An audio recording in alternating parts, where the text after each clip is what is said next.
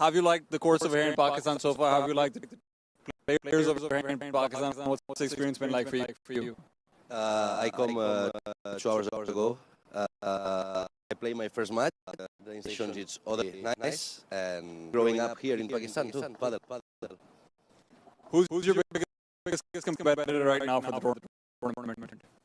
The best couple, in my opinion, is from Spain but based in Dubai. 3 couples like Edu and Ferran and Paul and Jesus.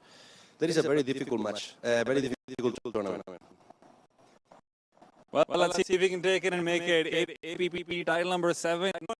I'll say thank you. It was fantastic. Obviously got him earlier on today. I'm not a time.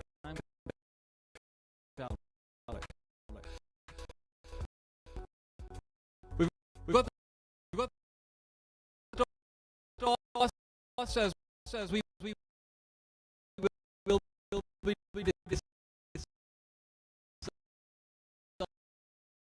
deciding who will be starting off in the services. It's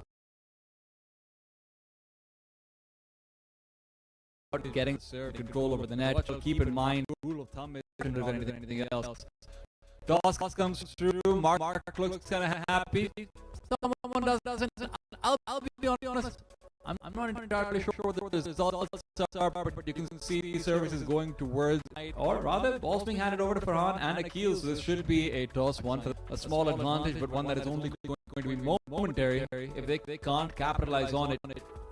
Akil Khan, legend of tennis, now making the transition over to being for Mark Bernils, of course, a racket. It's a big advantage in tennis. It's an even bigger one in paddle. If you have the left hand racket hold, then you will be able to cover much more, a bit more of a good time in that sense. One, he's our partners. He's going to be partnering with someone new who's actually been under the tutelage of Paul Alcino as well. And it's going to be how it sound for the two of them. Fun. That's one of the things that if you are watching and rooting for the Pakistani team, like many of you will be, you want to watch out for the lack of potential chemistry that could be there. We're going straight into the serve, though Akil out control of the net inner, so we're going to see them a lot of Pakistani players rely on getting their services to be a over. The second that lob we receive, it's a very a deep lob going in. Well, that means that you're probably going to have a hard time keeping the net. And like I said, the net is king in battle. Into the net that hold on to the point. A tough lost point early on. They cannot afford to lose this one. Able to pick up over there. A huge amount of pressure as well. It's going to be breeze through game number. Responses over here will be in, and of course, scores on our and on the website of the Asia Pacific Paddle Tour.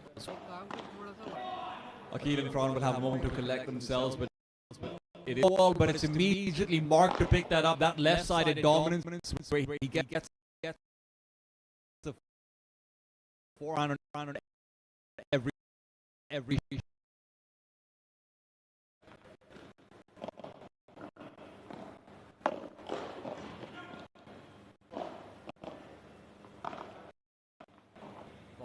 Slows it down.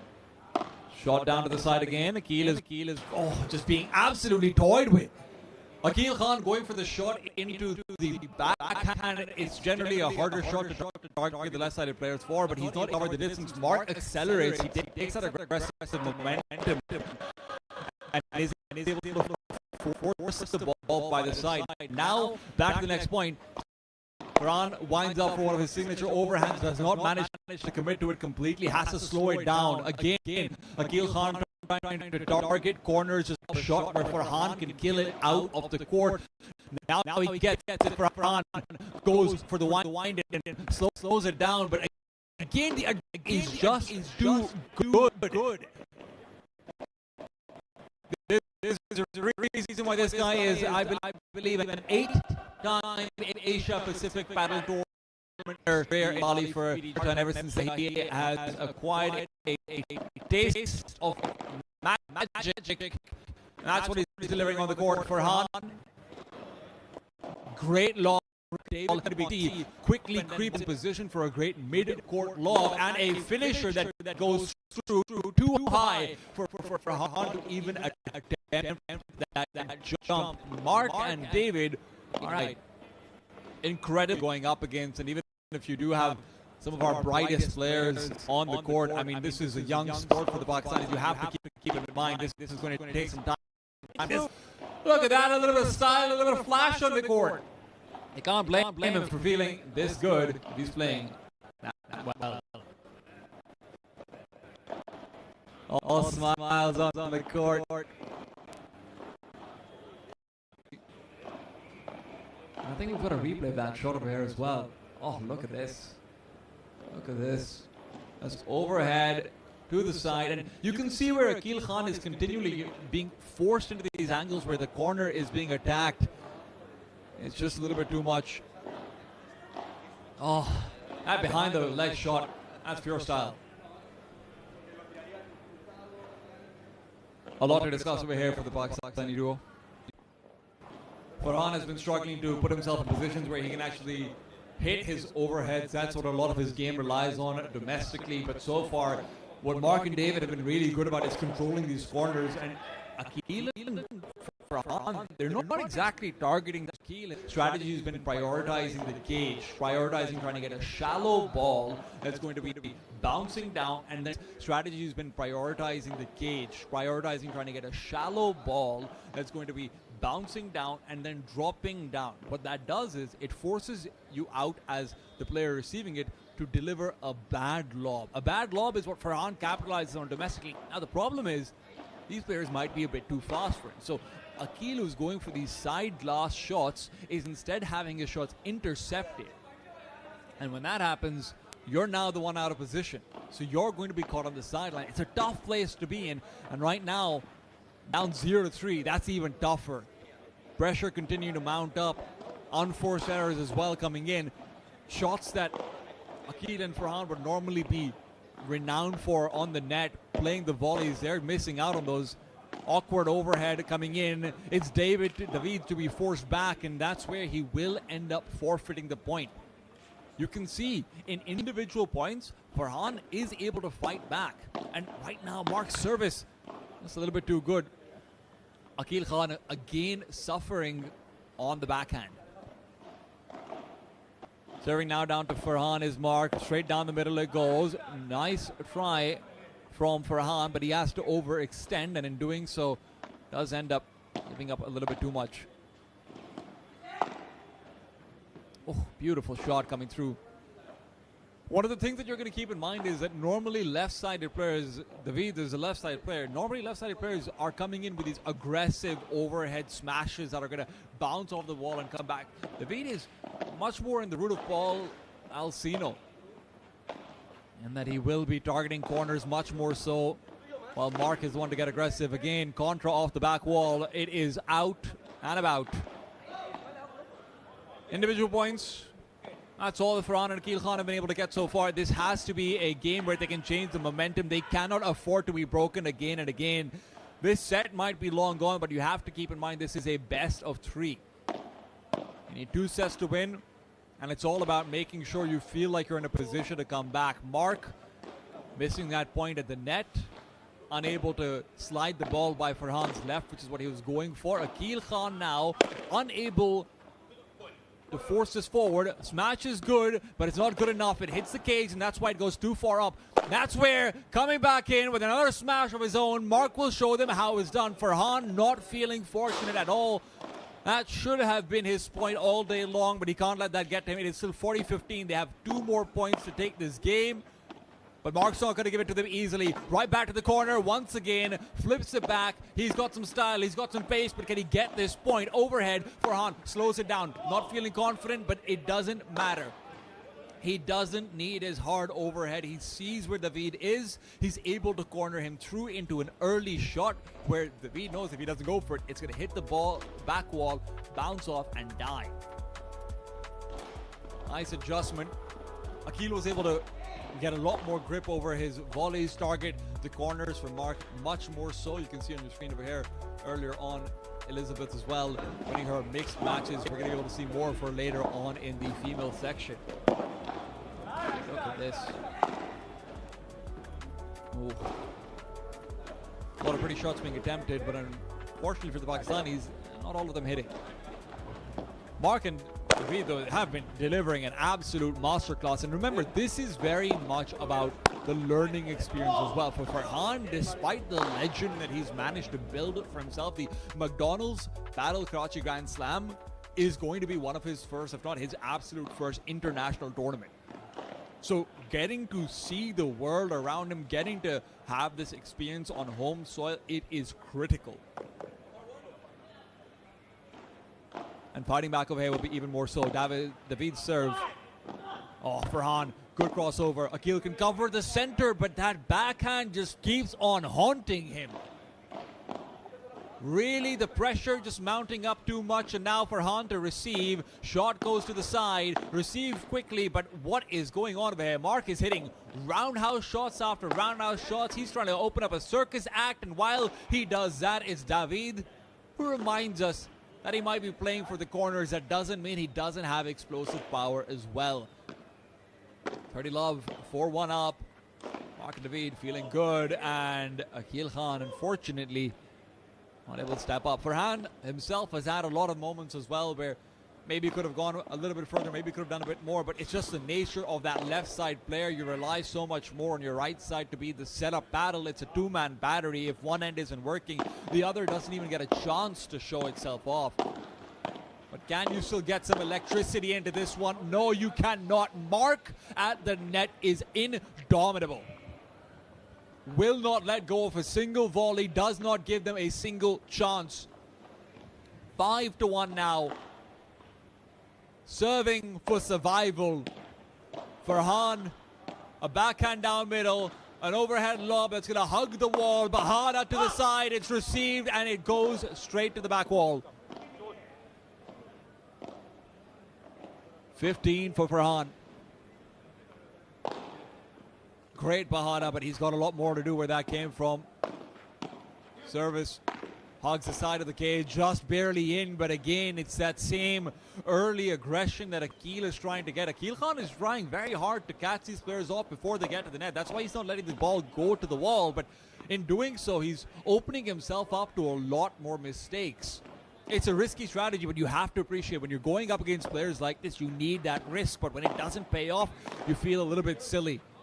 Nice overhead lob from Mark, and Akil unfortunately can't get the reach. The overhead will miss, going for a bandeja to control, but all that's happening is slipping away more and more points. The leakage continues. This roof is being flooded. It's about showcasing humanity. It's about making the Spaniards bleed.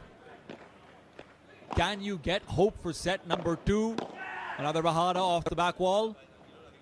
Into a lob. Control of the net taken over. Nice volley down under. Is there a follow-up? Backhand will keep control. Akil fighting to keep Mark away from the net, but Mark is going to let David be the one to go back to the back wall. It's another volley to the side, this time landing in on the forehand. Akil's been trying to go for that for quite a while now. Manages to get it off. It'll be critical. Farhan, backhand volley to the feet. Can't quite catch David off with that, but when they're able to force Mark into a corner and he's having to defend it by using these larger backhands, there are chances to take a point away. You have to recognize it's a difficult position to put them in, but that's the only way you're going to get this done. Overhead, Akil Khan to the side again, targeting that backhand. Mark slows it down, takes his time, but he can't do that when Farhan's on the other side with an explosive smash. Fantastic stuff, as Farhan and Akil will find game number 2. Down to 3, this set is showing a few more signs of life.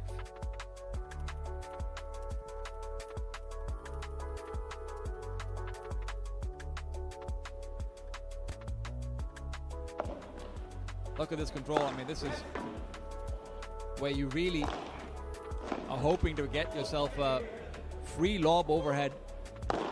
The problem with these lobs is that when you're playing domestically, when you're playing against other Pakistani players, there's very few who can smash like that from behind the line or at the line, right? So your habits and your training, it's going to make this feel sufficient. But when you're going up against world-class players, that's a different story entirely.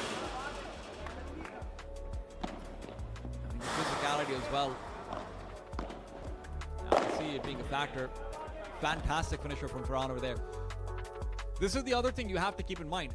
The way that Mark and David are playing, Mark is very often trying to take over the center court control and target Akil Khan off the back of that. So the second Farhan gets an opportunity for a shot, Mark's going to have a hard time getting back to the ball if it hits the wall as well. So that's another one of these openings that you can look to exploit. But again, to do that, you first need Akil Khan to win out the volley battle, and that's almost impossible with the way Mark is playing. What is service right down the stretch?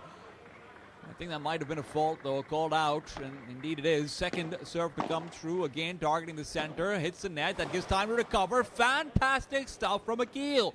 Catches off the side of Mark completely unprotected. Backhand down, overhead set up. Nice little ruler to the side, but again, that left side advantage comes back in. He's got the full revolver, Mark coming through, and Akil can't do it twice. This is one of the criticisms of Akil Khan, obviously transitioning after decades long of tennis domination. He will struggle to get these big overhead smashes. Mark is not having any of that. Straight off the cage, outside of the court. Farhan cannot chase after that. No chance in the world. 15 all. Now goes to 30 for Mark and David. Difficult service to pick up. Mark can't finish it, but that backhand. Akil Khan is going to be having nightmares about receiving all of these shots targeted down the center. But he can't go to sleep just quite yet. There's still another set to play. Mark and David take set number 1 in style. Ada.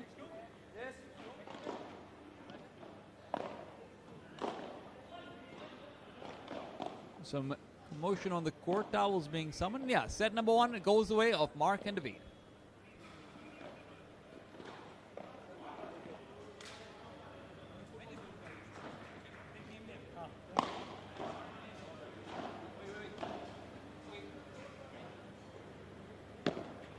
Second set begins.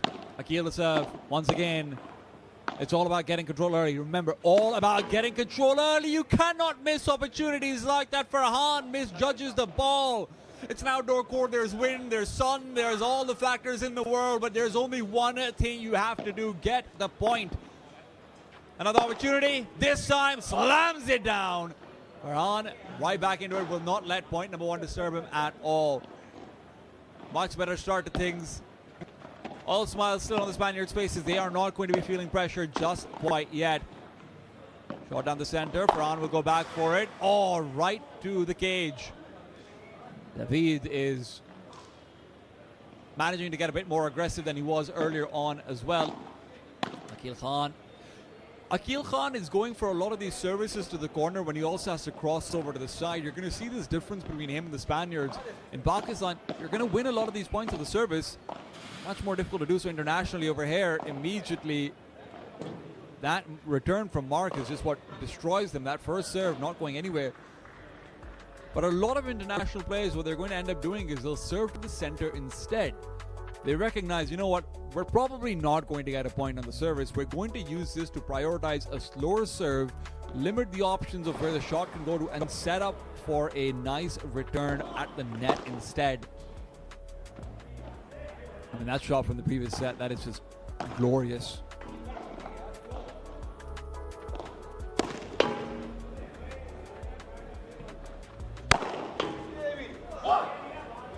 Farhan himself managing to get at least a couple of highlight moments out, but you need to get the games. If anyone isn't familiar with paddle or tennis, remember, if you are on the service, you're supposed to win.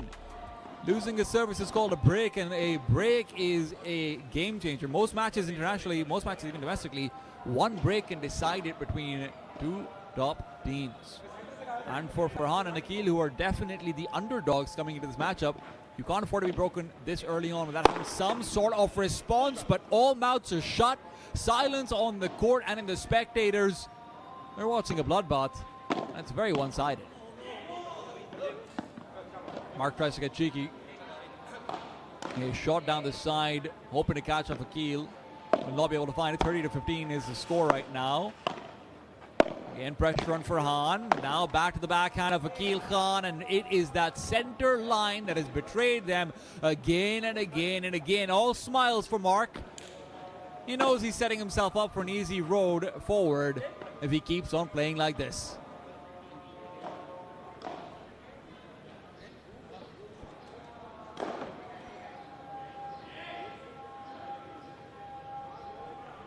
Farhan on the service, a chance to fight back. It's a fault. Wrong court coming through. Not the biggest of deals at all.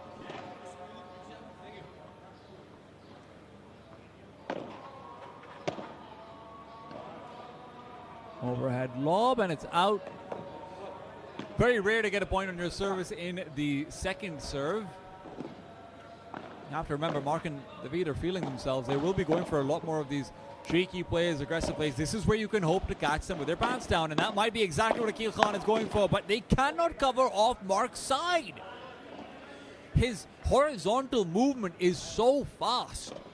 He immediately takes control of any angle he's lacking. It's hard to do as a left-handed player. Your wall side is going to be your backhand.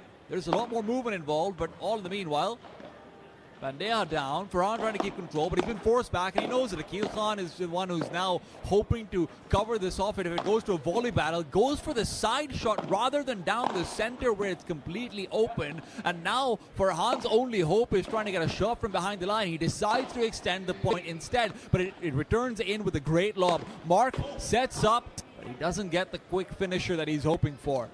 Extended point, it goes the way of Farhan and Akil. Really, really good recovery.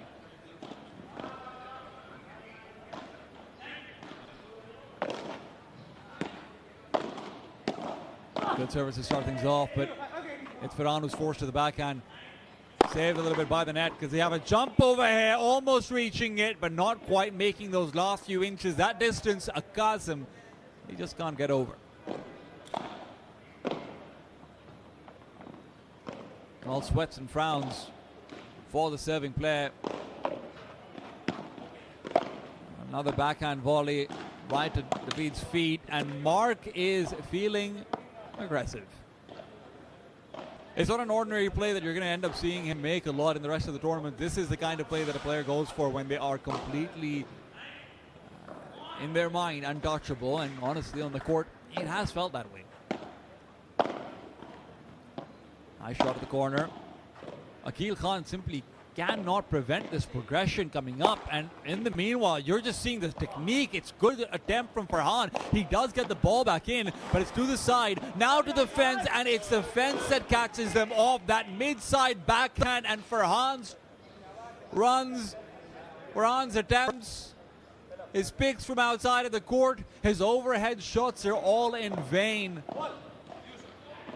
And again, I can't blame Akil Khan for this. That's a difficult shot to pick. But boy, is it needed. Deuce. As they lose out on an opportunity to close. The team has to get 2 points in a row to be able to win this from here on out. Backhand down the center to the forehand of Mark. Mark goes back. He's forced backwards by the lob, but the lob at the net is a very difficult shot to land. You need a lot more height for it, and Farhan isn't able to get that. And that loses out the point. Advantage going the way of Mark and David. Fault on the first. Follow-up comes through. Farhan gets the wind up, goes out of the court. It's too far forward. Great shot from Farhan. David could have maybe got into the ball, but he is entering cordoned off area. It is back to 40-40. Another deuce, another chance to fight on.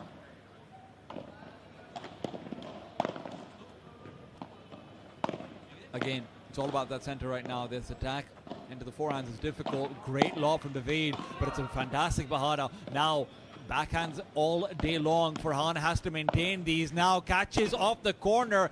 Mark still gets it in somehow. He is a monster on the defense. Gets a chance to go for a lob. Commits down to it. Akil Khan's Bandeja goes too far forward, and now it's all down to David. Through the legs, back over to the court side. He's got the control of the net. Never giving it up for even a second, but it's that same cross-court volley battle that comes back to haunt him. Farhan overcomes, but man, the perseverance on Mark to keep control over there. Service to the corner. Oh. And that advantage, it was so hard fought. It was so hard gained. Immediately just gone by the wind.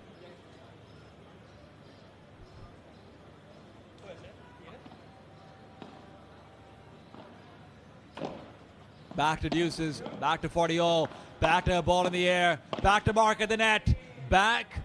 The ball's in the net as well. Unfortunately, so difficult versus that. I believe this may have been a golden point. It's double deuces into a golden. And with that, another game goes the way of Mark and David. Opportunities are there. You see them as well. Chances to capitalize, but those chances are not always working out. The shot from David was fantastic, but again, just watch out for what Mark is up to in the meanwhile.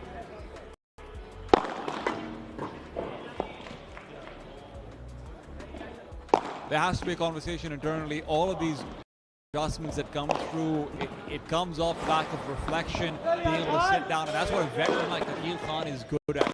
Right? He's got years, decades of experience playing at the top of his game. Sure, it might be tennis, but that transition of being able to sit with what's going wrong, it always comes in handy. Whether he can make that adjustment, that's a different question. Whether they can make the adjustments needed, it's going to be tough. Right now, it's all about making sure you don't end up in a place where you're continually not taking risks, doubting in yourself, wondering about whether this shot I'm going for is even the right one. How do I even prevent this? You can't stop and think of the impossibility of the task in front of you at a time like this in battle. Battle, it's point by point by point. Always a chance of a grand scale comeback, but not like that. Mark controlling from the first serve. David feeling like he's here for a good time. David and Mark coming in with one of their first partnerships. This is a very new pairing, but it is already seeing so much success. They are going to be a force to be reckoned with.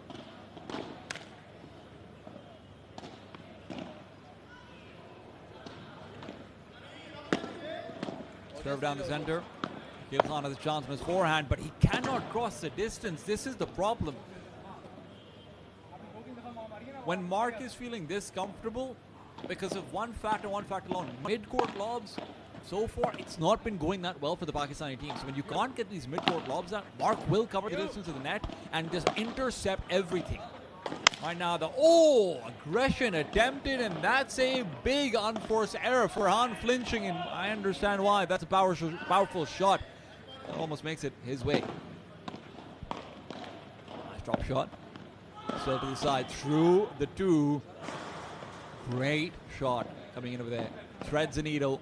It is going to be up to 30 for Farhan and Akil as they look to equalize with this point, look to take it to a deuce. Still, Farhan targeted, and it is again Mark's aggression that is coming back to haunt them. He's taking this a little bit casually, and look, it's justified with the scoreline. You can't blame him for it, but you can't try and exploit him. Can they do so, though? Again, down the center. That's where they've opened up. Akil Khan with a rear overhead, and he's hit it right down to the park. Just what you want to see. It is going to be from down 0 to 40, break point for Akil Khan and Farhan. Mark might be second-guessing some of those earlier shots that he missed, but right now, no chance for that. You have to fight onwards. You have to fight for another deuce. Ball goes to the side. Akil Khan right down the center, getting back momentum. You give him an inch, he'll take a mile, and right now he's got a whole lot of miles to take. before they can get back to 3-3. First game on the board, that's gotta feel good. Determination on his face. Akil knows this is a long road, but they've taken the first step.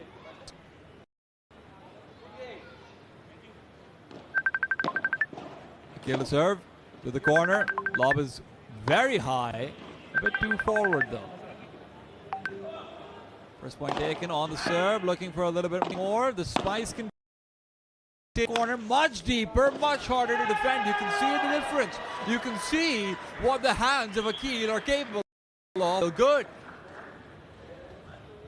A lot of criticisms about, hey, can he continue doing it at the top? But he's been hearing those criticisms for years now. You cannot doubt this man's hands. When he starts to feel it, it's like the ball is an extension of his will.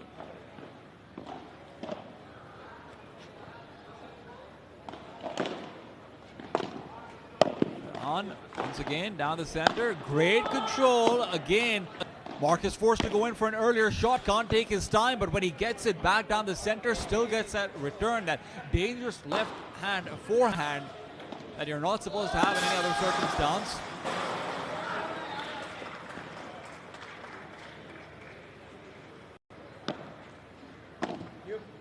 Serve for the side, lob is good, smash is better, still a response. Mark goes too far forward. That aggression is not going to pay off. And now Farhan keeps control of the net. What's going on over here, Mark?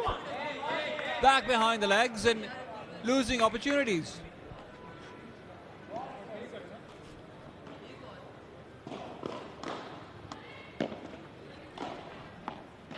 Overhead.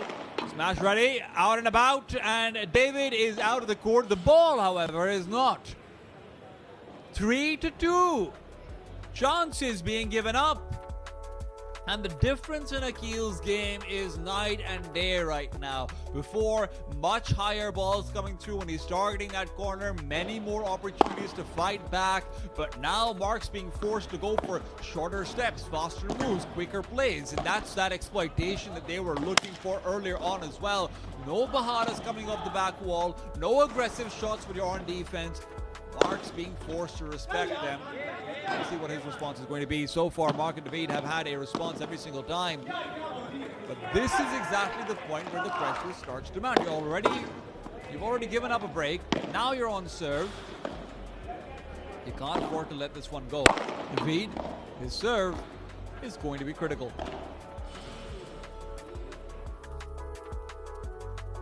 A lot of the times you're going to see in the top level paddle around the world, both players will run forward to the net purely because of the risk that if the ball doesn't go out, one of them still has to commit to the outer court play.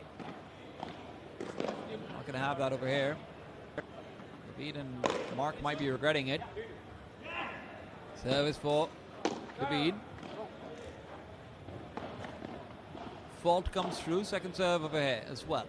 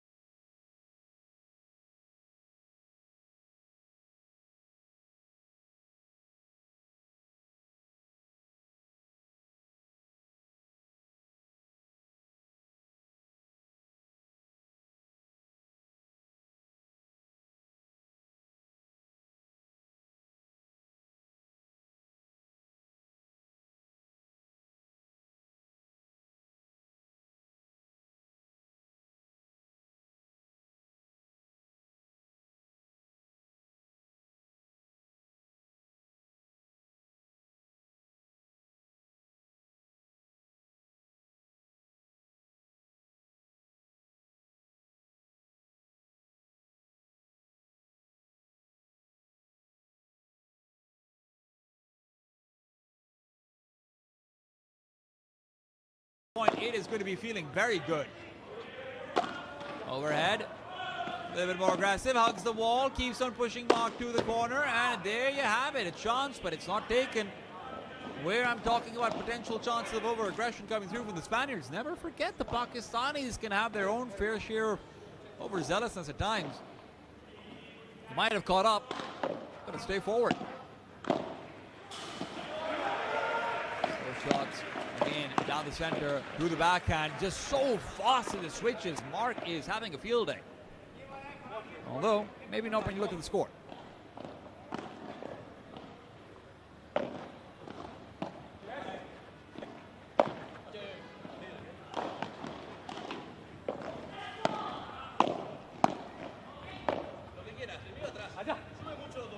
The corner. Lead. Thought he had himself up a very good lob, but he's not able to get it deep enough, so you're able to maintain net with a good bandea. Again, it's a battle of corners, and right now Farhan is going to be able to catch out the deep one. It goes high, it's going to be off the wall. Akil will take it, do the forehand off Mark, so you know it's always coming back, and now in through the two. It is exactly the same punishment that Farhan delivered to the other side. That gap that's created, that little black hole of a guaranteed point. That's a game changer. 30 all. But I think the Spaniards might be surprised with the tough competition that they're actually getting in this set. Should this go to set number 3, dare I say it, there's going to be some spice. Still, can't count any games before they happen. Ball is out, narrowly called. Have to respect the call.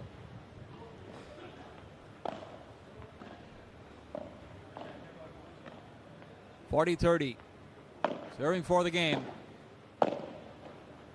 Down the stretch. David thought he had a chance to reset into a lob, but instead it's going to be a very short one. It's mid-court, rather mid-height, and Akil Khan will punish with the volley. Now it's 40-30, yes. Wait, actually, I'm not sure what the score is. I'll be very frank with you. Yeah. All right, so we are now looking over towards what should be an advantage for Farhan and Akil. All right, fine. So we've got the recovery. All's well. It's all good. To the center. Mark looks for space to aggress. Farhan manages to slow it down. It's a very dangerous shot attempted over there. I mean, the idea that you're going to go for a gancho to the side. A gancho is when you're trying to go for the fence on your own side and hit it in a very sharp, close cornered angle. It's a nearly impossible shot to pick up if it hand hits, but it is incredibly high risk. The fact that Mark is going for that at a time like this, he's feeling the pressure. And now for the first time, I repeat, in this entire match, the Pakistanis are ahead by a game. Now, this is on serve. Remember what I said about breaks earlier on. It's all about the break points. It's all about the games broken. First serve, then break. But taking the lead in itself, a massive achievement. You can see where once it was all smiles on the Spaniards' faces, now no longer. So we see some frowns. Can they turn them upside down? For the Spaniards, you can see that aura of invincibility has been somewhat disturbed, and it's also about them now having these tough conversations off the court and figuring out, hey, what are the adjustments we need to make? Before, it was a lot of targeting down the center, finding Akil Khan's backhand, but Akil has been really stepping it up in set number 2, and now it's a difficult shot set up. And when I say difficult shot, I do mean difficult for me to see. I'll be honest, I didn't catch all of that, but you can just see the speed with which these players do go forward, and that speed is showcased right there. If there were ever any questions, well, they've been answered. The game is still very much on. And now it might be getting a bit more serious. David going back in for a smash of his own. Doesn't quite cross back over. Still, recovery from Mark. Akil Khan tries to commit in. Has to go for a second shot as well. Now, open in the middle, but it's an overhead lob to regain control. Takes some time. It's Farhan to go in for an attempt to go through the center. Instead, it's a forced out error. You could already see Mark trying to run for a potential smash receive if he needs to, but it never came through. Farhan plays the mental game. Fault, I believe, coming through. Not sure if that's a net or a full fault, but we'll figure it out. Second serve, deadly regardless, and it's going to be Farhan on the backhand recovery. David sets himself up for a shot to the side. It is just out by the skin of its teeth. Farhan clearly thought that the ball wasn't going to be going out, but you have to commend David. He's got fantastic technique on that topspin smash. I mean, it goes high. Fault on the first. Mark and David, game point, as they hope to close that small inch that separates them from the Pakistanis. Serve to the corner. Oh, not very well received at all.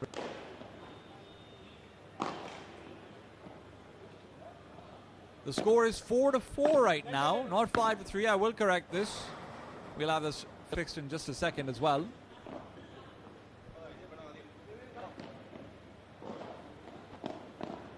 I believe it's 15 love. Now 30. Akil Khan finding 2 consecutive points on the service. This is going to be critical. It gives them a chance to really have some breathing room, at least in their own game on serve. The most pressure you will always be under in any close game is when you are on the service. Great lob, great cover, and it's going to continue to be aggressive. They simply cannot find the corner. You might be looking on and saying, well, you know what, his backhand is completely undefended. Yeah, sure, but good luck trying to return shots like that. This time it's the corner that's being attacked. Oh, out as Mark trying to go aggressively down the line while he covers the distance. That's going to be 40-15 now in favor of Farhan and Akil as they look to pick up game number 5. And there you go. 3 points out of the 4 that they take over there to guarantee the game are all off of Akil Khan's serve. He is more than making up for that first set. He is going above and beyond right now. And he'll need to continue doing just that. They still need one more break. They are leading. They are leading in momentum. They are leading in games. But none of that matters if you cannot break the opponent. It is going to be an inevitable tiebreaker otherwise. Remember, if this goes to 5-5, it becomes first to 7. If it goes to 6-6, we enter sudden death tiebreaker territory. We'll deal with it if it comes though. Right now, we're all hoping for set number 3. Because this is really heating up.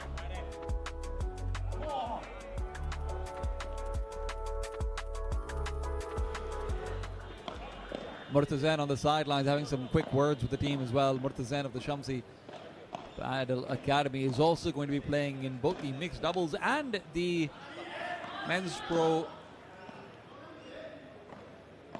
elimination matches as well. Still, the V to serve.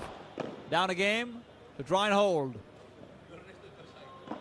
If there's ever going to be a chance, this is it. Second serve now comes through. David down the side, targets the corner. It's Farhan who has to recover, but this aggressive slap from Mark.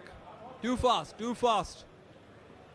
And where Mark might be making errors, he's also committing just as many game-winning points. David, he's playing support right now, and it is very effective support. He's continually cordoning off areas off the court so that Mark can then dominate. Even if David isn't getting the ball, his court positioning itself is what's enabling Mark. It is 30 love.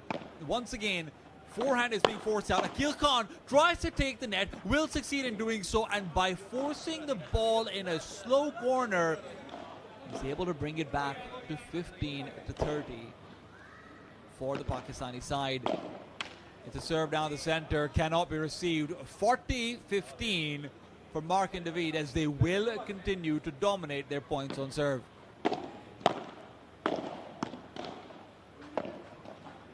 Corner is targeted, could have been an out. Still, nice recovery from Farhan. Ball goes high, can he cover it off? Yes, he can, but he will not be able to get the ball to drop on his own side. That's going to be unfortunate. I wonder if we can get a replay of that one. We'll see in just a bit. But 5-5, Farhan and Akil, much to do as we now look to fight for 7. It's very important, and now you recognize it's about endurance. It's about making sure you can maintain that fighting spirit, and when you're making mistakes like that on the first point of your own service, that's going to be a tough pill to swallow. You got to spit it out and move forward, though.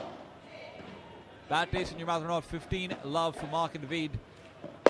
Farhan, beautiful, gorgeous point from behind the line. It is out of the court.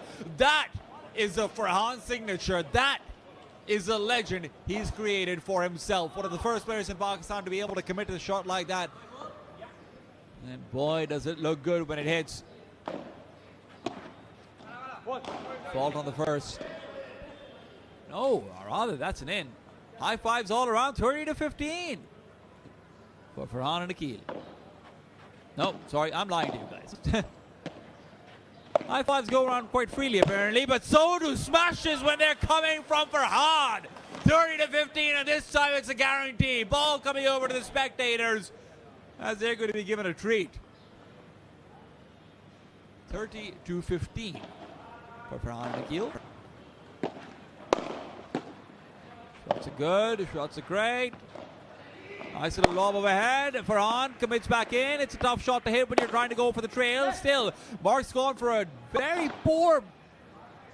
Is that a net touch? That might have been a net touch. Mark went for a very poor smash, tried to get it out. Unfortunately, it actually hit the cage. I think Farhan made contact with the net, and if you do so before the ball hits the ground for the second time, that is an automatic point forfeit. So we should be looking at, I believe it's a 30-all situation.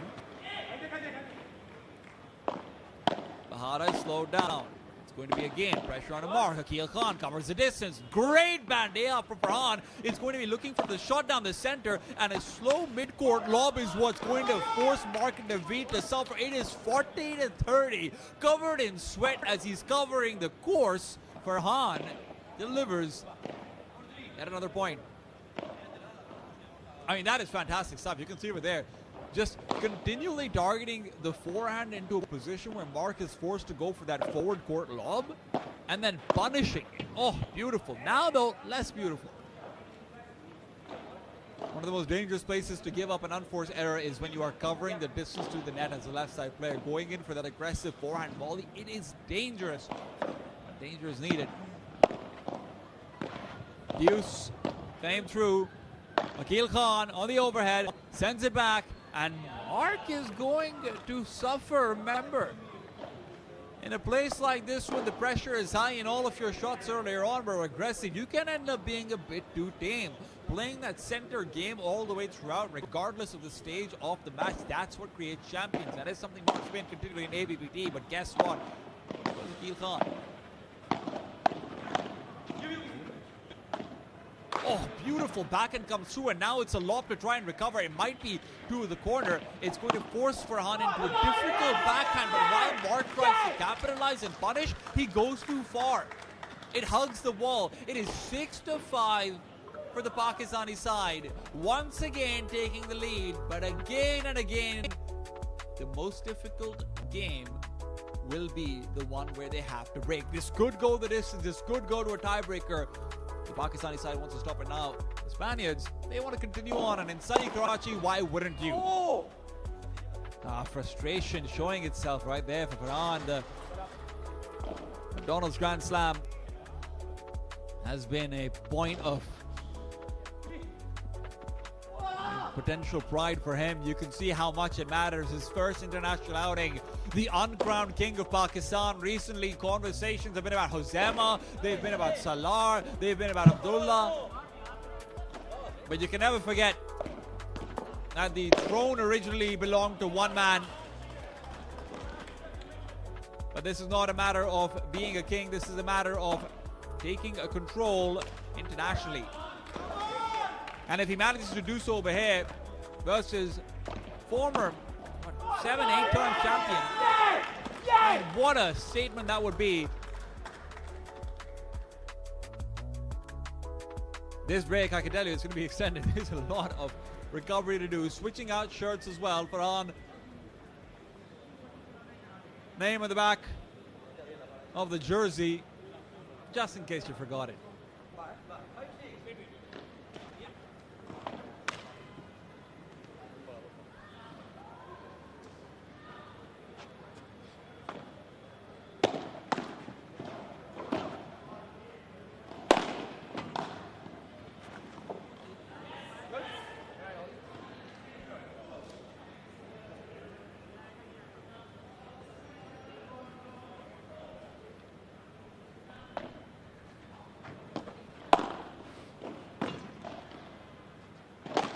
David. Ooh. Good recovery.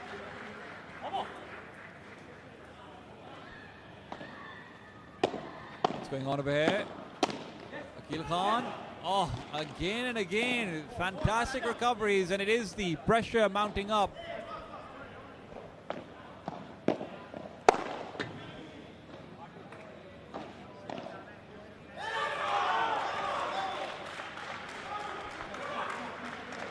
I believe the score is 15-40, but it's not over yet. You can see David is giving us some great defenses. Now he's the one getting aggressive. Now he's the one trying to take control, but it can't be done. It is 30-30, I believe. Down 5-6 on their own service. The Spaniards were hoping to make this another title. They might not even be able to get there if competition continues to be this tight, but that is where they will still succeed. Catching the corner, forcing it back, and now taking the lead. To the side. Oh, what a shot! Akil Khan keeps the pressure on, has a chance for an overhead, will send it to the side, and now it's Farhan to intercept. From behind his back is David, who tries to find space for a point, but it is right back into a deuce. It is 40 all. Fighting for their lives in this set.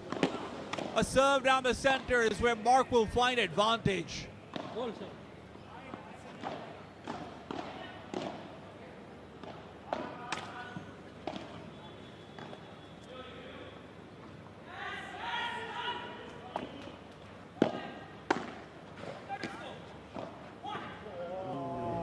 Great lead.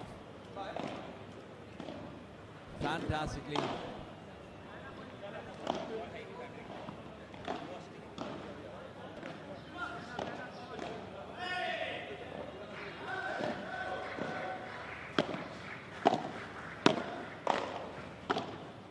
Another deuce, another chance, a shot that goes too deep and it was read as out, but really was in. Once again, the serving duo in advantage. Oh, what a shot from David. David is taking it. Oh, no, sorry. Advantage went the way of Farhan and Akil. I do believe this is going to be right back to deuces. Akil Khan. Oh, what a return! What a return! What a return! Magic. Absolute magic on the court. That same backhand that was a liability now proving to be a strength. Tiebreaker, I believe, has begun. Shot goes high. Ron gets ready. Going for the wind in. Smash is good. Smash is great. Picks it up. Fist in the air. He knows how close he is. Even just a set is going to be critical. It is going to be a game changer. It is going to be a statement to the world. Second service. Overhead. Corner's caught. Oh no, this is too much aggression. David, who's trying to take the net, can't handle it. Tiebreaker. With both of Farhan's services going the way on the Pakistani side. Now it is Mark and David. Down 2-3, looking to fight back. Nice response to the fence. Mark is not going to be able to get the smash he's looking for, but he still catches off Farhan's racket. Not able to adjust it in time. 3-all. Competition is tight. Tensions are high. Stakes are raised. The Spaniards might be ahead of set, but they're not playing like it. They are playing like they are fighting for survival, because they too know it's all about momentum. It's all about the mind. Oh. Ron's checking to make sure the net is fine. And I have to say, I mean, Akil Khan, what a recovery he's had across the set. While Mark's been suffering more and more because he's not been able to target Akil's back, and Akil's been the absolute opposite. This is what I mean by veteran spirit. A veteran spirit will not guarantee a win, though. It's still on serve. Everyone holding their services so far to the net, overhead, and it is back over with control of the Spaniards. This is going to be a very big shot to lose out on. Akil Khan cannot afford it. Nice shot across the court, but it's countered back with one even better. He's not done yet. They're not done yet. It's a shot that goes out as a backhand lob that's a bit too laissez-faire. Farhan and Akil fighting for their lives, fighting for a country's hopes and dreams. Home ground, all behind them, but what's in front is a bit too difficult to overlook. What's in front of them is a bit too difficult to receive. It's violence on the court, and apologies might be given, but what really hurts is losing that point. What really hurts is being broken in that 1 point. Oh, right to the chest. And it is the heart that hurts. It is the heart that bleeds. That could be the difference maker. You win 2 over here. If you hold on for David's service, you win the set, you win the match. And now the pressure could not be higher when they have been in leading positions throughout this set. Now finally, Farhan and Akil find themselves on the opposite side of elimination point. And Mark slows it down. Mark catches the wall. Mark catches out Akil Khan. It is hard fought. But at the end of this long, hard-drawn battle, Farhan and Akil will head out with smiles on their faces, but broken hearts, as Mark and David will progress forward. What a match, what a series. The Spaniards reminded, and there's a lot to play for even now, that nothing is guaranteed here at the McDonald's Karachi Grand Slam.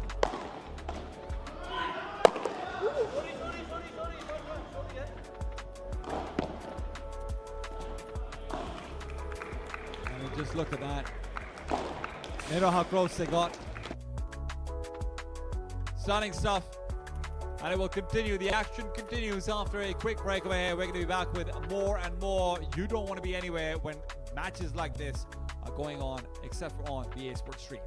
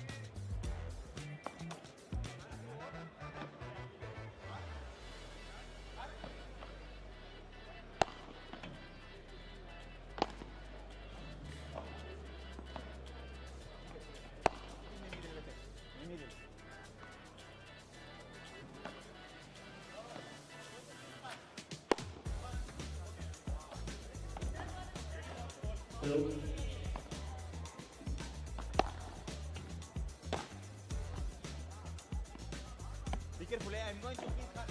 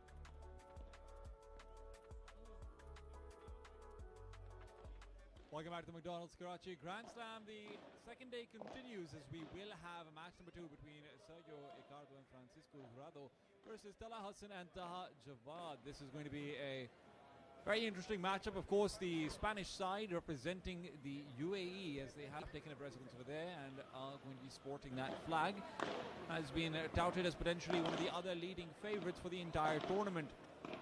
They were the champions of the last Battle Art APPT Dubai edition, which were only held about a few weeks ago. Talha Hassan on the other side, one of the original Islamabadi elite players who is now coming over to Karachi to play, has regularly been doing so. Taha Javad, the prodigal son of Islamabad. Of course, went out to Lahore, has made his name there with a paddle in brand from Qatar, and he has been looking to maybe even move back to Islamabad if he ends up being a strong pairing with Talha Hassan. It will be an interesting combination. Typically, Taha Javad plays with his brother Momin Javad. Momin, unfortunately, suffering injury means that this is a bit of a makeshift partnership, but both of these players are incredibly skilled in their own right. As far as the Spaniards are concerned, well, I think there's not really much reason to explain that they're pretty good at what they do. And that might be an understatement. They are supposed to be the second seeded team potentially after Paul Olsina and company, but they will be starting off on the serve after winning the toss. It is Talha Hassan to receive. Talha Hassan sends it back over. It's a slower shot initially, but that's only initially. Immediately after a slightly shoddy lob, you'll see the punishment come through for the man in blue. Taha now looks to respond once again, keeping the ball nice and low. Mid-court lob is never easy to commit to, and again the ball just doesn't stay in. Some sort of allergy is coming through over here for the ball. Every time the Spaniards touch it, it just runs away from the court. Beautiful stuff to start off. 2 kicks and maybe more to come. Well, maybe not more needed. If there's one way to make sure your opponents are rattled, it is to go on with a start like that. Taha Javad, of course, recently has not been able to quite live up. My God, these shots are fantastic. You cannot be feeling good about this at all if you're on the Islamabadi side, I'll have you know. And I am feeling their pain all the way from over here. But Taha Javad, of course, he maybe no longer in the conversation for being one of the best left-sided players in Pakistan in terms of championship contention, but always there in the semi-finals, in the quarter-finals, always there to try and prove a point. The zombie left hand, very awkward style of player where he really doesn't move his left hand but still manages to get it done domestically. Try out on that one, always fun to watch.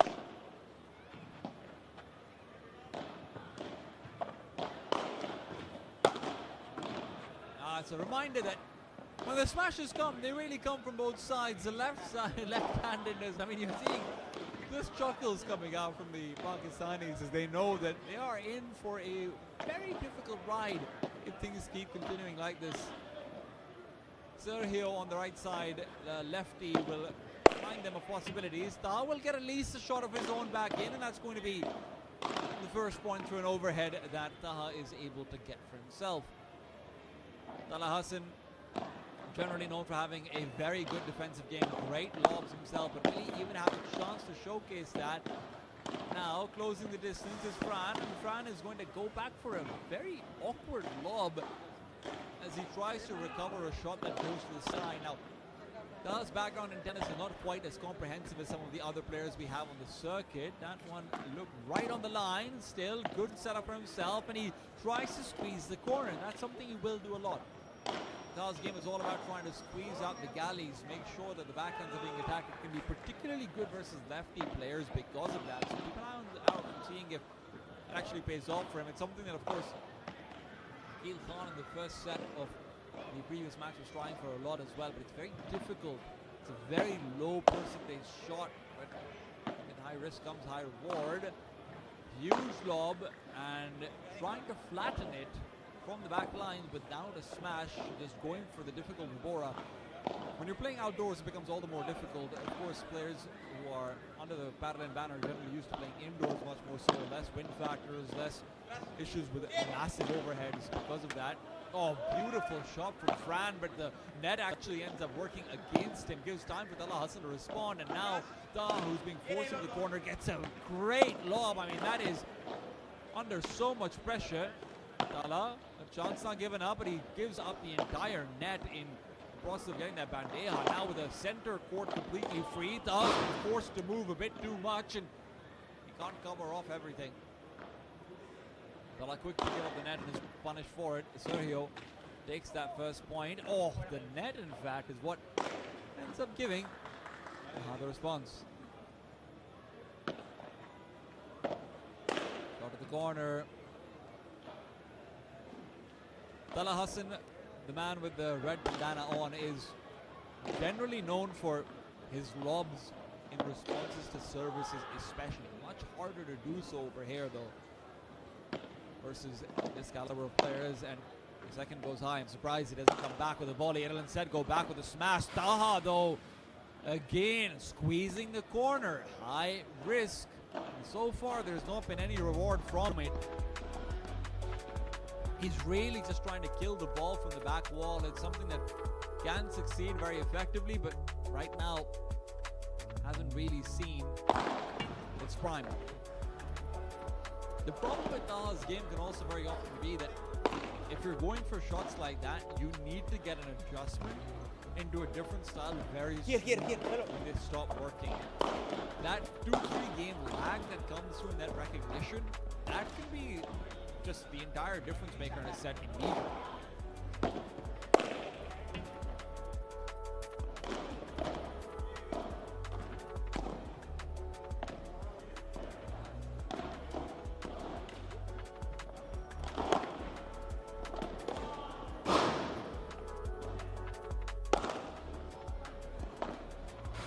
Look at that. It's a very difficult shot. The good thing is you do always get in position, right? So if you're able to make that adjustment, have that recognition, you can try and mount a comeback. The problem is, so far, Sergio and Francisco, they've not shown any weaknesses. They've not shown any tendency to go over-aggressive. They've not shown any tendency to go for kills that are overzealous. They're taking this very much by the basics, and they are loving it. Maybe a little bit less so on the Pakistani side. I don't think being down 3-0 with really not much of a chance to win any of these games so far is a good feeling. Not at all.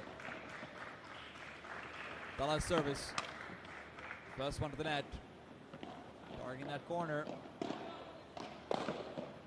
Second one down the center. Very by the book in that regards, and unfortunately again it is just a shot that's an inch too deep.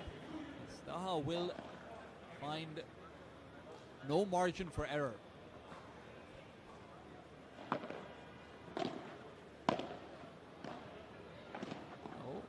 what a lob coming out from Sergio. Forces Tala back from the net. Taha still refusing to give it up, and that shot overhead, it's a slow one, but the top spin, I mean, it's just great. Tala was caught in between two minds about whether he needs to leave the court or not, and in the end, when he goes for the backhand, tries to lob it overhead rather than going for this shot to the side. It's safer, but it goes that high and it will miss. Shot to the center. Taha's already in the backcourt to cover it off. Nice drop shot to the side. That is beautiful. Sergio is toying with them. I mean, every shot is playing the percentage. This is not a good feeling at all if you are on the receiving end. Sergio again, pressure to the backhand. Tries to lob it over. Still space for a Bahana, and with the galley opened up, Francisco will commit. It is 4-0. Salah is unable to hold. Smashes. Oh my God, that is you can't. To put it into perspective, that's a shot where you're running back. You need to slice it down from the inwards of the ball, and from that point onwards, get it out in a way where it doesn't then hit the fence. That is an impossibly difficult shot to hit. Gotta forget about that for a second, though, as it is immediately another point for Sergio and Francisco. They're not letting anything work out against them.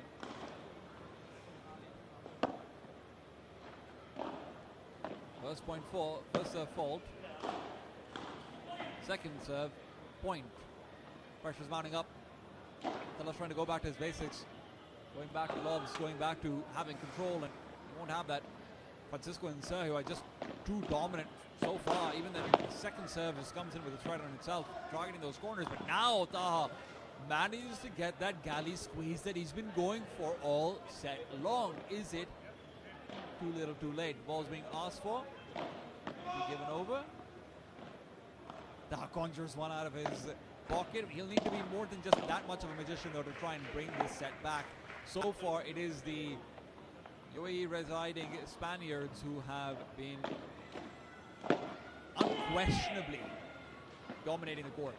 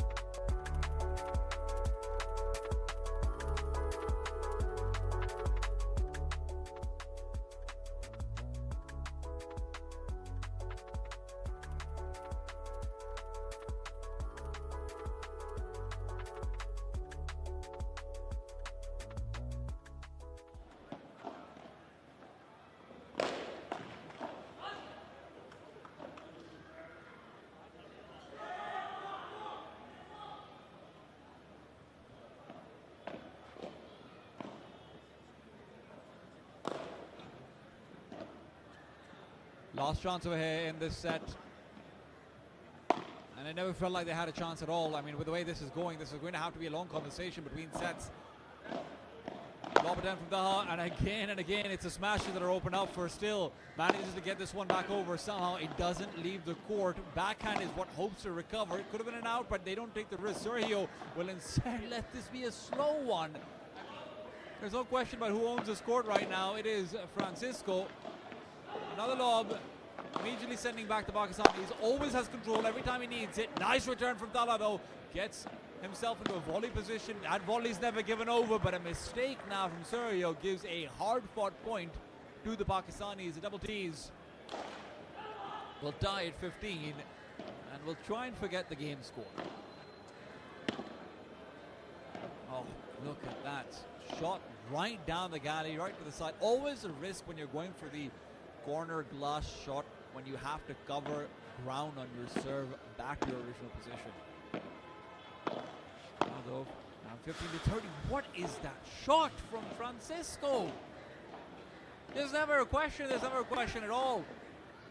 Facing down, set point 15-40.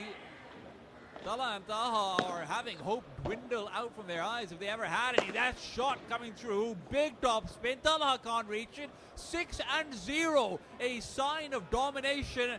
As we're going to go to a quick break, we're going to be back very soon with Ilsa and Lulu for a very special interview before we continue on with the next match.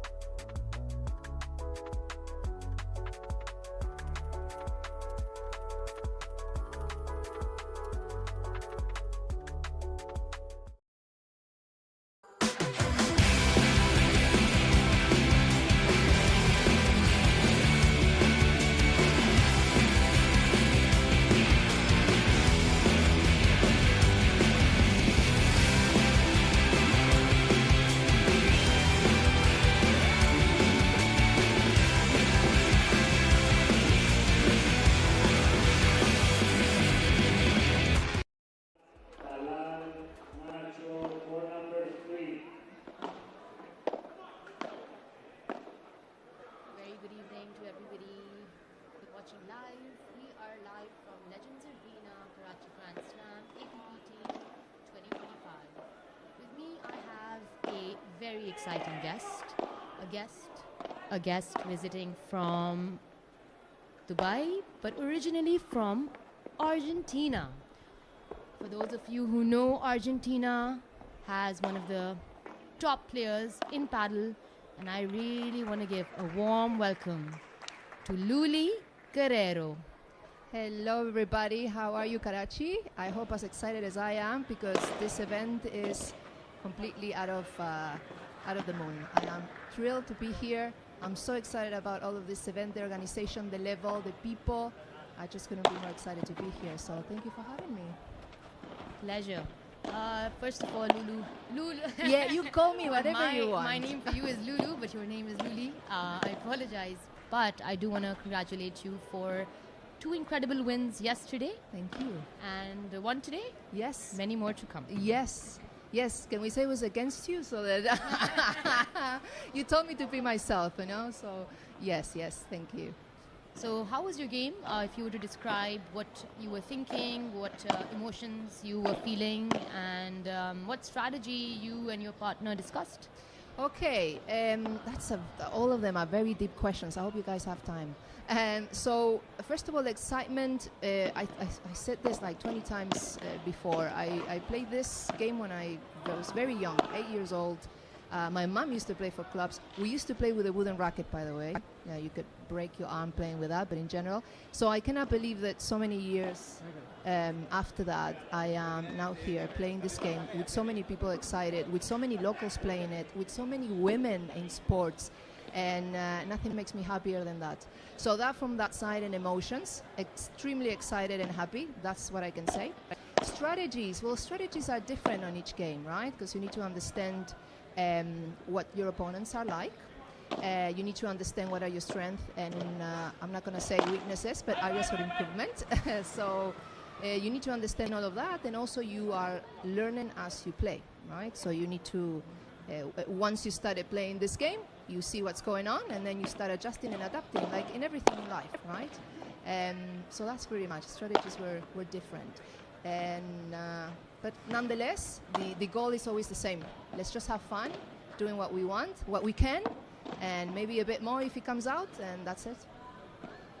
Well said. Thank you. Well spoken, Lulu. I have a few questions for you. Anything. I'm going to keep shooting at you. I think since I was playing against you, what I noticed in your game was a lot of composure. Okay.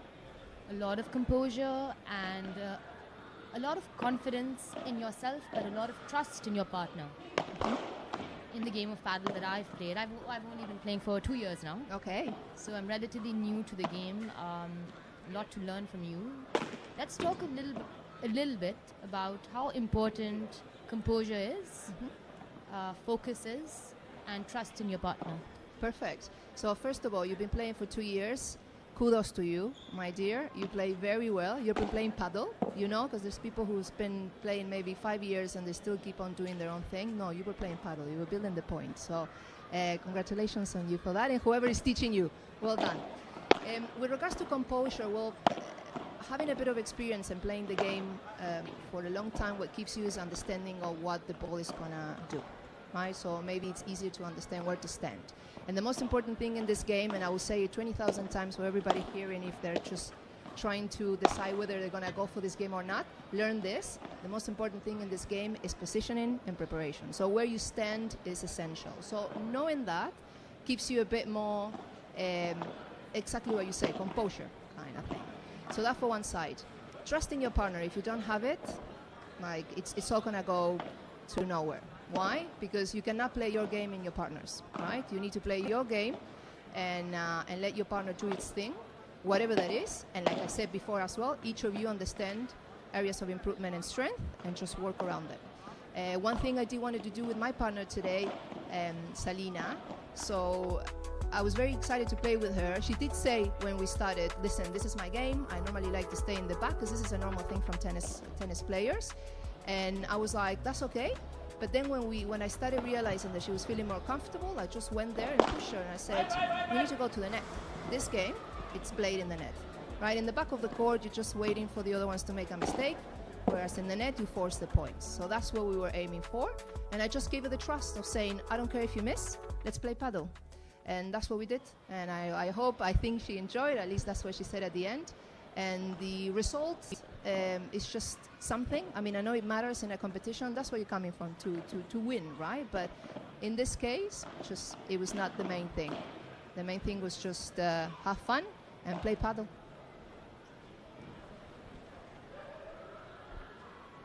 Wow. there's a lot that you said there, and a lot that I will reflect on. Good. A lot that I'll ponder over. Like you said, Serena, I want to give her a mention as well, and also a mention to my partner, Hasnat. Both of them, I think it was, we had fun. Yes, we sure did. We sure did. We had fun, we had some banter, appreciation. Yes, most definitely. For each other. And, you know, Serena coming in from Lahore, coming in from, you know, it's unfamiliar. Yeah, yeah. This is my home court. I've been playing here. One of the clubs that I regularly play at is Legends Arena. But for her to come from an indoor paddle court, which is quite famous in Lahore, Paddle Inn, and to play with that confidence was really like a pleasure. Yes, for me definitely. to Yeah. see. So kudos, Selena. Yeah, definitely. Kudos, Luli. Well played. And a little bit about my partner. You know, she's phenomenal. Yeah. She's phenomenal. I think more than anything, I chose her because I believe in her. I have played sport against her my entire life. So, and she's always beat me just because she's better than me. Okay, yeah. But for her to give birth to twins, a beautiful boy and a girl, 3 months ago, and to come back and play with that courage takes courage. Yeah, yeah, most definitely. Yeah. Takes courage. Yeah, and it was great. It was great, like we said. Like everybody had a smile in their face. Doesn't matter if the point. Everybody was acknowledging each other's good shots.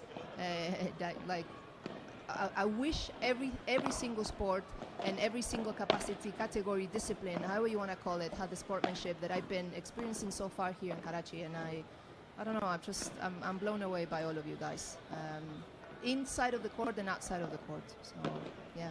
Oh, those are kind words. We love our guests. We love our country. We are proud, and we're happy. We are happy. There's a lot for us to do, a lot for us to grow, not only in this sport but also in this country. And we hope that we improve and we keep stay happy, content. That's the goal in life. That is definitely the goal in life, definitely. But if you keep on doing what you're doing, if the little and a lot, so it's a mix of things I've learned about you guys as well with the sport and what you're trying to achieve and what you have achieved here with this tournament. I'm sure there's just nothing else but a bright future. There's nothing else moving forward. A person as well like Talal, when how much he wants to push paddle in the region, this is what you need. People who want to make the sport grow and they are willing to work and collaborate with others, because that one makes a difference when growing anything in life, but especially the sport, because I lived it firsthand when it was just nothing, when it was nothing everywhere. So this is what it will make a difference definitely in the result and success of this game in this region. I'm glad you mentioned Talal because Talal, his partner Yusuf, the legend, Mr. Jahangir Khan, a household name for us Pakistanis, a squash champion, national champion, international champion. The three of them started this. In fact, Yusuf told me this was a dream of his and his friends 11 years ago. And today, you know, many of us have been to this ground, not when it was Legends, when it was nothing. I heard it was like 10 years about like absolutely nothing. Absolutely nothing, and they have transformed it. And I wish them nothing but love. I have respect for them, and I wish them nothing but growth in the right direction with the right people. We all make mistakes. We all must forgive ourselves and learn from our mistakes. So thank you once again for your warm words. Let's switch it up and talk a little bit about the game. Yes, let's. So we have Sergio and Francisco against the two T's, Talha and Taha. First set, 5-love.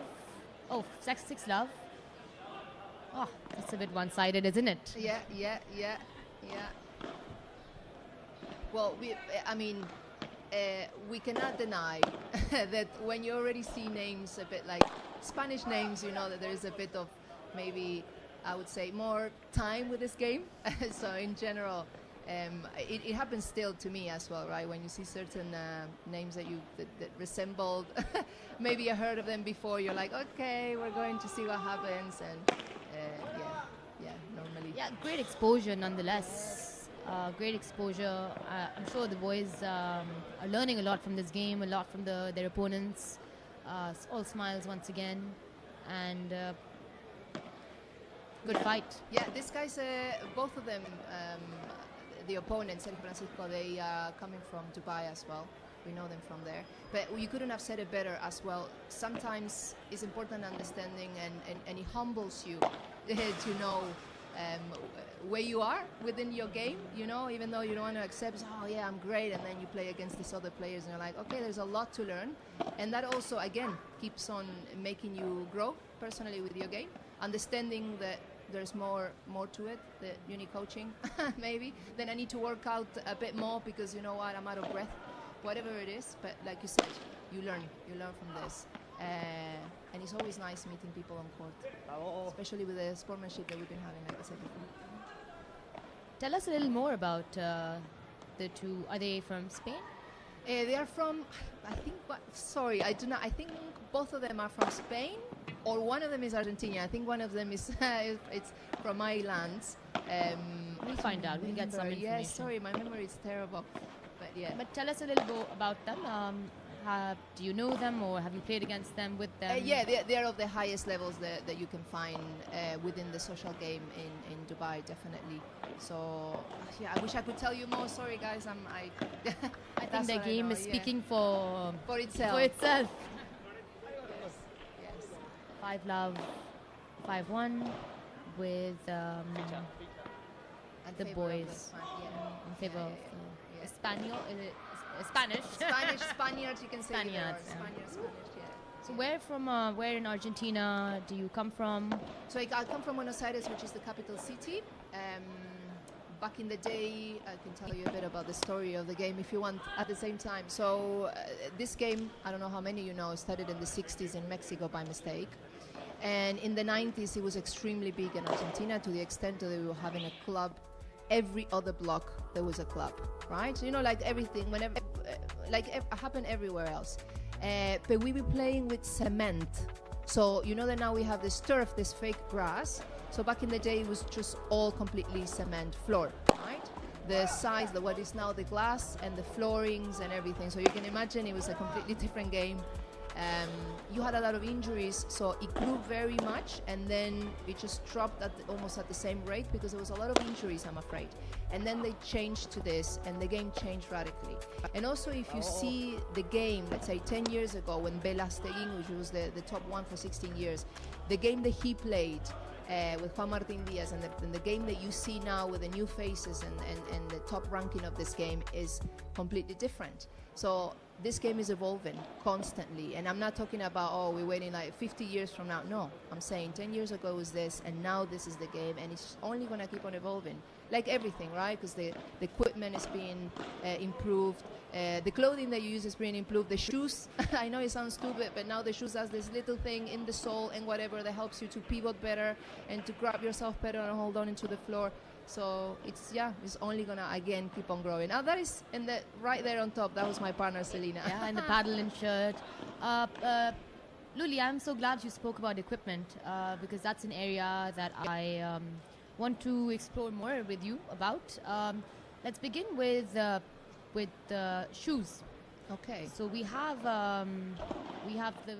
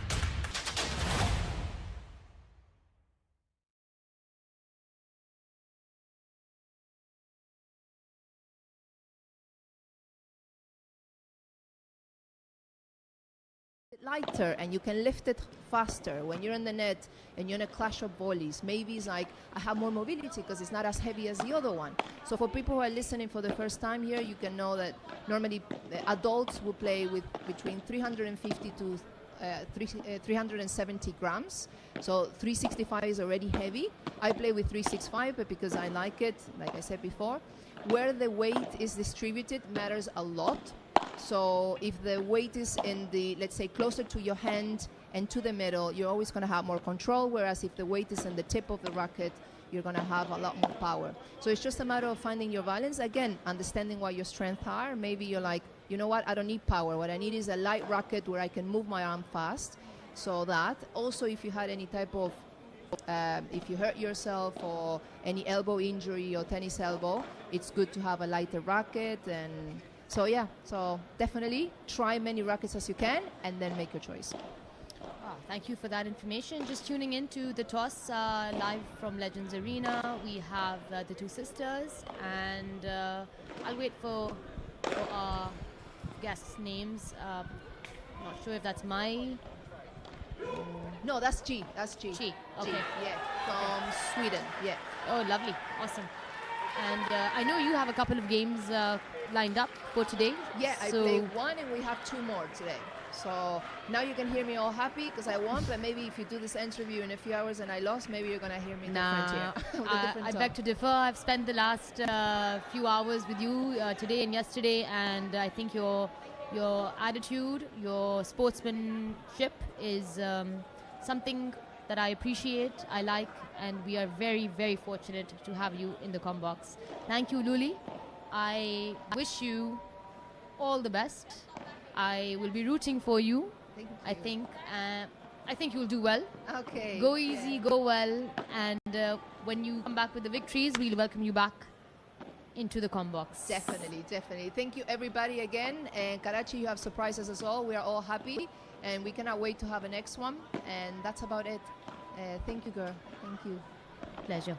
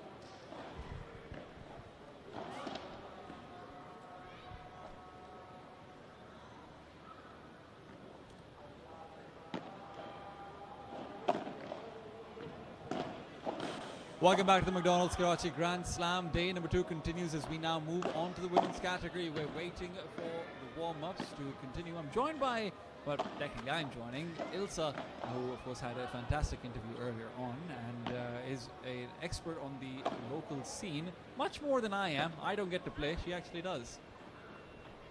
Thank you, Mamoon.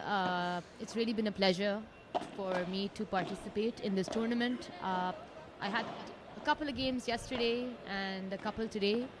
I think that, I just want to start off by congratulating the whole team. Thank you to the sponsors, from McDonald's to Homa to Head and J-Dot for all their support. It's just been a fantastic tournament. I'm at a loss of words right now. I mean, we've seen some really good play coming out on this broadcast predominantly so far. It's been a lot of the professional male side of things, but we've seen some of the great mixed matches that have been happening, some of the great all women's matches that are happening.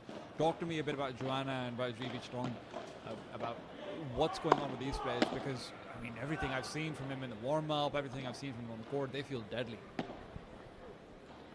Joanna is Joanna I saw play yesterday. She has a phenomenal game.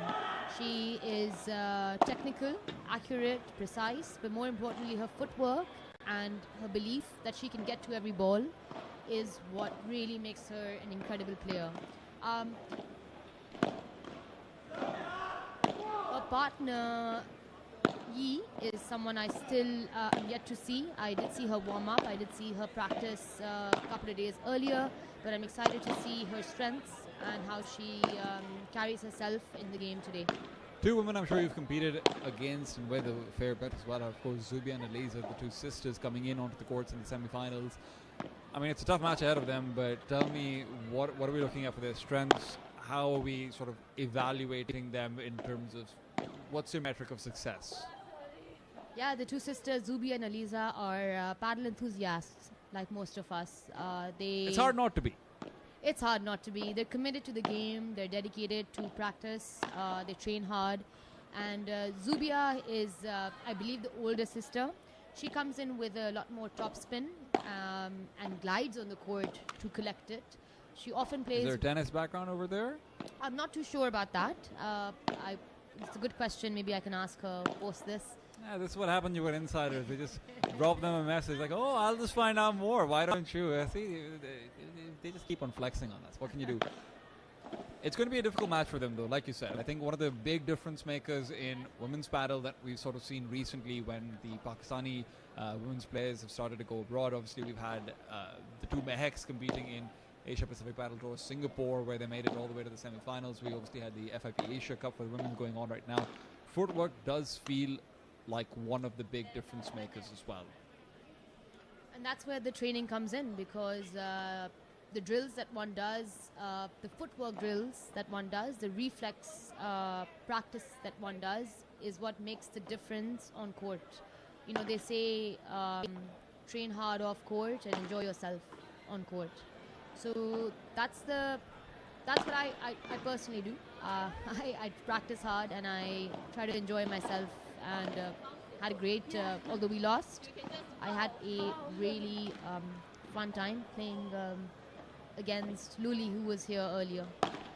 I mean, look, when it comes to just being even in the Legends Arena, it feels like you're constantly in the epicenter of sport. Everywhere you see someone's training like their life depends on it. And it might, honestly, it might. I know the future stars of Pakistan, be it paddle, be it football, be it whatever you want, are going to come from here. And it is incredible to see what they've managed to build over here. Coming in from Islamabad, I can tell you, we don't have academies like this. That being said, somehow we still have better paddle players than you guys do. Wow, what a surprise. Hey, maybe facilities isn't everything. Speaking about Islamabad, you have the two top players in Abdullah and Salar, who play absolutely phenomenal paddle. They won a tournament in Karachi earlier at Paddleverse. So we're really missing them out here today, but they're doing better things maybe.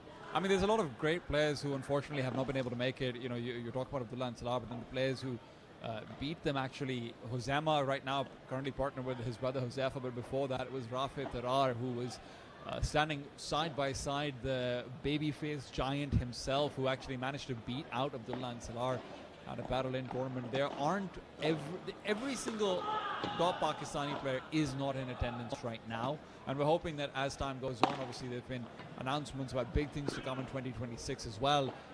We want to fill these halls with greatness every single iteration. Well said, Mamoon.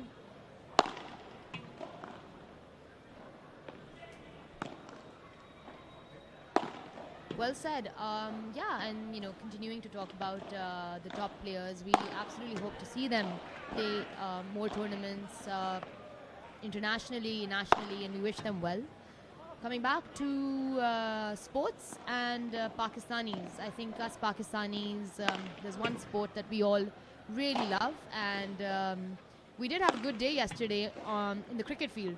So happy to know that Pakistan was finally able to win the second T20 against South Africa yesterday. Did you get to catch Listen, the I only game? watch real sports with walls that you can bounce balls off of, okay? And I'm not talking about squash over here. But no, actually I didn't. I was on a flight, I'll be honest. I would have maybe tuned in otherwise. Look, but one of the really exciting things, of course, is that when you contrast cricket to things like paddle and everything, it does feel like we are in such a foundational stage for paddle as a global sport that we can actually maybe make an impact over the next 5 years. We've got such a strong background of players who are trying to become tennis stars, but tennis obviously it has a lot more hurdles to get into the international scene, and the idea that just 2-3 years into paddle really finding a foothold in the Pakistani market, we're having this epic proportions of a Grand Slam. We've got some of APPT's highest ranked players coming in. Paul Alsina ranked #1. We've got defending champions from APPT Dubai coming in, who obviously just destroyed Taha, Jawad and Tala Hassan as well. Not to mention Farhan and Akil, who might have put up a good fight, but Mark and company, just multiple time champions. The kind of players you're getting today, 2-3 years into the sport, it really makes you hopeful for what you could have coming out of this tomorrow. I mean, this is such a quickly developing sport. We could really be putting ourselves on the map in as little as 3 to 5 years.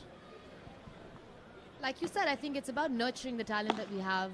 There's no doubt that we've always had talent in our country, but nurturing it, taking care of our players, I think in terms of even sports rehab, there's much work that we can do for player development, talking about strategy, talking about, even coaching certification. I recently joined Legends as a coach, so I've loved sports my whole life, and I'm going to go and get my certification hopefully mid-November. So don't take any classes with her before that, please. Just make sure you don't. Yeah, she doesn't have the certification yet. She's saying it right here on air.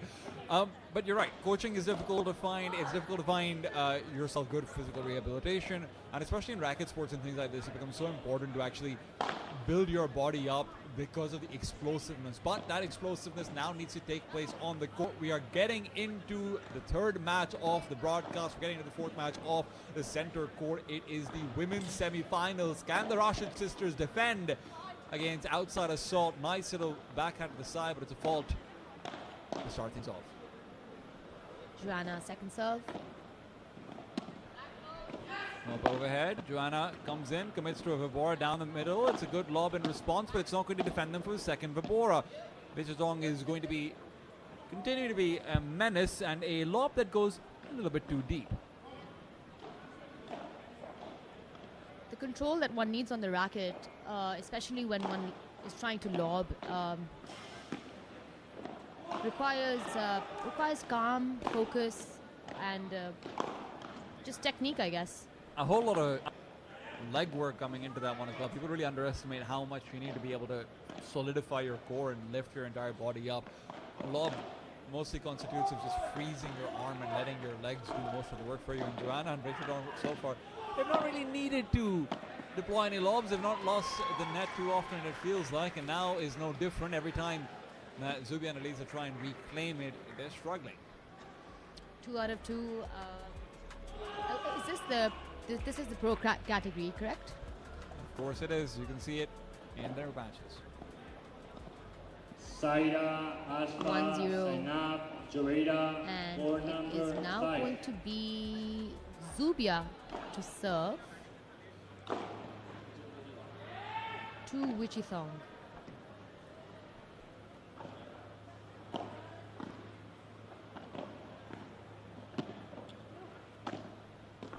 Ran to receive, not able to do so. Nice little find on the side galley. Saira, Asfar, Zainab, Javeria, court Close 5. that gap to the net. Of course, Mark earlier on was making it look easy, but in doing so, you can have a lot of your early errors. That's an early error as well, though. Backhand straight to the wall. So important to build the point and just play easy, play soft, use your soft hands, using my cricket knowledge once again.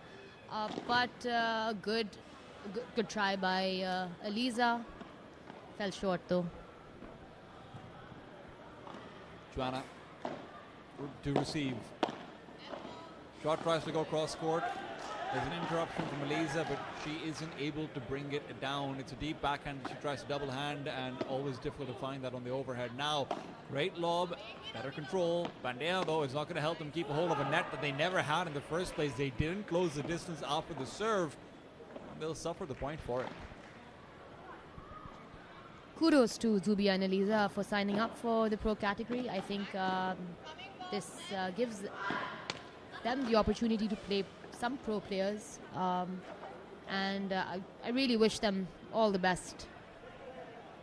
I don't know if your wishes are going to be reaching them right now. So far, it has been all Joanna and Yi who have been dominating and continue to do so. Stretch in the end, and remember, physicality is going to be a very big difference maker for a lot of these international professional players. They are coming in with so much as far as gym work is concerned, as far as rehab work is concerned, as far as just making sure they've got their split steps down. That extra step is what always makes a difference when you're going in for a reach like that one. Second set comes in down the center now, and again it's these lobs that they're trying to go for, these stretches where they can't get that extra step in. That's coming back to bite Zubia and Eliza. Talking a little bit about the nerves that one faces, especially in big tournaments like these, it takes a few games to settle down, to calm the nerves, and just play one's game. Doesn't feel like that's too much of an issue with the international side right now.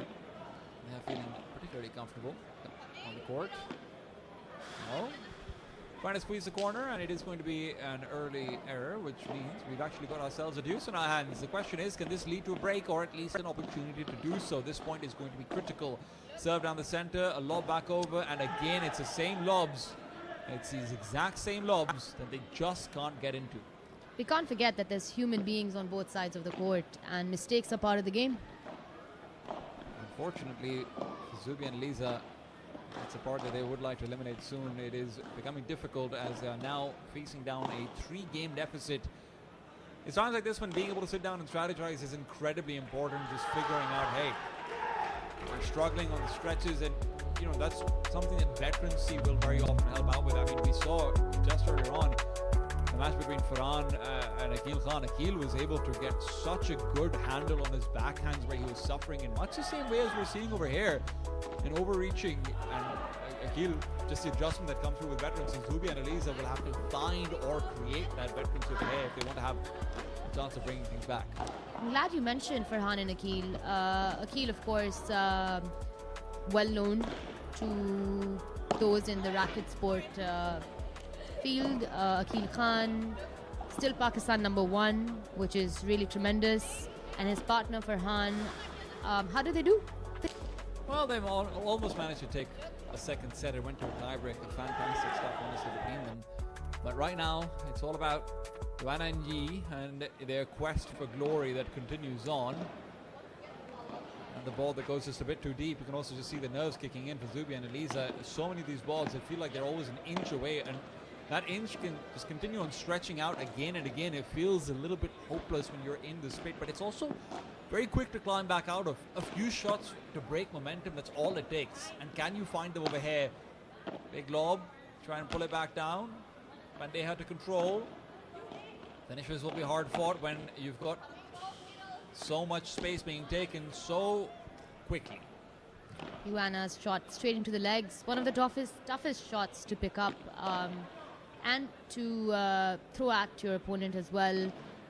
One has to bend low, pick it up from the legs, and hope that the contact from racket to ball takes it forward and travels across the net. 4-0.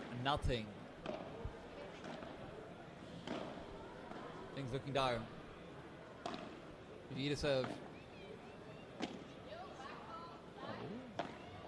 Oh, good catch on the corner, but it's an even better receive. They're able to recover it. Eliza pushes them back with a lob, but successful this time over. A Bahada that's received down the middle. There's space over here to make something happen, but you can't get that one last step. Unfortunately, it's always that one extra step that's evading them. That's that experience that they're hoping to get this time over to make up for. That's not the future they look towards at this current point. And that's one that they managed to take. An unforced error by Ioana.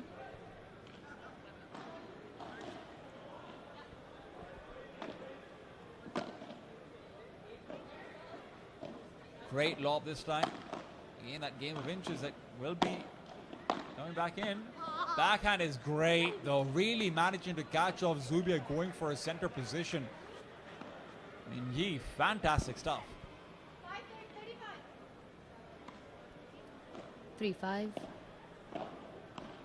Need a serve. Oh, right at the corner. So difficult to receive.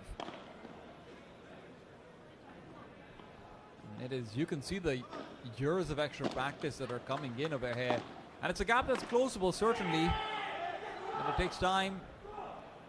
And a whole lot of difficult lessons. 40-30 first serve.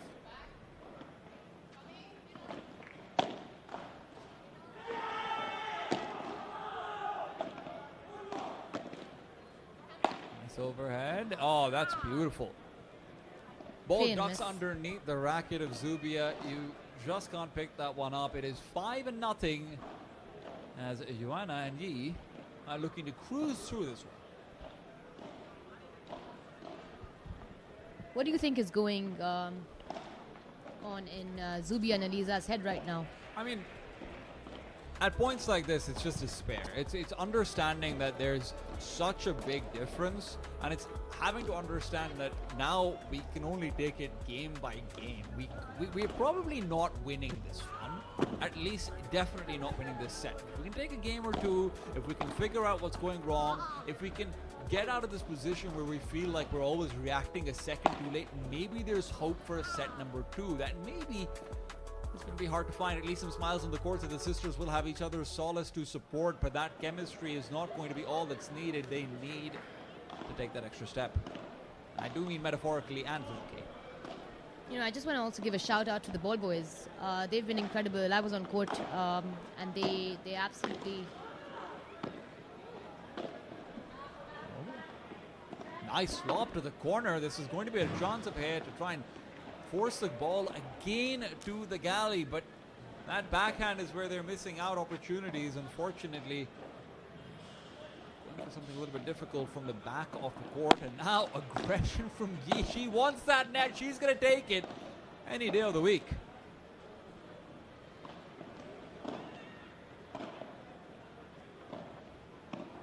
Two points away from potentially losing their first set. Zubia and Eliza on serve. Doesn't feel like it's been much of an advantage for them so far. Again, just net immediately being given up. It's going to be tough to try and fight back for any position of the sort. And again, you can see that extra step that they normally take versus domestic opposition, that they'd normally be able to put themselves in the headspace for. This mental rut that Zubia and Eliza are finding themselves in, it's just daunting to see these players in front of them do everything that they hope they can one day. Something that's the first set, 6-love. Something important to, I think, note for all upcoming players interested in learning the game is the angle at which the opponent is hitting the ball at if it hits the glass. So if, say, they're hitting it from the right side across court, if the ball is hitting the wall, it will rebound the opposite direction. And that's exactly what happened, seeing in the highlights with one of the points that Zubia was facing. The body was in stationary and she had to use her upper body to reach for the ball. Had she moved 2 steps to the right, maybe she had a chance to return that ball. A lot of maybes going on in their head right now. For Joanna and Yi, there is only certainty that they are facing in. Can that certainty be shaken or shattered? Support on the side.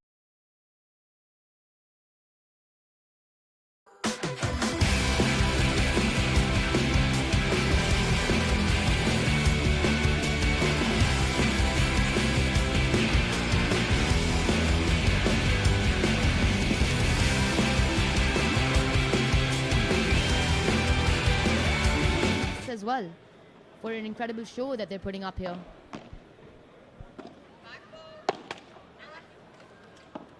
It's all about finding the best to love and the best to watch.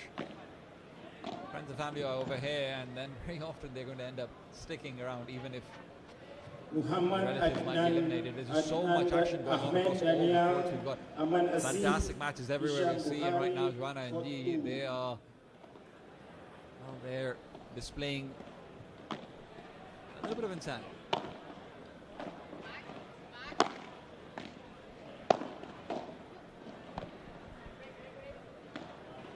Good reach by Eliza off the glass.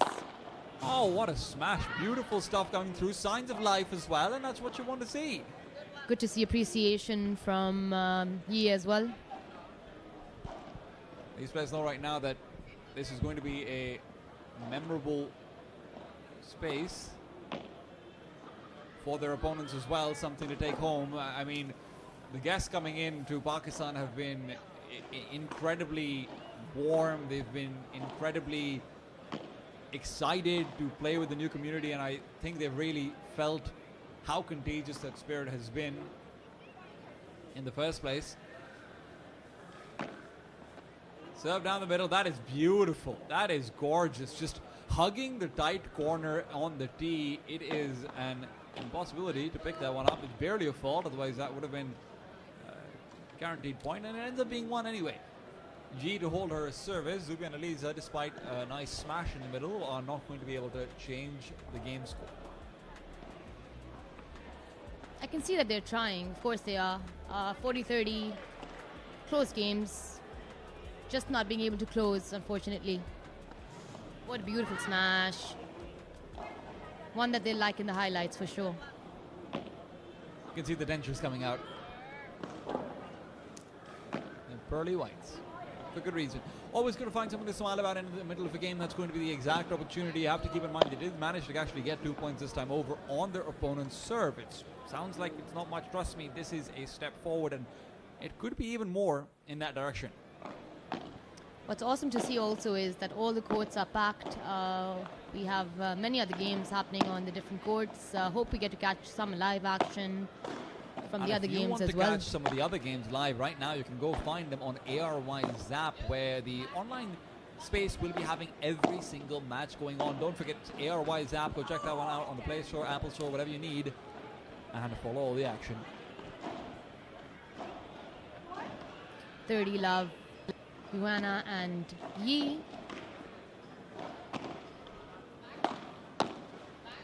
Nice pick. Oh, down to the side, catching them off guard still. Eliza's able to recover. Zubia, again, that stretch. Unfortunately, court is not feeling like home to them right now. They are feeling a little bit out of place. It's hard not to when you've got giants in front of you.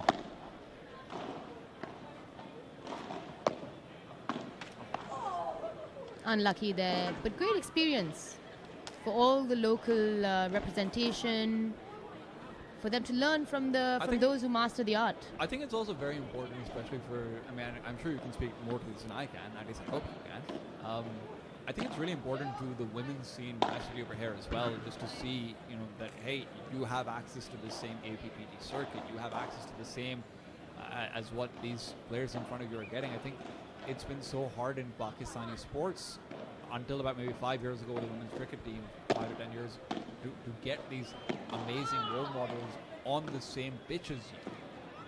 that in itself, I think, for women's paddle is going to be such a big difference maker over the next 5-10 years. Oh, absolutely. It's a great time for women in sports, especially in Pakistan. Paddle has really helped us enter the field and have a level playing field. And it's also great to have equal, well, almost equal prize money. It's encouraging. It supports your passion, your career for many, and I mean, we've had great success stories as well. Again, I mean, just to go back to the APPT Singapore that happened earlier on, we had the two Meheks playing together who managed to get all the way to the finals. We've obviously got from Islamabad, we've got Shiza Sajid, who has been playing out of her mind even whenever she's gone over to the FIP Asia, and in general, even in men's B category tournaments, Shiza has been doing wonderfully well. Mehek, who even away from the other Mehek, has been doing well out in the Punjab Opens and mixed categories. It's been not to forget Ushna Sahel. I mean, it's been a lot of really good women's players as well, showcasing their skills. And Zubi and Eliza are hoping to join their ranks over time.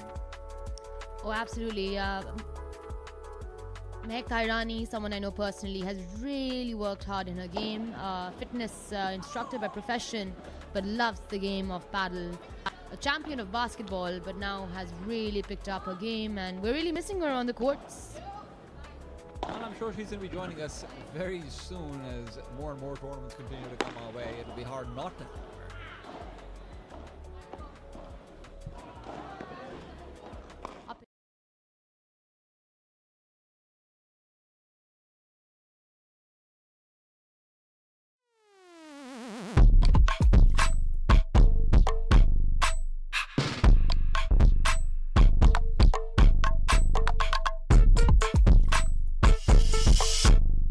Over there who can beat me up. And I'm not even talking about paddle.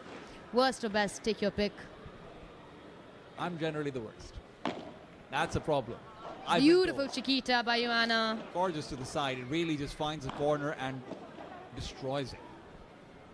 Let's talk a little bit about your game. What's your favorite shot in the game? My favorite shot is whatever the players are making on screen right now, because right now that's a great lob on the backhand.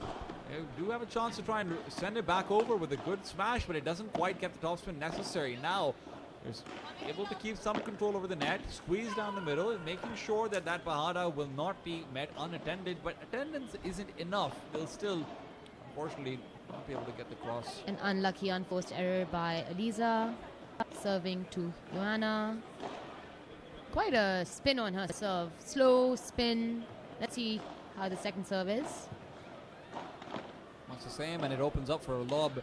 The spinning serves can have these issues. In the meanwhile, it's all maintenance from Joanna. She knows that so far it's all been a game of just keeping the ball down, finding them in the dead zone, catching their feet, and then forcing out that error. It's been really good stuff from Joanna and G. They've been conserving energy as well, just making sure that they're not going too hard as they prepare for what is going to be a hectic weekend.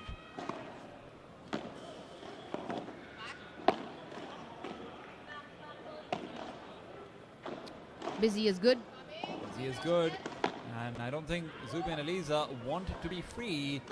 But so far, Great down the line shot by Yeah. Joanna. Pass through Zubia, who tried to reach it but just couldn't make contact. fierce arguments going on the side of the court. Who's better, Joanna or G? I don't know, guys. I asked the same question. Fair question to ask. But so far, doesn't really feel like we've even needed the best from them. It has been a bit of a whitewash and maybe expected, but never hurts less. I think that's what makes paddle such an interesting and such a fun sport to play, because you're not playing alone, although playing alone has its own fun and challenges, but there has to be trust between the partners. And I can see a lot of trust between Joanna and me, a lot of smiles, a lot of communication, which is something that I see them doing really well on court together. And a lot of games won as they're now up 5-0 after taking the first set in a clean sweep, 6-0. This is going to be one which is maybe an incredibly important moment in the history books of Zubi and Eliza, but for Joanna and Dee, It's at best an asterisk and a footnote in their road to glory that they are hoping to pave for themselves. The top players in the APPT circuit, and they are showing us exactly why that is. Joanna in red, facing the serve. Deep lob and a miss. Not sure she feels too good about that one.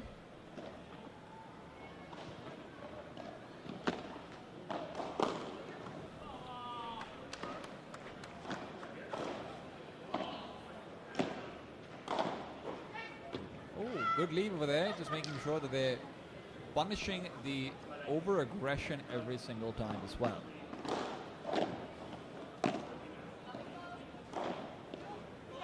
A deep lob by Joanna, and it is out. Errors are part of the game. It's how you speak to yourself after you make the error that is important. The internal chatter. Oh, ball comes in from the other court. That means the point will be replayed. 30 all for Zuribia and Elisa. This is still a chance, let's not forget, to actually find their first game and make their mark on this match before they end up exiting. 2 points is all that separates that possibility, and right now with a shot to the middle, it is going to be Elisa who's forced back too quickly. And G just pushes her into a corner that she cannot get out of. Match point. First serve fault, hits the grill. Second serve.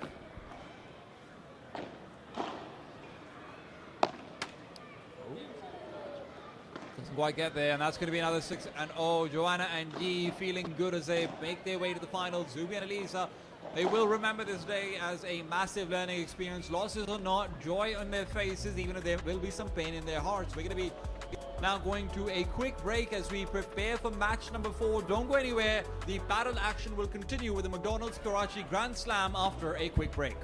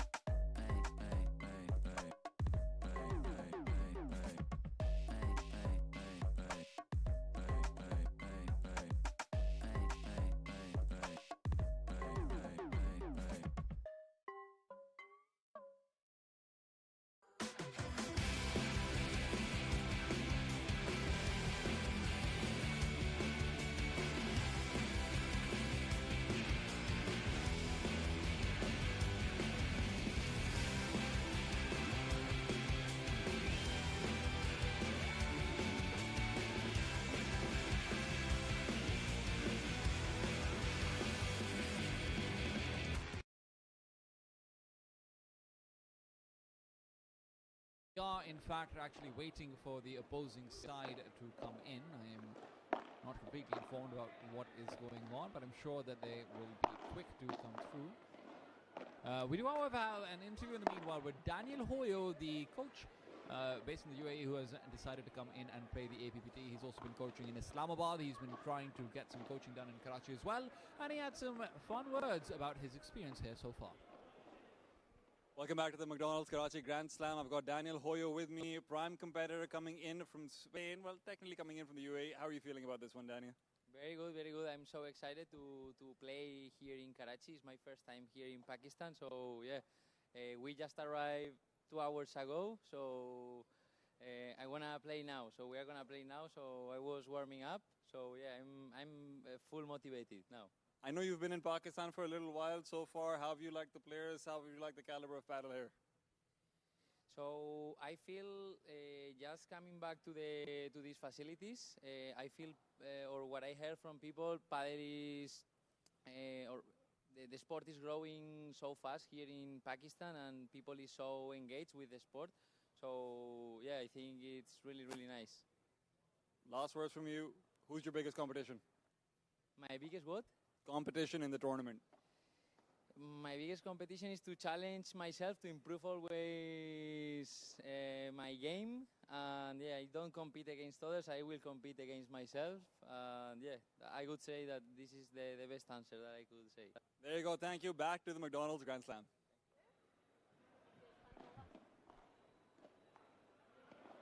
Good to hear from Daniel as we get ready for the toss and find out who will be starting off on the service side. Daniel, of course, a lot of fame has been found for what he's managed to do in the UAE as a coach, and he's a very exciting prospect for all of the players in Islamabad. I can tell you there's been a lot of conversation around taking coaching from him. I know a lot of players have been trying to figure out the logistics behind that one. It's been a good time for them, as it's a good problem to have about, hey, how are we going to manage to get coaching from this world-class coach from Spain who's come all the way to Islamabad, actually. Wow. Real first world problems.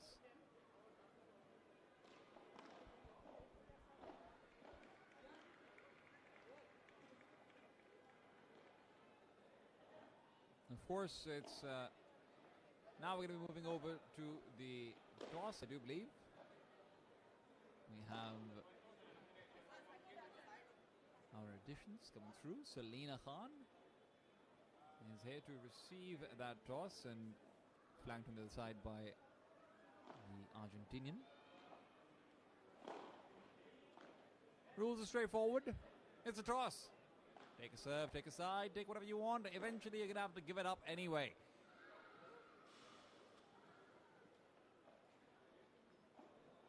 Selina, of course, from paddling in Lahore. One of the many women's players in Lahore who have managed to carve a path for themselves. It's been one of the most thriving scenes as far as women's paddle is concerned. It does feel like, you know, you're looking out towards players like Meher Kokar, who's come through from tennis, Ushna Sohail, Fatma Razak, maybe a little bit less well known as well. Selina naturally comes to mind. These players have been creating such a vibrant circuit for the women's scene in Lahore, and I'm very excited to see what Selina can bring to the table. I mean, obviously, there is a very clear favorite. Elizabeth and Sarah are supposed to be the ones to walk away with this. I don't think there's really any question about that. But what kind of a fight can you put up? And can you be the ones to finally deliver a big upset? That's the question. Warm-ups will now begin in the verticals, and that means we should be able to get in on the way very soon. Selina playing on the right side, Lulu on the left. While we will be having the opposite be true between Elizabeth and Sarah's.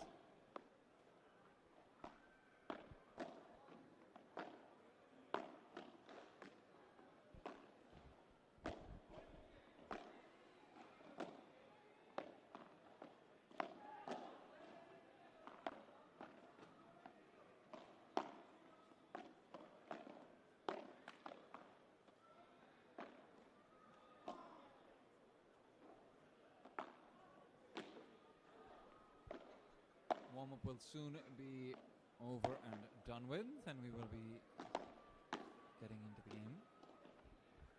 One of the very cool things that has actually happened that I'm honestly quite surprised about is the amount of Pakistani players that have managed to find international representation to play with. I mean, Murtazan obviously on the mixed side of things, Serena over here on the women's side of things. We have Talal playing in one of the original founders of Legends Battle with a Spanish player as well. We've got Murtazan also with Javi. It has been a very good time for intermingling and making sure you're finding players who, you know, on paper, if they're not better than you, they're definitely more experienced than you in terms of tournament play styles, different players that they've had exposure to, and being able to transfer some of that exposure over is incredibly important.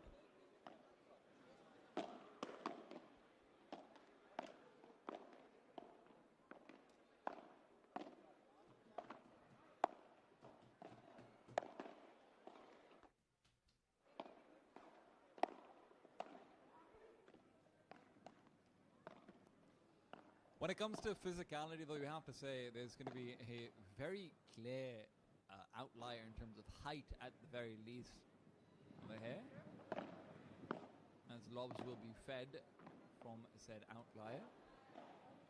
And I'm excited to see what she can bring to the table as far as, you know, overheads especially is concerned. I mean, it does feel like Paddle is such an interesting game where, you know, on one end you've got players like Galan who are obviously ridiculous monsters when it comes to just this Ronaldo-esque body, and then you've obviously got the equivalent of Messi and Tapia, who's maybe a little bit shorter, maybe a little bit less physical, but his game is all beauty and otherwise, and not to say that he's any less strong or he trains any less hard, but it's such differences in styles, and the nice thing is that you see racket technique being massively compensated for to try and develop in another way. But that's also at the very top of the world. Yeah, you can't forget that. Up until you're in the top 20, top 30 mark, physicality, height, factors like this can really prove to edge you out in positions where, you know, everyone's lob isn't perfect. So for Luli Guerrero, I'm looking forward to seeing if she can really put that height to good use against the otherwise likely tournament favorites of Elizabeth and Ceres. Luli is one of the players that we managed to have on broadcast earlier on as well. As I was interviewing her, we got a lot of great insight in that regards.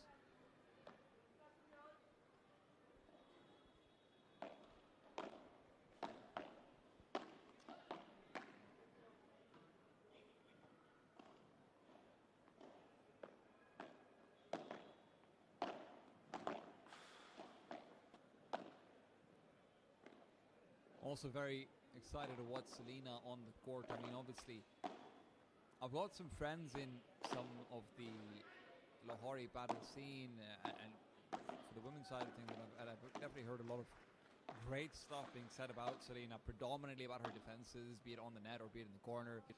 You plant her down, and she is very good at making sure that she'll reach for every ball. She, at the very least, even if it's a very difficult ball, she'll very often reach it and at least get that touch in. And that's the mark of a player who you know is going to be quick to level up, because it's very quick to turn from, hey, I'm getting just the racket touch, to, oh, wow, I just managed to get the ball back over you somehow or the other.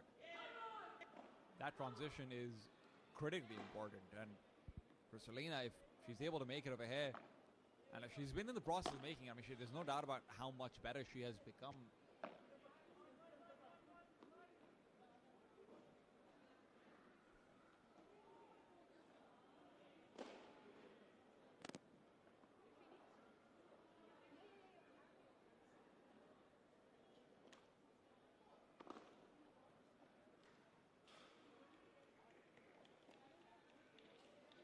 Game should be getting underway soon. We did, of course, have some delays, unfortunately, but that's not going to stop us from having a fantastic time.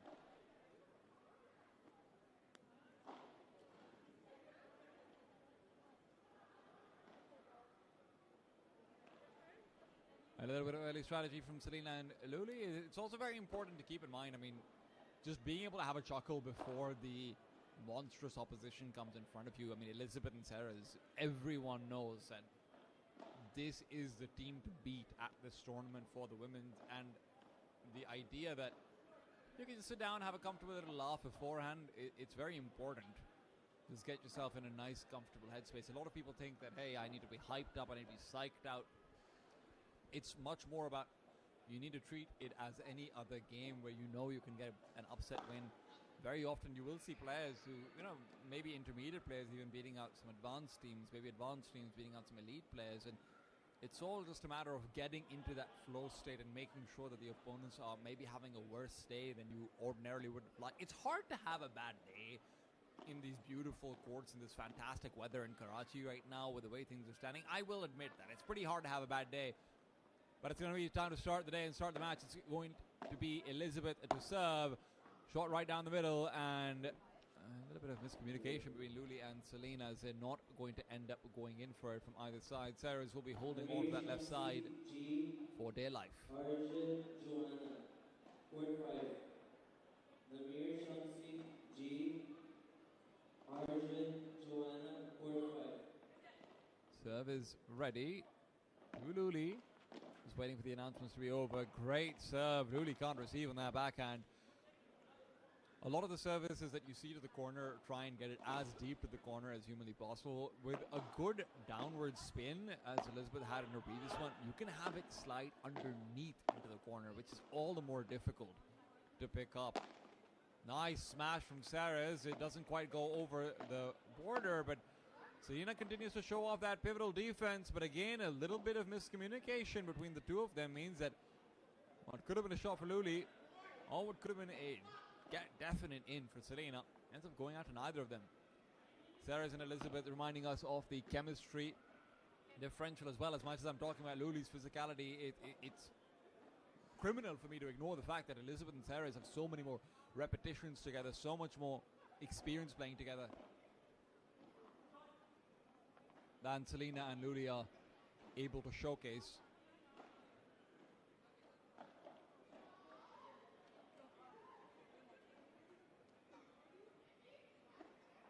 Luli Guerreras on the serve.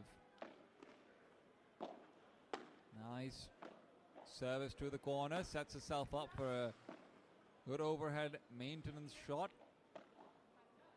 And Selena with the lob goes forward, takes a net, but he doesn't cover the middle. Doesn't matter though, it's a backhand, it's a back wall bounce off that she's able to still recover through. But the problem is that when Sarahs is in position like that, she will still commit down to the center. Double commitment means it is all over. Luli not able to maintain that left-sided hold, as it is going to be an Asian style of battle where you switch out between servers continually, not the Australian side that Elizabeth and Sarahs are playing, where both players will only guard their left and right side respectively. They don't really move from their places unless it is forced away. So Luli will miss out on that advantage of physicality that I mentioned every single time she's serving on the even side of things. Good lob, better smash, but it's again that defense that Selena is well known for that's going to allow them a point back into it. 30-15 for Selena and Luli. Sarahs has been good about catching smashes, but this is almost the point. Selena will send them back your way. And oh, beautiful smash overhead. That's going to be a quick ruler to the side, and that's what you're always running the risk of. For Luli Guerreras, if you try and lob her, if it's not perfect, she will catch you on the cage. Great drop shot as well. Rather goes quite deep for that one. Not the full drop. Options for Bahara that were explored but not fully utilized. Selena prioritizes the lob. That lob goes too deep. Touches the back glass, and they will be forfeiting the point. Because of that, the spin on that serve almost bringing it all the way back in. It is just slightly over the line. Luli expecting perhaps Selena to be going back for that one. Nice receive on the smash. Luli is taking full control over her side. And although it's a more defensive chop, it's still going to keep control over the point. Now that's quickly going to be forfeited when Sarahs gets a lob like that one. Selena not able to move away from the ball and get the read on the double glass bounce in time. With that, it'll be deuce as we go to our first set of even exchanges. Oh. Attempting the kill on the backhand is incredibly difficult. I mean, looking over towards some of the numbers from last year's Qatar 2024 major for paddle, we I believe had, if we have another news coming in, I believe we had 11% of all backhand volleys were actually converted to winners, some of the lowest of any shot from net at all.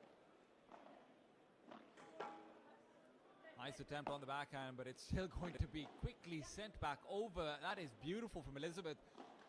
She sees how tightly Selena is hugging that back wall, and she sends it right down with a shallow ball to the early portion of the glass. Selena doesn't have any maneuverability. She doesn't have any space to wind back her arm. Once again, they find the advantage, but fighting for golden point is going to be Selena and Luli. Luli forced back. Nice try to find the gap, but isn't able to do so. It is a break now going in favor of Elizabeth and Sarah's.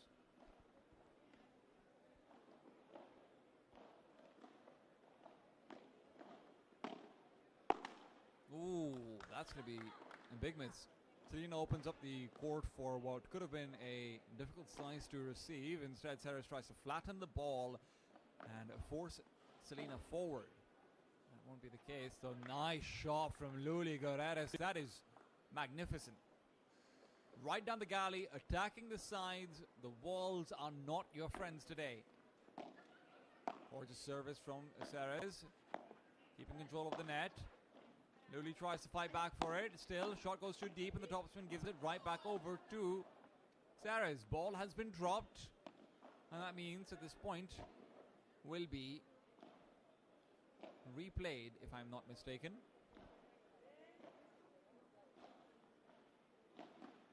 There. No. Point is forfeit, as the ball was dropped from her own pocket, of course. Oh, that backhand is going to be a big miss. Luli's going for a lot of the shots where she's trying to force an aggressive angle, and it's worked for her. We've seen how good she is at dominating any ball above the net, but then getting an aggressive backhand to try and force Sarah's out of position with a bad block. It's a tough call to make when you're already maybe having to dance a bit more than you're ready to in the footwork department. Lob is there.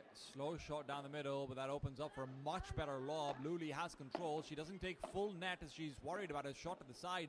Rightfully so. It's Elizabeth and Sarah has decided over to Elizabeth. Elizabeth plays maintenance, but all of the meanwhile, Sarah just forces out a volley battle against Selena, who'd taken that time to creep up, only to find loss on the other side of that crawl.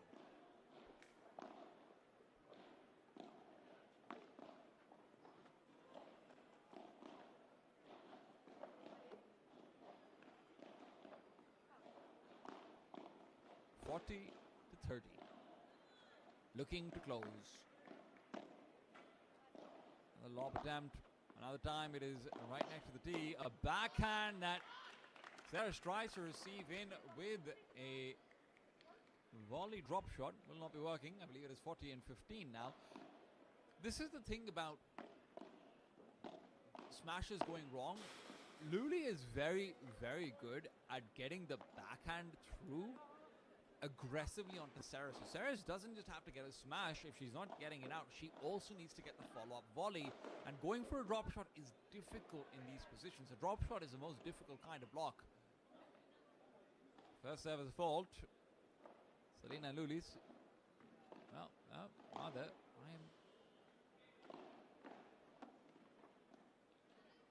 feels like the advantage should be going the way of Sarah and Elizabeth. I've maybe been letting the scorecard do too much of my work. It's like when the maths teacher told me that if you use too much of a calculator, you're going to suck at maths. He was right. And I can't even keep score. What is very clear, though, is Sarah and Elizabeth have found another game, but it's 3-0 in favor of the favorites. It's a very different 3-0 as it was against the Rashid sisters. We've had great moments from Selena and Luli where they've been able to play their own game. Luli, in particular, has been really stepping up to the net and just taking control, while Selena, very commendable efforts every time she's in a corner, but that transition from the corner to the net is where she has struggled. Whenever she's at the net, Sarah is in front of her. It's been a tough ordeal to pass through in a volley battle. And Elizabeth, I mean, she's been doing a wonderful job of just guarding her corner and making sure that Luli's options in a return are much more limited.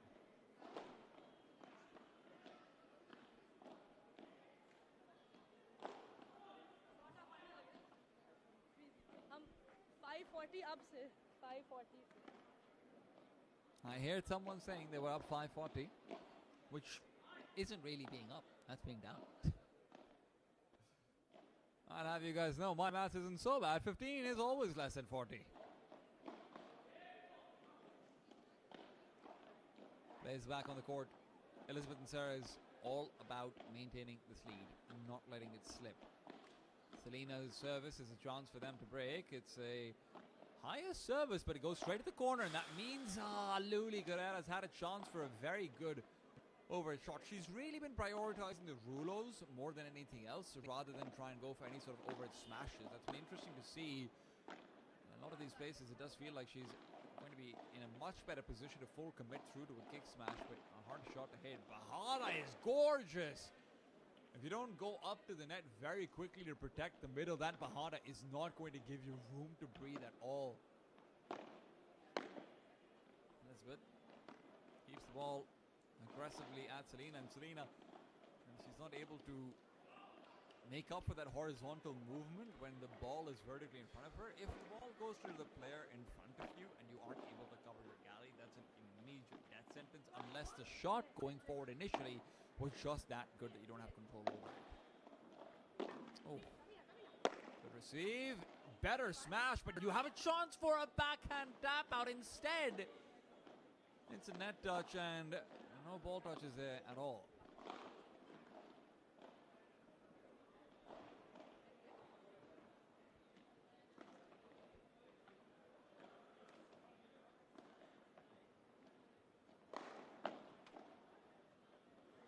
The net to receive, serve number one. 4-0 up for Elizabeth and Sarah's. They have maintained a commanding lead.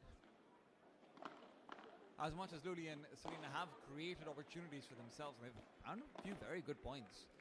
It's just points. It's not games. And that's the worst sort of consolation prize. It's the kind that doesn't show up in a scoreboard or a website in the end when you're looking back at the draw 5 years down the line thinking, well, I could have really done much better. Nice shot. Better return. And these deep lobs from Sarah and Elizabeth continue to impress. So does the backhand from Luli Guerreras. This is fantastic stuff, but unfortunately Selena is not quite able to meet the power of players around her right now. When she makes that transition, it's the same thing she's been struggling with. That transition is haunting her. Good cross-court exchange as Luli does creep up to the net, but then comes in the unforced error.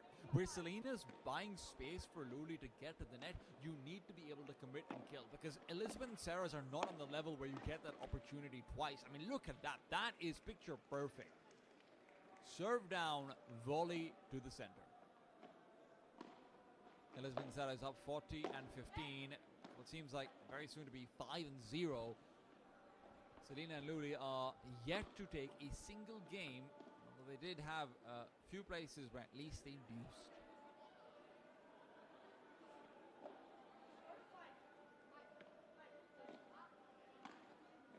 Side switch is a quick reminder. To anyone watching back at home, as a reminder, it is on odd games that the side is switch. Players get a slightly longer break. So on game number 1, game number 3, and in this case, after game number 5. You know, switch is a chance for you to sit down, get some water in, talk to your teammate, have a quick breather. It's a reason why, well, one of the many reasons why paddle is such a specific sport. Oh, you can see she almost made that one. I mean, paddle is such a specific sport to have to train for. Endurance-wise, it's very strange. It's 30-second bursts, going back into a 10 seconds rest, about for 5 or 6 repetitions, then you've got a 2 to 3 minute downtime after every 2 games. It's a very specific explosive stamina skill set that you're trying to train in the gym. Difficult to master, and really has not had the most research done for it. Nice serve down to the center, opens up things for great backhand volley, and Saris isn't able to pick that one up in time.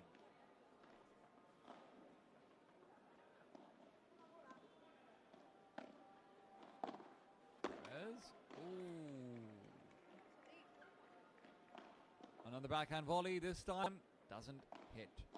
A lot harder to get it through when you're having to cover all that extra ground and you're going for a diagonal backhand. Ooh, look at that chance. It's not going to be put to use.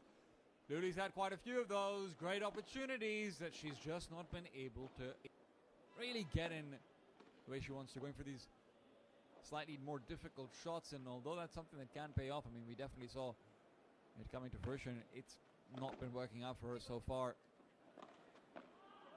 Good lob.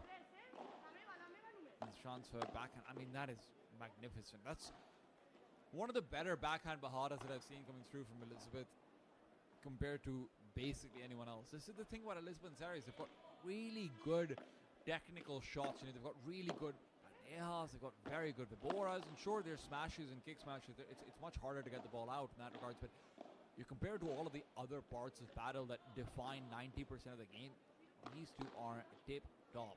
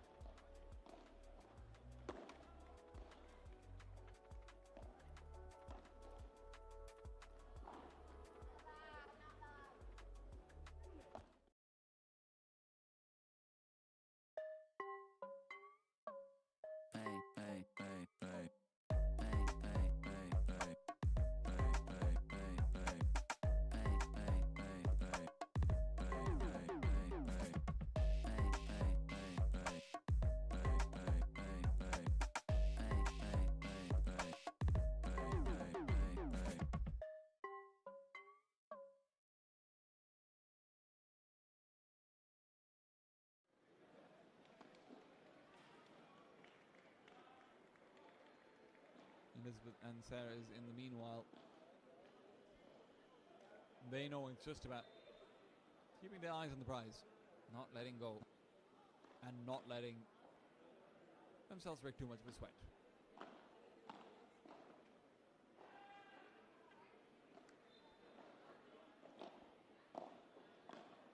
Elizabeth to serve, starting off set number 2. The serve, right to the corner. Selena, great return. And she goes for a double-handed lob. A difficult shot, but it'll be able to stick.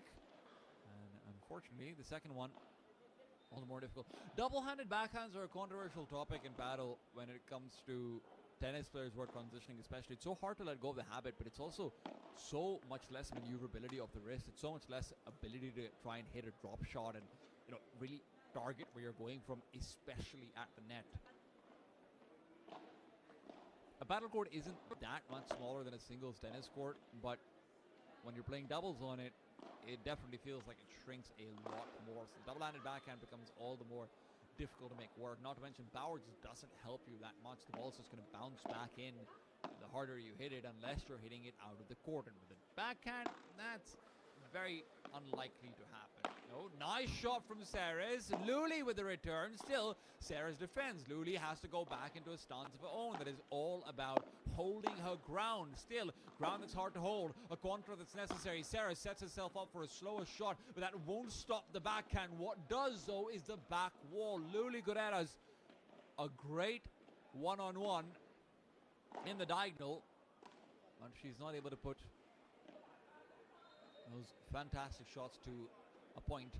First game goes the way of Elizabeth, a maiden start to what is already a maiden sweep of that first set.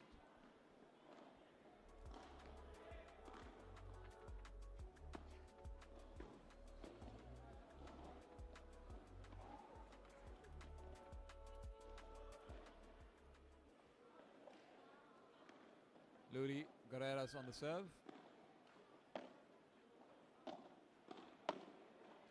That's a great slice as well.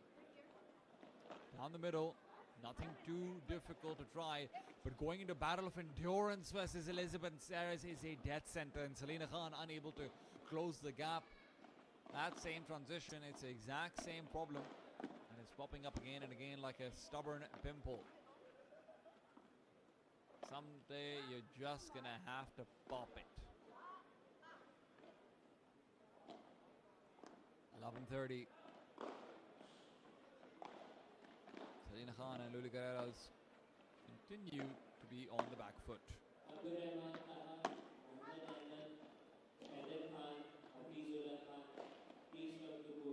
Another chance for some pressure on the forehand. Unfortunately, pressure. Oh, that is a beautiful shot, but it did feel like just barely a fault. Luli will be quite upset about missing that chance. She still has an ability to make up for it. Aggressive slice to the corner. Receive before it hits the ground. Went a bit too deep with that one. And Ceres is reminding them she's got smashes off her own as well.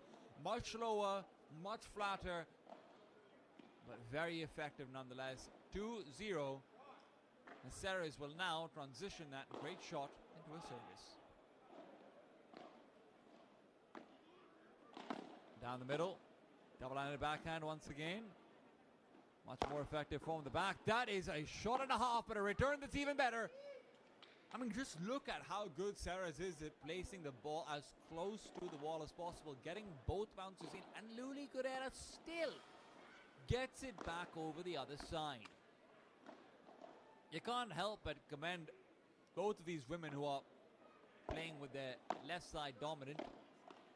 Elizabeth and Selina Khan, of course, incredibly important sporting members, but right now the stars of the show do feel a little bit too clear.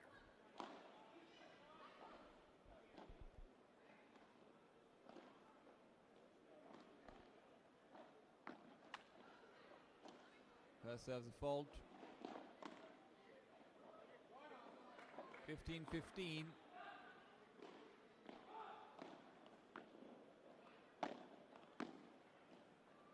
Same backhand attack. Selina's been very good about defending that one, but oh, that is gorgeous. Recognizing Luli's tendencies to try and fight for space early on, and then exploiting them with the deep diagonal. A backhand serve, okay. Not every day you see one of those, and well, does feel like every day I see another deep smash from Ceres. It's like a Yorker ball. And to a country of cricket, I hope you appreciate how difficult it can be to get it to bounce just right.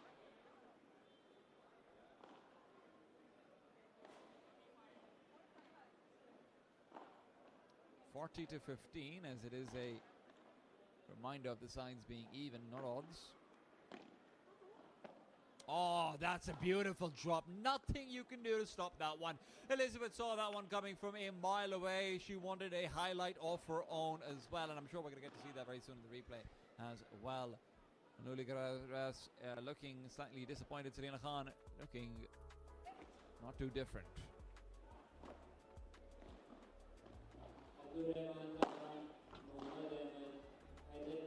That shot was just unfortunately on. God, this shot was on a fault, and then immediately after that, Ceres comes out with her really strangely effective deep low smashes that she's hitting on like 60% power continually. Ceres just kills those balls. There's another player in Islamabad, funnily enough, who does do something like it. He's not quite an elite category player just yet, but Bilal Junaid very often overheads similar to that whenever on the smash. It is, I can tell you from personal experience, it is a nightmare to prepare for a ball like that when you're used to having to run forward and deep to receive a high ball, to then have a double bounce coming down low. Tough ball. Good serve from Selina. Really sets up Luli for that cross-court volley that Elizabeth has no choice but to deliver the opportunity for. Selina does like to stand in a very deep corner for her serves, and that makes it a more difficult angle, but it also means there's more ground to cover. I mean, look at this. She's not able to get up to the net because of it, and her volley is slightly less deadly, so you actually get chances to go for slices. That is unreasonable. That is beautiful. Ceres gets into a lob off, and the second she has a chance, breaks it with a bandeja down to a corner. I mean, that's unreal. Good for Luli. She's able to fight back. 30 and 15. Selena's service is setting themselves up for at least a couple of very critical points, but again, that same extra distance that Selena has to cross because of where she's serving from is becoming a difficulty. Luli's opening up a lot of space on her right side. It is instead Selena's backhand that's attacked to open up a gap in the middle. Now a lob that goes a little bit too shallow. Luli has a chance to fight in, and that lob that back is just perfect. Unfortunately, not quite the same for Luli. I don't understand how Sarah's is so accurate in her lobs when she is continually having to run in, duck down for them. That's amazing to watch. Another good lob. Sarah's forced back. Slow shot to the side. Selena Khan not ready. Not ready at all. Maybe expecting a harder shot down the middle, very similar to the old Bahada, but Sarah's continues to take control. So far, the absolute MVP of this series, without a doubt.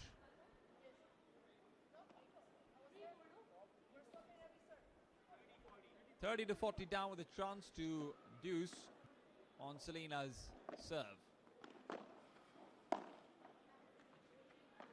Oh, that is a great receive on an early topspin ball that maybe wouldn't have been expected normally. Good return on the Bahada. Selena ready for it this time over. And although Luli is getting a lob out, she's concerned about how much space that lob can actually find, and a Bahada that bounces between rackets, if I'm not wrong, means that Elizabeth and Sarah's will find themselves all the way up to 4, 2 games away from a finals appearance to be matched up with Joanna and Yi. And what a match that would be. They still have to make it there. Oh, that's too deep. That's too far forward. The jump up from Sarah's makes it slightly more difficult to land that shot. So first point will go the way of Selena Khan and Luli Carreras. Serve down the middle. Oh, every single time Sarah's is ready to receive. Lulu's been good about sending it back over, but this time the ball actually went over her instead of on her side.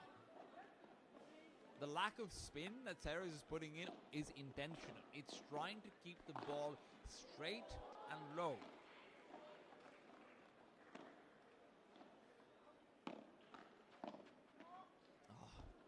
Point on a service. This makes it all the more dangerous. I do believe it is 40 and 15 now in favor of Elizabeth and Sarah's. Elizabeth, serve's been let go, will be going in to commit once again.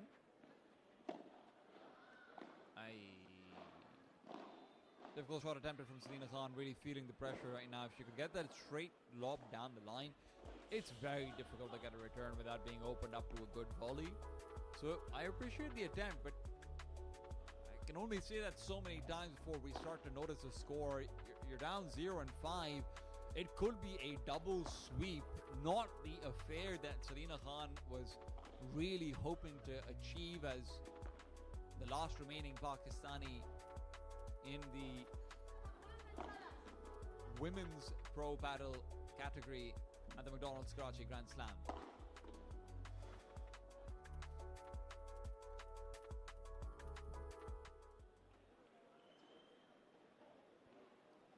Stone-faced on one side, cheery and light-hearted on the other. You can really have just this image tell the story of the match. A few last-minute high fives, just a reminder that at the end of the day, it's about the experience and finding it for Luli Carreras and Selena Khan. Maybe that's the case, but for Elizabeth and Sarah's, they're not here for experience. They're here to try and vie for a trophy.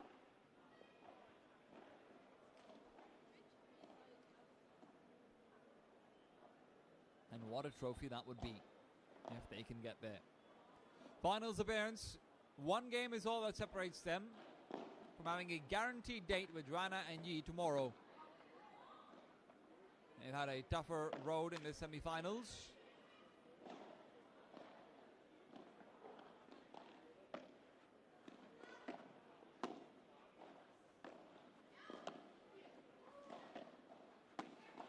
But even if the road is tougher, it does feel inevitable that they still brave it through looking like they emerge on the other side unscathed.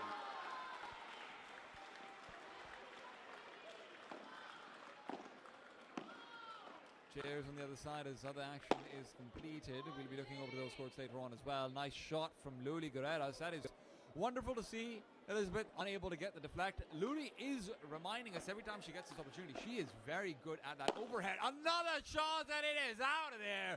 Luli Guerreras with style in the dying embers of Selina Khan and Luli's team. Maybe a chance to break first blood. Find themselves game number one. A reset as the ball boy will take the invading ball out of the court. And the backhand volley, another day. Oh, that is great stuff. It's still going to be Sarah's to force them back, but the problem is that her push through isn't one that can't be lobbed, and it's a poor lob in response. Luli can reach it. She tries to bite off more than she can chew, forces the ball deep into a corner, hoping to kill it there and then, and she does, but not in the way she would have liked to see it. Fault on the first. 30 and 30. 2 points to separate from the grand finals. Lisbon Sarah is hoping to have an unbroken streak as well. Good lob backwards. It's going to be countered out with a higher one. Sarah sets up. Sarah goes in. Sarah gets it done. Barely had any mistakes at all. When it comes to that deep, low overhead, that though is a big mistake on the lob. Gives Selina and Luli a chance to come back into the game. It is deuces up. And there's still a fight for pride on the line. Backhand down the middle. Attack to the corner from Selina. Oh, barely missed. Grazes the edge of her racket. And that means the point is over. Match point, semi-final point coming out against them. The first serve is a fault. The second goes in. Slow response is going to be measured. Unfortunately, Selina Khan unable to match that pace. Regardless, it is a difficult match to lose, but they show that they had signs of life, they show vigor, they show moments of strategy. But at the end of the day, Elizabeth and Sarah's are going to be our second women's pro category finalists. They will be going up against Joanna and Yi tomorrow to find out who the Karachi Grand Slam women's professional champions are going to be. It's been a fantastic showcase from them so far, and they continue through. It is both sides coming into the finals 6-0, 6-0 all the way. And what an exciting finals that's going to be. But we've got to wait for that one for now. We're going to be tossing it over to a break. When we're back, it's more from Karachi. It is more from the McDonald's Grand Slam.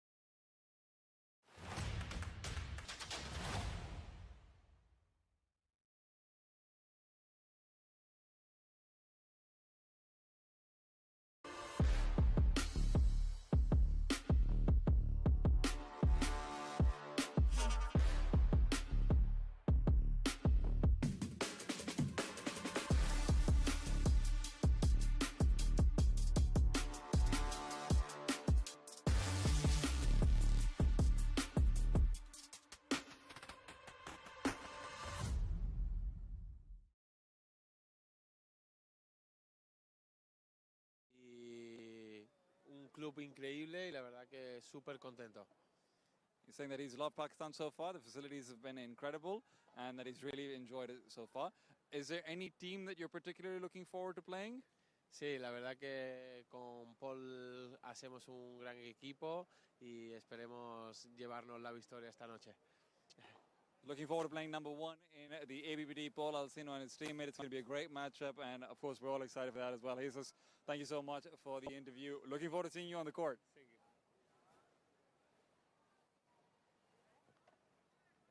Thank you so much, you. man. Appreciate it. यार आपको मुझे translation भी करवानी थी यार, शर्म नहीं आती?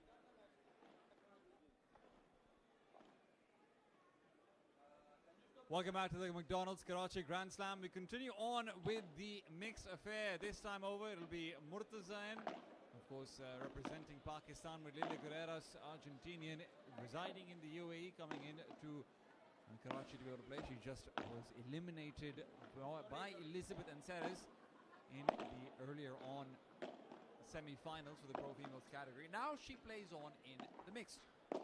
Once again versus Elizabeth, this time without the threat of Ceres, but you can't forget the man on the right, the left-handed menace.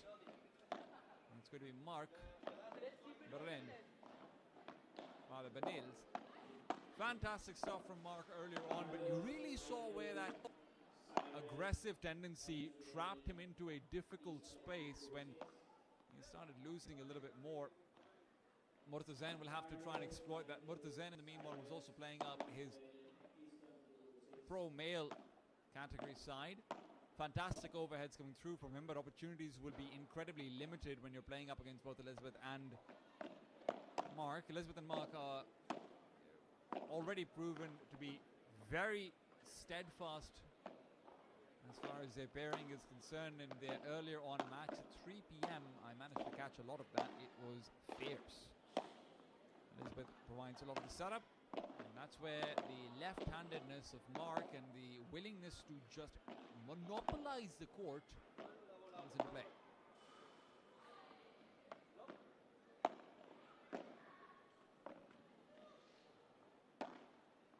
Warm-ups will be ending very soon, and we should be able to get into the game.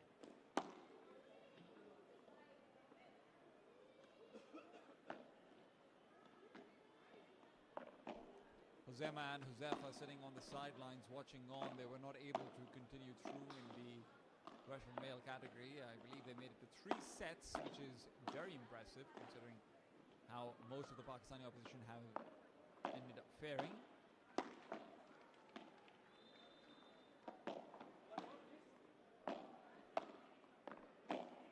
Overheads being practiced as well. Murtazan going to request many of the same.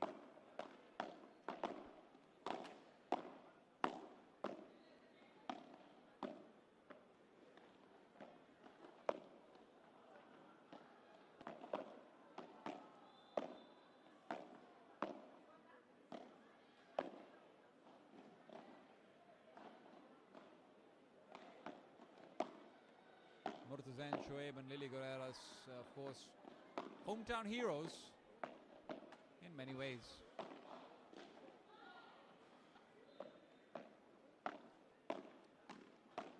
And I'm going to be looking forward to seeing how Murtazan in particular is able to perform. Again, one of these players who has had a lot of murmurs about him and really on the come up. Nothing quite as much of a legend about him as Farhan just yet, but it's times like this where you can try and actually sit down and make your legend and craft it out. It's very rare that you'll have the good fortune of being able to play with international players on your side to force out a much more even matchup in an even game.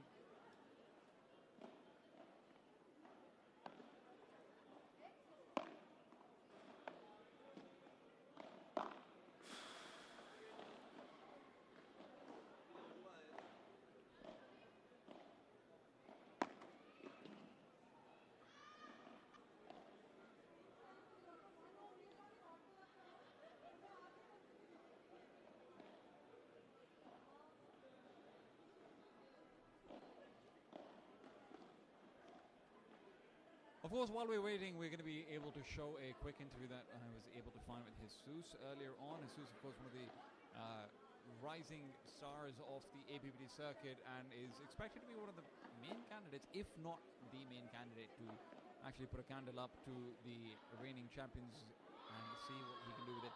Let's hear from him, as I did earlier on.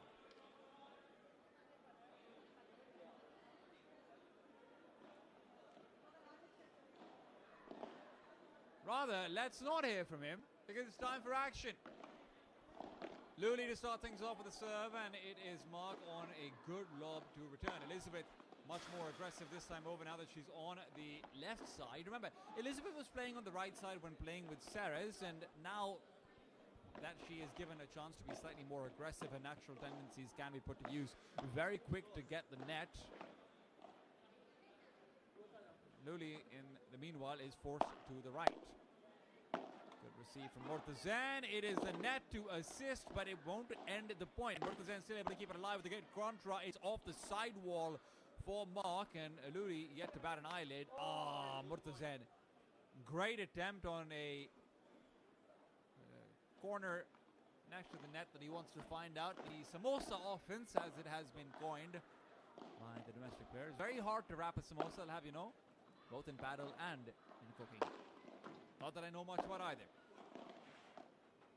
Oh, beautiful overhand follow-ups. I mean, this is the kind of pressure that was missing before. Luli Guerreras. It starts off with a great double glass corner, moves into an El Cuatro tap out. Nothing better than it.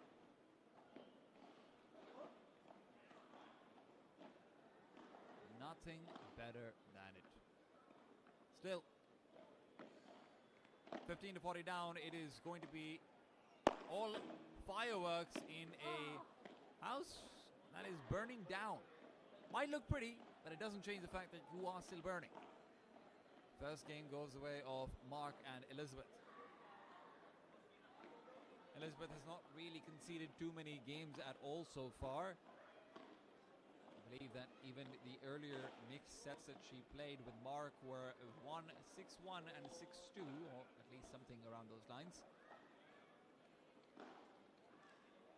Mark has really been enjoying himself in the meanwhile.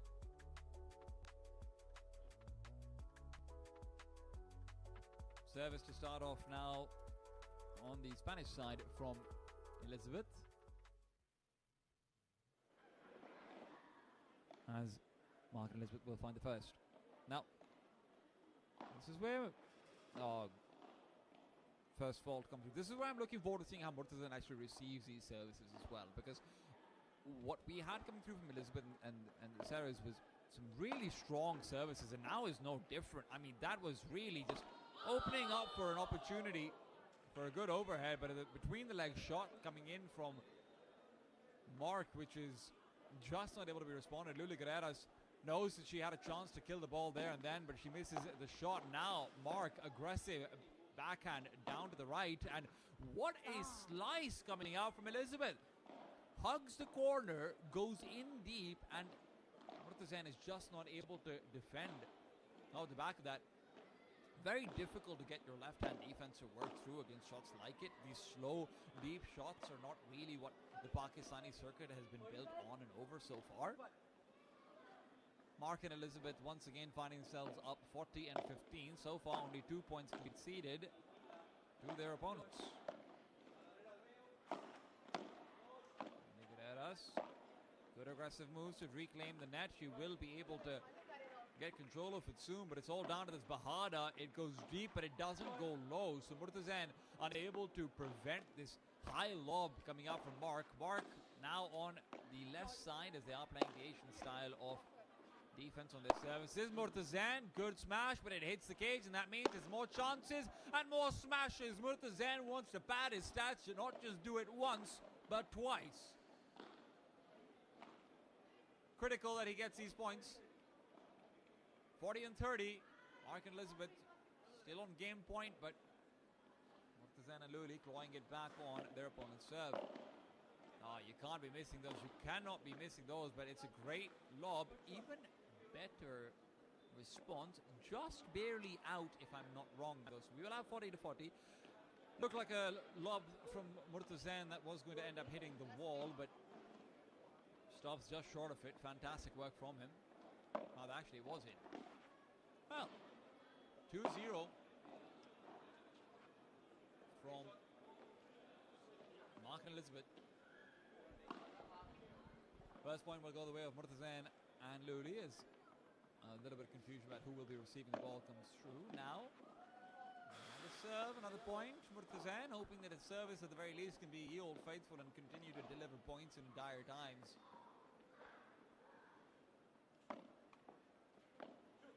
That was a net touch, so you'll have another 2 services coming in off the back of that.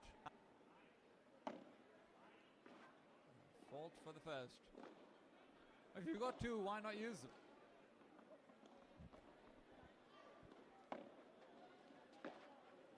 Overhead. Oh, great stuff. I mean, Luli again and again is getting these double corner balls, which are just menacing to receive. Mark's doing a great job of using that forehand. Great intercept as well. Opens up for a slower overhead, but that also means that Elizabeth can now come in with what was supposed to be a shot through the middle, ends up being a shot that clips the net. Apologies might be exchanged, but the points only flow one direction. Mark and Elizabeth break their first.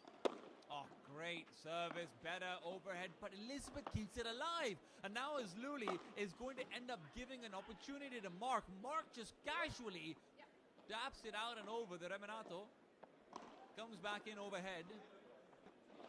At least I think that's what the returning shot is called. And some great stuff from Mark. Now, casual lob makes it look easy. Murtazan faking out the big smash will not really be all that effective. Elizabeth doesn't run forward. She's able to receive. And now because of that, when Murtazan does the same, you've got a great setup. I mean, look at that squeeze. That is really finding that corner right next to the net.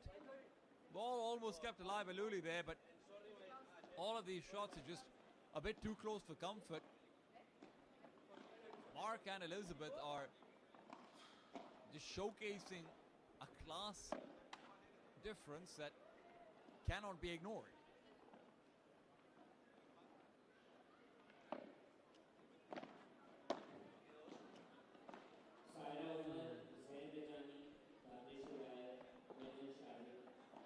the question really is, what's the strategy going to be if you want to try actually win a few of these points that you are setting up really nicely for, right? Maybe it's to try and finish on the other side. Mark is just on too much of a heater right now. His hands are feeling very hot, almost even gets that ball back in, even though it was consistently in a favorable position for Murtazen and Luli.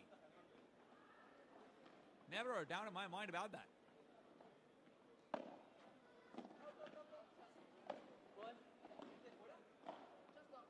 First serve fault.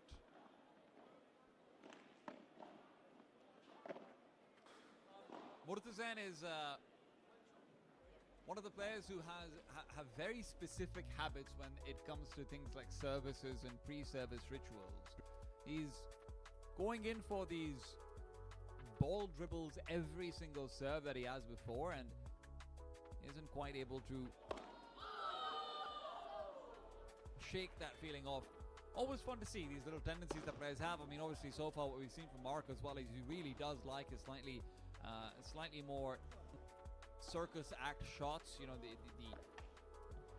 backward forehands when you're trying to pick up the ball from down below, the in between the legs, just sort of really dancing around, having his fun. He's really like that instinctive play in that regards. When it comes to Luli, we've seen how much he just loves to try and force out that X4, try and force out that corner shot, even when it doesn't always make sense. Nice receives from Murtazen. That is great stuff as Lily tries to recover, but it's still Mark on the net. Luli hoping to find Mark, caught off guard, but Mark's transition points to cover off his sides are fantastic. Murtazen did well to stay alive there, but that's all it was going to be, just staying alive.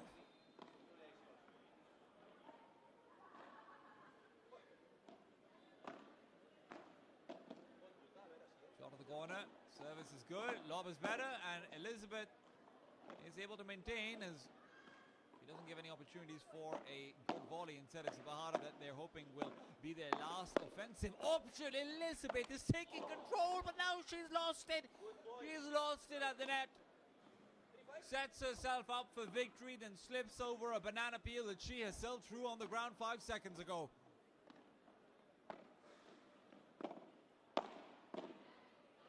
Oh, gorgeous. No way you're getting that one back.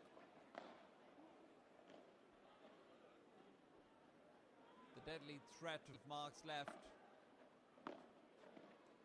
It is going to come through again and again. Now this is where, look, if you are switching sides in your service, you're really going to be missing out on a lot of places where maybe holding or serve would be even easier in these spaces. So far they've not struggled. They've managed to hold every single serve, and now is no different. Mark and Elizabeth are now up 3-1. But this could be a problem later on in the tournament, and I want you guys to remember that as you continue on tuning into the APPT all across this weekend. The McDonald's Grand Slam will be finishing tomorrow, and I know you're not going anywhere, but just in case, I'll say it again, please don't leave us. Elizabeth. Oh, overhead is nice, really trying to catch off Mark. But Mark is just continuing to cover every single part of his court. He's just not letting any ball goes by unless he chooses. And when he does, he sets up for these dangerous full court control backhands that he just buries. Nice pick from Elizabeth. Unfortunately, that stretch isn't fully controlled. Luli receives a tough lob with one that's even more difficult of her own, and that is, well, it's so difficult it goes out of the court. 15-30 down.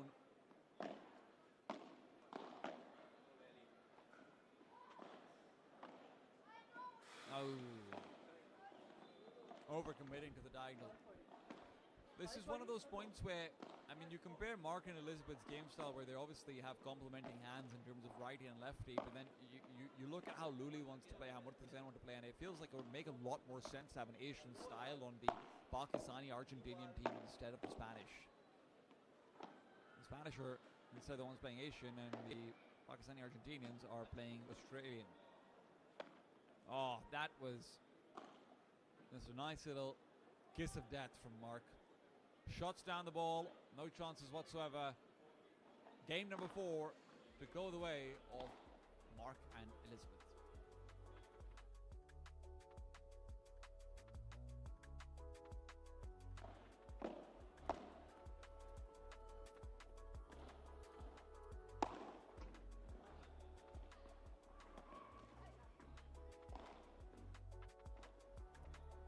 If there's going to be a chance to fight back, it has to be here and now.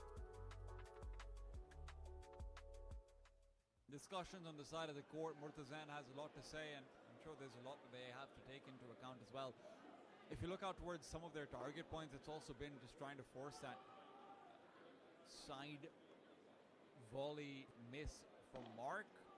But their balls haven't been fast enough to actually catch him off guard, and Mark's always one step ahead. His skill at anticipating, that instinctive flair that he's been showing off, it's really helping him out massively. He's delivered.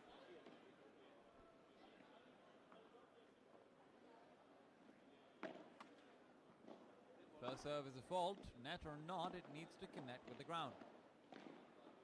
Second will be a little bit more conservative, and it is not just conservative, it is fantastic. Luli tries to go for the return and does barely manage to get it. Elizabeth then gets double-minded about whether to go for a contra or whether to go back in for a fake backhand. She opts for the latter, but it takes too long to make a decision. She loses her timing and will lose the point with it.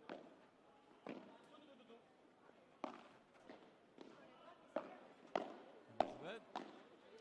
Volley battle is going to end up with Luli on the losing side. They end up giving a tough lob.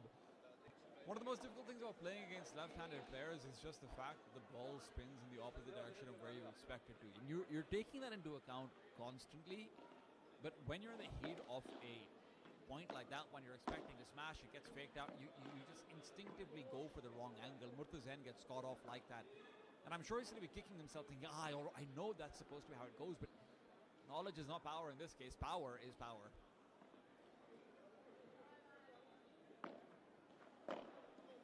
Overhead. Could have been a lob to respond. Elizabeth decides no, she wants to go, send it through. And while Luli is able to intercept and keep control over this, it's all coming back down to Murtazan. Murtazan gets a good recovery back over to the net, but he's been forced back as well. Mark with a good reach is actually able to get a lob into the corner. Murtazan does much of the same, and he's back on the net, almost getting the receive on the Bahada. He is covering everything, but unfortunately, coverage is not what gives you wins.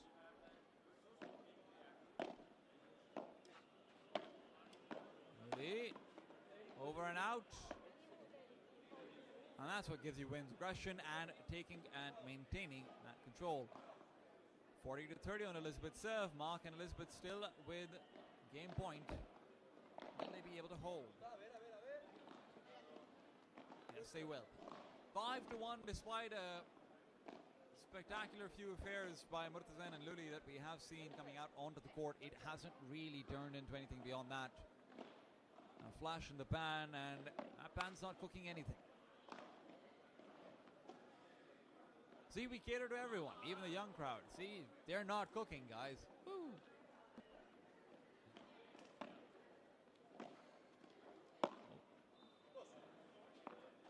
Backhand from Elizabeth is trying to target the galley.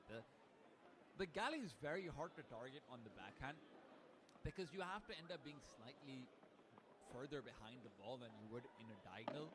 And when you're playing a slow shot, it does end up being a bit more tricky. So, risky shot, and it doesn't pay off, but maybe it will later on. Oh, that's good. That is great from Murtazan. It clips the net, and that certainly helps. But more than that, it's the same principle as what I talked about. Just getting the pivot into a position where you're able to get a good cross court when you're running back over. That's great stuff. What a service. Response is good, don't get me wrong. Mark gets a great lob in, and because Luli isn't able to go for those extra few steps of footwork, she can't actually punish it. But that was a beautiful serve from Murtazan. Just doesn't pay off.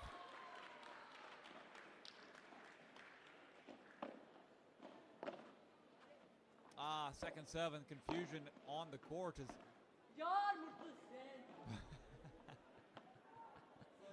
That was very audible. Murtaza knows he's got no one to ask and call out to but himself right now. Battle might be a team sport, but I can tell you it can be a very individual loss sometimes. Not to say that this is the case right now. Murtaza has very much been pulling his own weight. The problem is Mark and Elizabeth are pulling theirs as well. And it does feel like they are weighing slightly heavier in this case. Once again taking the lead. 5 and 1 up. Set point right now for Mark and Elizabeth. Murtaza, signs of frustration showing. Contra from Mark. Murtaza looks to punish and just bring it back to a deuce. It's all he's thinking about, back to a deuce, but Mark has other thoughts in mind. A deep lob, and it's one Murtaza doesn't feel comfortable trying to crush down on the slice. A backhand contra as well, and while Murtaza continues to ramp up the pressure, Elizabeth is more than happy to receive it. It's Luli instead who's actually bringing it back, and with a good rulo that gets a bounce before it hits the second wall, they will find the equalizer. Deuce up, but down 1 to 5. You need to win this. Great service once again, but can't get the cross-court push down. Otherwise, really wanted to force Mark into a corner. That lob is way too deep. And they will lose the advantage. Once again, set point in favor of Mark and Elizabeth. Ready? Fantastic, and Mark gets lazy on that one. He doesn't move for that. We've seen how good he can be on his rotating ballerina shifts. He has been quite the pivot master. And right now slightly slow to receive, maybe in anticipation of that win that he feels is coming his way. Still, things can turn around at the flip of a coin. That's not going to be the coin you want to flip though. Slightly 50-50 shot, and it does end up landing on tails. Luli Guerrera unable to find that win. Ooh, that is lovely.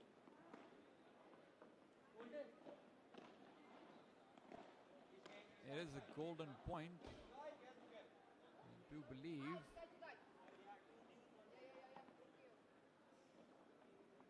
We will find out. But for now, Mark to receive. Oh, what an attempt coming out from Murtaza, but unfortunately it's just not enough. Golden point lost out, and you're down 1 to 6. First set, you see signs of life, but that doesn't mean that life will still survive. It is difficult thoughts and a tough pill to swallow. Falling over there, Murtaza. I mean, you just see how much he's trying to cover off the court.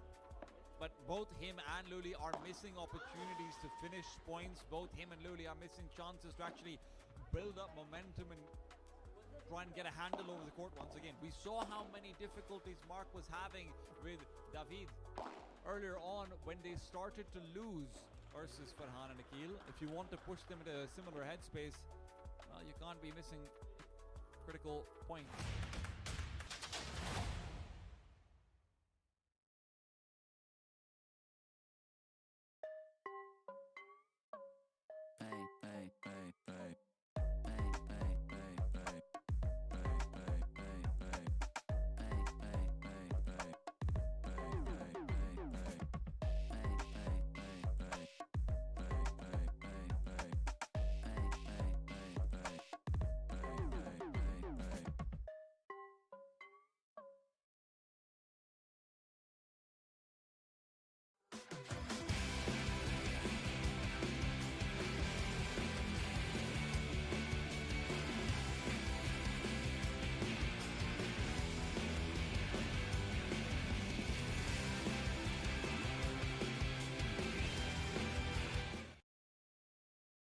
Feels like it's all the more pressure if you're losing. 6-1 down in the first set. They're hoping that they can turn around their luck over here. Oh, deep service from Elizabeth is fantastic. Luli didn't feel like she had a chance, but it's a great recovery with a backhand lob. Unfortunately, it's just too deep.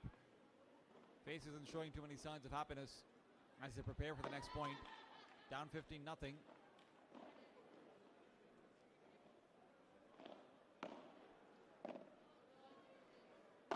Oh, great Bora coming in over here from Elizabeth. Crushes down the ball. The ball will fall flat much faster than Murtazen was ready to allow it to. And that means it is 30-0 to start things off. Luli.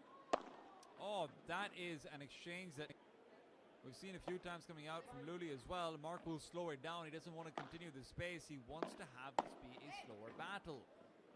Playing the long game. And unfortunately, his partner doesn't quite share his views. Elizabeth unable to keep up with it. And they will end up losing out on the first point of the set.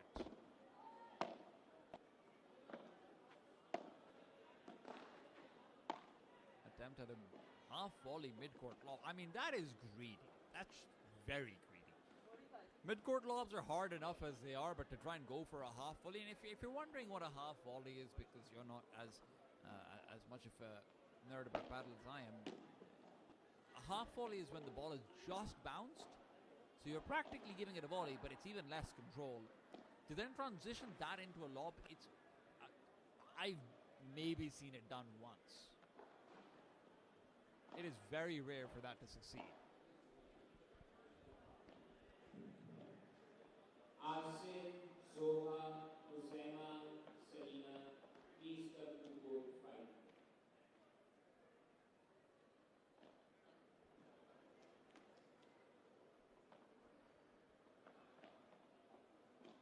Murtazen to serve.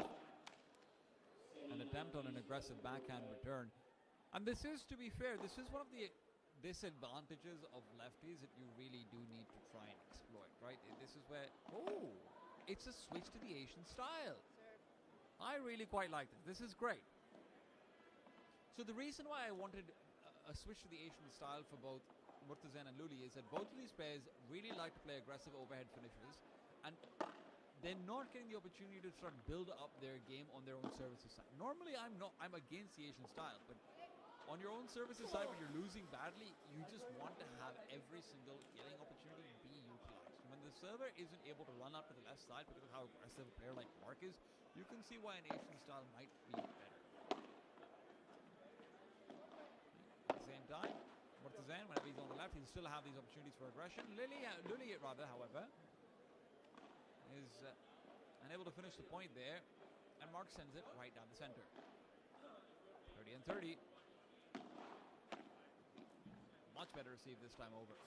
Oh, look at that. Finds the corner. Murtazen still manages to keep a hold of it. Another attempt to try and take advantage of Murtazen. But Murtazen is now putting the pressure on to Elizabeth. A deep lob from Luli is far too deep once again. Taller players do actually have a harder time getting lobs out because you have to really lean into the lob slightly more. And it's much more difficult to get a deep lunge in as a tall player and try and go for a stretch, which is what you do for a lot of your shots, but a lob is just drastically different in that regards. Oh, nice try from Murtazen, but that spin was just a little bit too strong. Clapping coming out as he appreciates what a technical shot that was from Mark.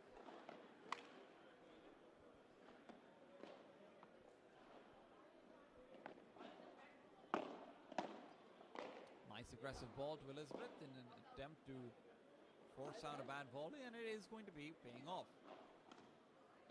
That's always one of the things you can do to a second serve, which is almost always slower. So you either have a chance to lob it over, you also have a chance to go more aggressive. This is a good exchange, but again, Mark, a master of slowing things down, and that lob is picture perfect. Hugs the wall as it drops down, but just barely avoids touching it. The problem is, Murtazen is ready with a great Bahara, not just one, but two. For Elizabeth, once again, being held off by the incredibly aggressive shots that Murtazen is going for. But it will still be 30 and 30. As we go back in. Oh, great shot. 40 to 30 for Mark and Elizabeth. It was 30 and 30 before this, of course. Lob up from Elizabeth.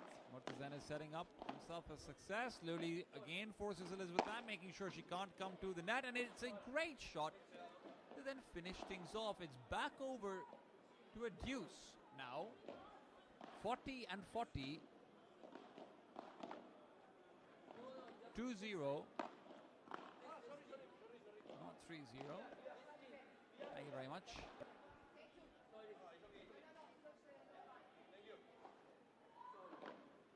As it is Produce point that we are fighting over. Oh! Again and again, I mean, you're seeing these shots coming out from Mark, which is just to get a spinning shot right down next to him, forces it down like an El Cuatro, and because it hits the fence and topspins upwards, it ends up being this really awkward shot for Luli instead that she's just not ready for.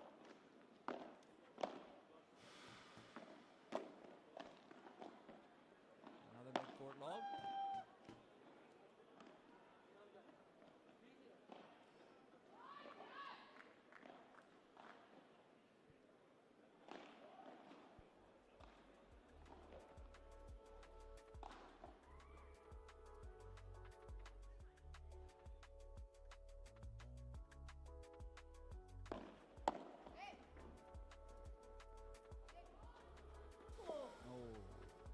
See just the frustration, the ball that he thinks is not going to be in at all.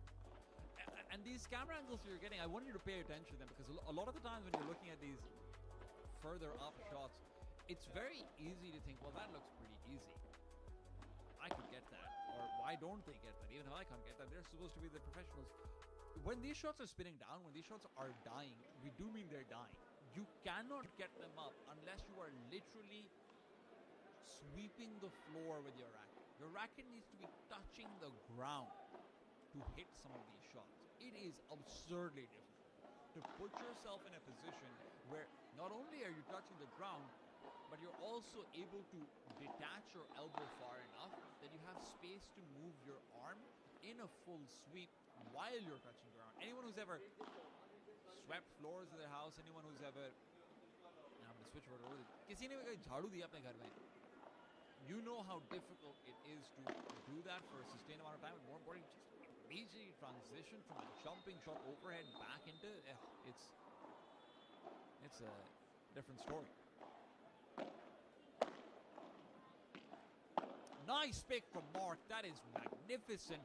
And he's now just in a position for everything in the court. A deep backhand, but Murtazain will get control back. Another lob from Mark, as he's always happy to buy time and space in the overhead. But Luli is going to punish. That punishment doesn't go quite far enough. Elizabeth is able to receive, and Elizabeth even resets the point. It's back over to Mark, and in the back wall, he's going to reset again. That deep lob that he's been prioritizing, this time it'll pay off. Murtazain, in confusion, takes a shot that was really never going to be his when he's playing on the right side. That is always the left side shot, but feeling confident. You can't hate him for that.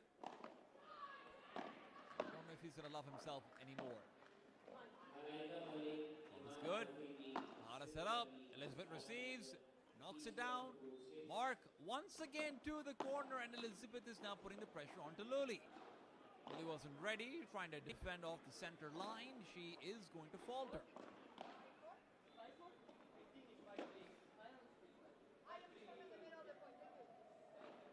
Mark and Elizabeth now up 40 love on their opponent's serve.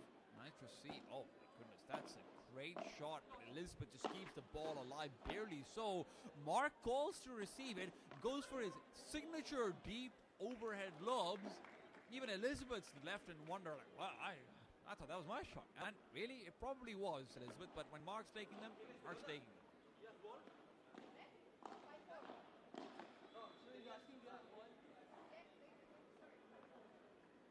I believe it might be 15 to 40 right now, but I wouldn't lie and say that I know. Either way, now the score is definitely 4-0.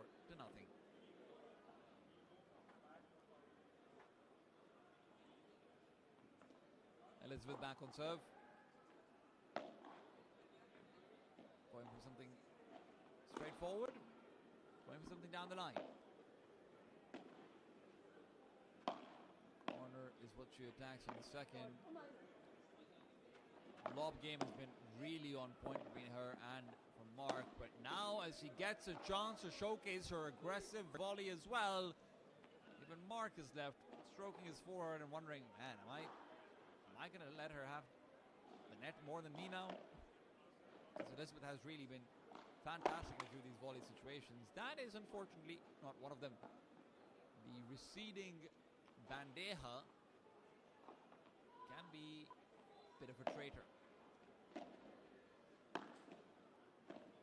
The corner, Lulu. Lulu the chicken ends up overextending. Miss Guerrera is feeling a little bit of that pain, and the crowd's having a great time on it meanwhile while she is suffering away. I've not been there. 30 all. Mark and Elizabeth are unable to string 2 in a row, at least in this game so far.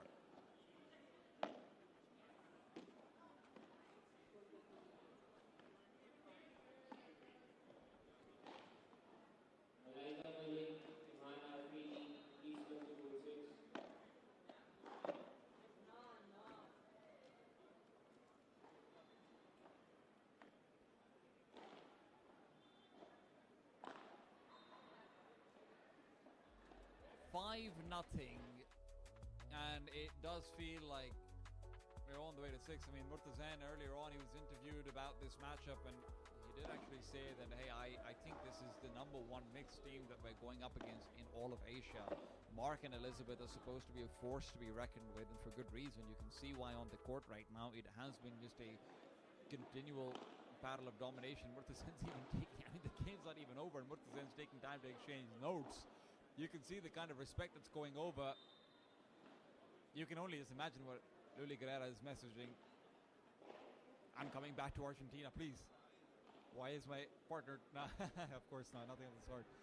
She's had a great time over here in Karachi. It's just unfortunate that the competition hasn't been quite as kind as the city has.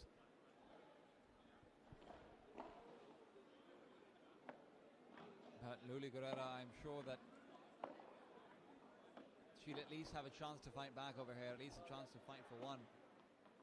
It doesn't feel like a lot when I put it that way, but trust me, internally there's a big difference between losing 6-1 and 6-0. I've been there. Oh, that is a great drop shot. Elizabeth's drop shots also, I mean, one of the things to watch out for going forward into the tournament is if she continues on going for these slightly deeper drops as well. A lot of players will make mistakes overcommitting to them, and you know, she's a good contrast with her female partner in Sarah, is just a lot more conservative, and that's the way it's working.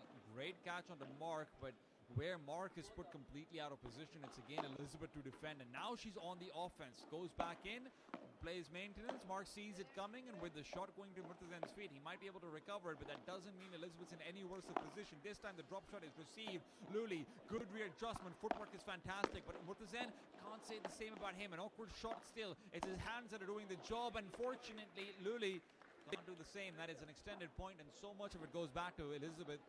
Murtazan, good job for recovering what was a couple of very awkward shots. Oh my God, you've got to be kidding me. Put it away. Put away the tomfoolery, Mark. I know you're having a good time. I know you're winning. And he wants to style on them as well. Luli Guerrera. Deep lob. Oh, that's a great flat volley in the middle of her high lob. And now Luli still has a chance to fight back. That is out. That is no way is that in. Yeah. I think that might have actually even hit the light. I'm not sure. It might have eyes on it. Still 30 all. Where Mark last time treated us over to a potential fun little shot. This time he keeps it honest, and in that honesty they'll still lose the point. Elizabeth unable to pick up the defense.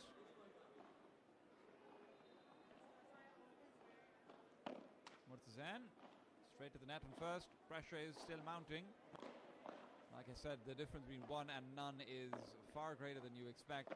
Elizabeth, lob goes high, received immediately. Luli maintains. Luli, though, looking for the overhead, not able to find it. Has to reset back into a very aggressive lob. That lob doesn't quite catch Elizabeth off guard, and Elizabeth is now taking full control over the sidelines. Murtazan forced next to the wall, resets down the galley. What a defensive maneuver. Fantastic to get there first from Murtazan. I mean, look at this again. A few of these positions that he's been in, he's just digging himself out of a hole somehow. He's in the same spirit that he got himself in there. Mark on service.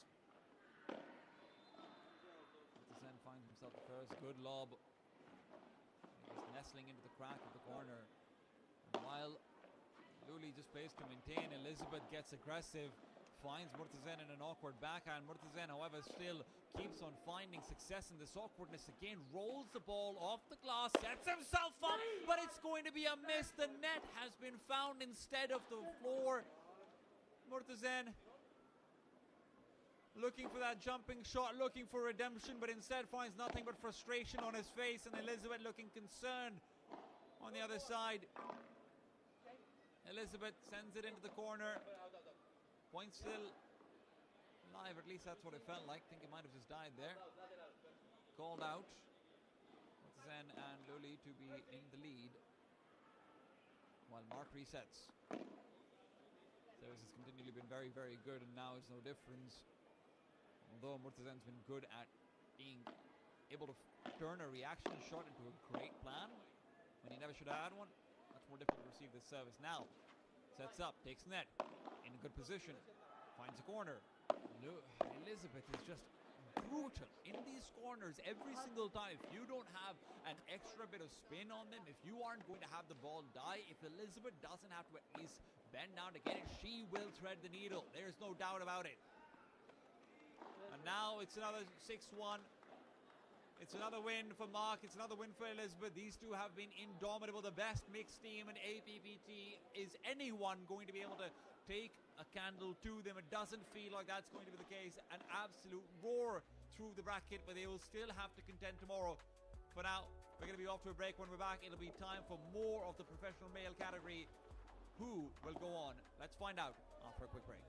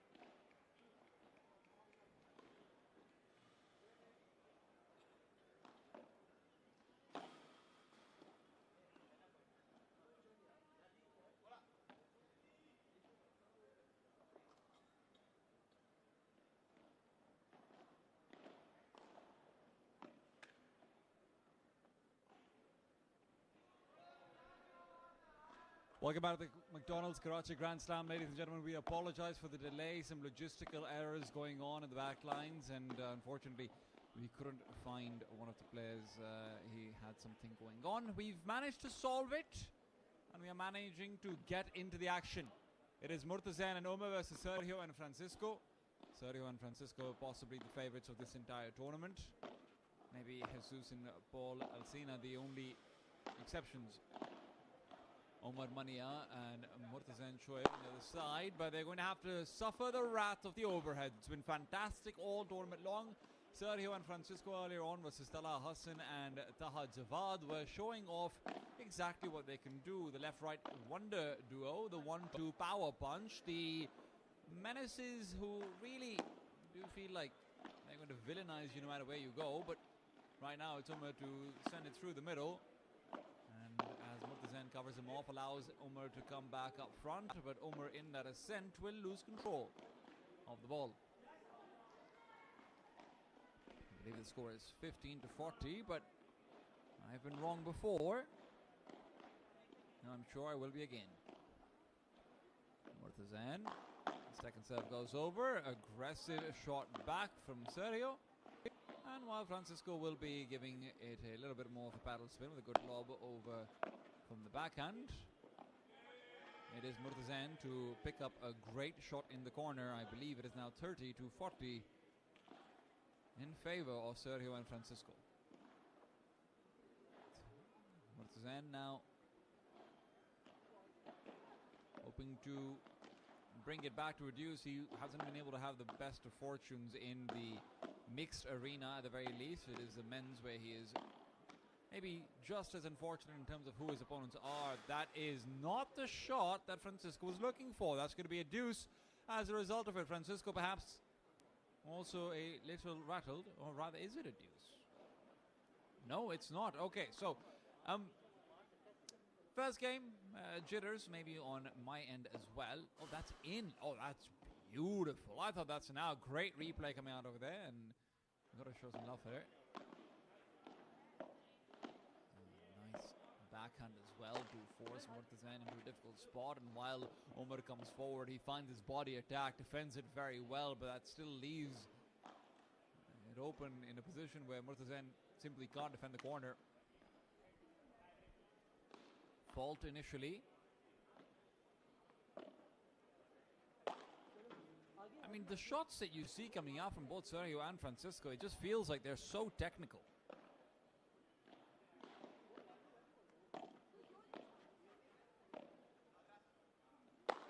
And this is no different. This is the thing about how Sergio and Francisco play. Every single time they're going for the shot, you see the ball, it doesn't look that fast, right? This isn't going to be one of these balls that are just speeding past you with the in a way that you just feel scared for your life. This is very much controlled, and a lot of good top spin on the bounce up, great height to be achieved, and they always get the ball out if there is even the remotest of possibilities. It's a kind of level of play that I think basically no one in Pakistan has the experience of playing up against. Murtazain and Omar Mania are unfortunately falling victim to it right now. There is a chance that you manage to prevent them from getting a lot of these overheads, and that has to be your goal. It's not that we can disrupt the overheads, it's that we can prevent them. But if you're letting through shots through the middle, that's not going to help. Matching rackets. Color coordination is cute, but cute doesn't win matches. At least not most of the time. Oh, nice shot out. Once again, bouncing over the top of the fence. This is just magical stuff coming out from Francisco. He's got the arm of a baseball pitcher, the way it feels like his shoulders just dislocate. I mean, watch out for the replay of his smash over here. You're going to get to see it pretty soon as well. There's some great shots from Murtaza in the corner. And not to mention that earlier shot that I even thought was out. That's what I'm talking about. I mean, both of these players, the way their arms let loose, it is a cannonball. There's not even a chance that you can jump up to receive it. Look at that. Perfectly played every single time. It's contacted from behind his head in a way that it forces out the spin. He's activating his core, and then his arm, it's like a whip. it's like a very slow whip, so you don't get the speed, which does mean that, potentially looking afterwards, maybe your Paul Alcinos, your Jesuses, maybe your Marks, your Davids, maybe these players can actually take advantage of that, but I'll be frank, this pair looks like the absolute best in the tournament so far to me. Murtazen and Umar Mania are maybe less than fortunate to be facing up against them. 15 love, 3-0 up, second serve, and first fault. Receive from Murtazen, but he's not ready for the second shot to come true. It is a sign of despair in his face as he resets and tries to shake it off, but unfortunately, he's not quite got that Taylor Swift element to him. And the players are indeed going to continue to play, and they are playing against it with some beautiful smashes. It is now going to be received, though. Doesn't quite go over the net, and that gives Omar Mania a chance to try and close the distance. The problem is he can't get the ball past Sergio, so when he's forced back by the mid-court lob, he misses the shot off the ball as Bahada goes too deep.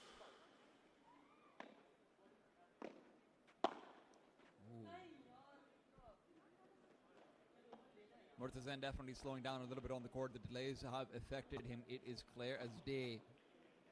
And his face is maybe missing some of that joy it had earlier on when playing with Luli Guerrero. Waiting for an hour will do that to a man, that is for sure. And difficult for everyone on the court, but it does feel like Sergio and Francisco are the ones who are coming out still cherry-faced, especially with that 3-0 advantage. Still, Murtazen and Umar have a chance to fight back. This is going to be it. If you take this point home, take it to a deuce, you have maybe a window to fight for an early break when you've had a few of your own. But the problem is that Sergio is not a one-hit wonder. This is not just a game about overheads for him. It's also very aggressive flat side volleys that Sergio has been doing a great job in, and it's a right side play. It is very important to get those. Great receive from Omar Mania. It opens up the shot, opens up the court for Murtazen, but still, it's a receive that Francisco is ready to double up with. Omar Mania cannot make the reach. He cannot close the gap. And despite what looked like a beautiful affair, it is still going to be the Spaniards who come out on top. Another overhead. Omar decides to stay defensive. He lobs it. He doesn't go forward after the lob, though really concerned about being forced into a block. I mean, this is where you're going to see that fear kick in for these players. If you're lobbing, if it's a good lob, you know it's behind the line and you're not going forward, that is pure fear and nothing else. Corner is being targeted. Omar is going back in forward. Lob is shallow, and Francisco, what is that shot? I mean, look at it.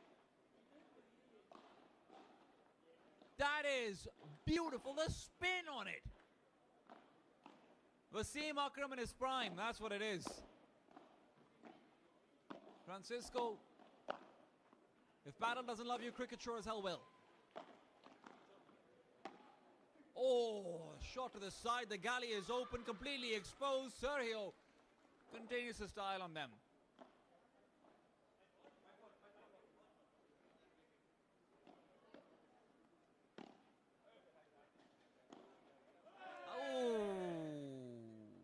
Winds up, the spring is loaded, but can't pull the trigger. Murtazen, I mean, the racket thrown down in frustration, caps are off, and to understand it, I mean, that is a critical ball that you never want to miss as a left side player. The wind smash hurts, it hurts so much, it hurts your soul. 5-0, and not a single one of these games has looked like Murtazen and Umar were truly competitive in them. If I'm not wrong, we haven't had a single deuce so far either. It's been missing a lot of chances and opportunities. Even balls like that one, which are reachable,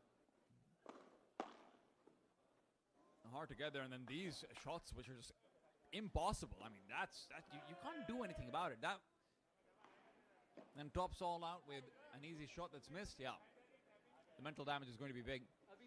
You've You've got to hope you've got some love on the side of the courts when you take a break between the sets, because this one does feel like it's slightly over. Francisco waits and watches as his victims, not his opponents, come back into the court. He's got full control. Francisco Jurado trying to vie for contention for MVP, but Sergio is one of his main contenders. If you're fighting for MVP between you and your teammate, that's a good place to be. Oh gosh, there's no good place to be on the court. You just have to get the perfect timing for the jump up. And again, maybe some of these shots are punishable. I'm not saying they've all got the perfect height or anything like it, but you're just not able to put yourself in the game for it. 6-0. Immediately going to set number 2. There will be no break. There will be no consolations. There will be no patting on the back. And all there is maniacal laughter from Umar Mani as he realizes what's going on over here. And he knows he might be a little bit out of his depth. Can't blame him. Who wouldn't be? I don't know if there's a single team in Pakistan that would be able to do much, but that's a great pick. That's a great return. Murtazen is really doing his best to just put himself in positions and make the most of this opportunity. Umar this time does actually make contact with the ball. It's 2 opportunities there for the Karachiites to be able to finish the point. Maybe a little bit more difficult for what Murtazen tries to go for, but at least he gets it in. Umar unfortunately not able to do the same. 15-0 for Sergio and Francisco. Lob is deep. Rulo is good. Forced back to the backhand right in front of his chest is Murtazen, and he's not able to recover from that. It's putting him off his footing, and he can't slow down the ball enough. This was something he was very good at versus Elizabeth and Mark Bernils. Tricky shot that he goes for. Underarm slice in response to the back wall. He's trying to keep Sergio from taking the net, but the problem is Francisco's already there, so he's able to pin him down to that same corner that he was hoping for defense in. Omar. Some conversation going on between him and Murtazen about who should have taken that shot. I mean, it's always a conversation to be had. On one end, you've got the forehand of the left-sided player, but your right side is deep and he's ready for the intercept. You can't blame him for going for a shot like it. This is a good attempt, but you can see how many smashes, I mean, are coming in. And again, Umar and Murtazen maybe in another position would probably have their wits about them, but they're frustrated. They're struggling with the delays. They're struggling with getting their mojo on. I guarantee they're watching back and they're thinking at some point, in the next week or two, we could have probably taken 2 or 3 games at least. Then who knows where we go. Now look, I'm not going to mince my words. Sergio and Francisco right now are looking like by far the better team. There's no working around that. But that's not to say that Murtazen and Umar don't have what it takes to at least take some games. But smiles all around as Francisco serves. It's a quick backhand down the middle. Why go for 1 when you can have 2? It's Sergio now to try and go for the rule. Again, middle is where they're dominating. And while Umar continues to try and take space in his defense, it had to be from the back where he put himself in position to reset the point. Now it's all about keeping a hold of this point. And Murtazen able to do so. Murtazen hugging the wall like that leaves it in a position where Umar can always pick up the shot if it bounces off a double wall and goes to the middle. Great lob. I mean, oh my goodness, that Pahada on the backhand is unreal. He barely had any time for that. Spins backwards into it. And now Sergio comes back with an overhead. Umar does receive it. Murtazen hoping that this is their chance to have control, but he knows better than to misjudge that Pahada, so he sends it back over. Can't flatten it enough for Umar to have an easier shot though. And in that straight 1 versus 1, Umar's been having a tough time, and for good reason. Who wouldn't?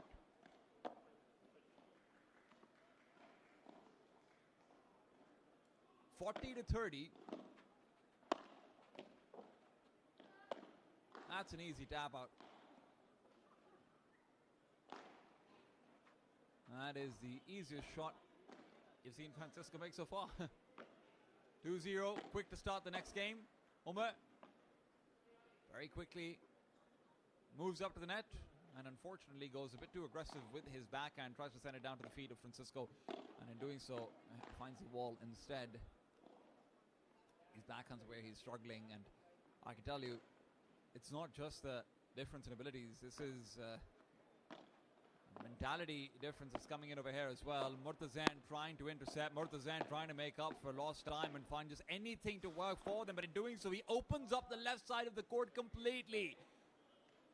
It's a risky maneuver and it can't work, but Sergio is giggling away as he realizes everything going on. He is ready to just watch Francisco dominate. A high overhead lob. Francisco says, why go for it once when I can do it twice? Another one. Oh, that is beautiful. Right over Omar it goes. Forces Murtazan back into a position where he doesn't have a Bahada. And then there's the cross court Bahada Rulo from Francisco. These shots off the wall that he's been delivering, you cannot understand how difficult they are. Perfect power control. 3-0. Sergio and Francisco have yet to break a sweat.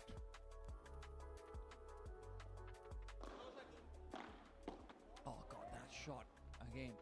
Lovely replay. Just you see how difficult it is to bring yourself back in that position for a straight down the line Bahada. Ooh.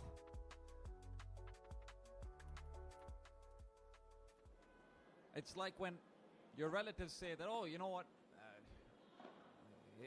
his grandmother had real taste in her hands. It's just something about her cooking just works. And honestly, that's what it feels like with Sergio and Francisco right now. Just something about their cooking on the court just works.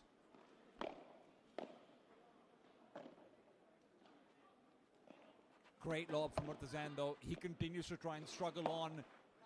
The shot to the side, backhand to receive. Omar's ready to actually take the volley battle this time over, and he catches them off, forces the galley opening and crushes it.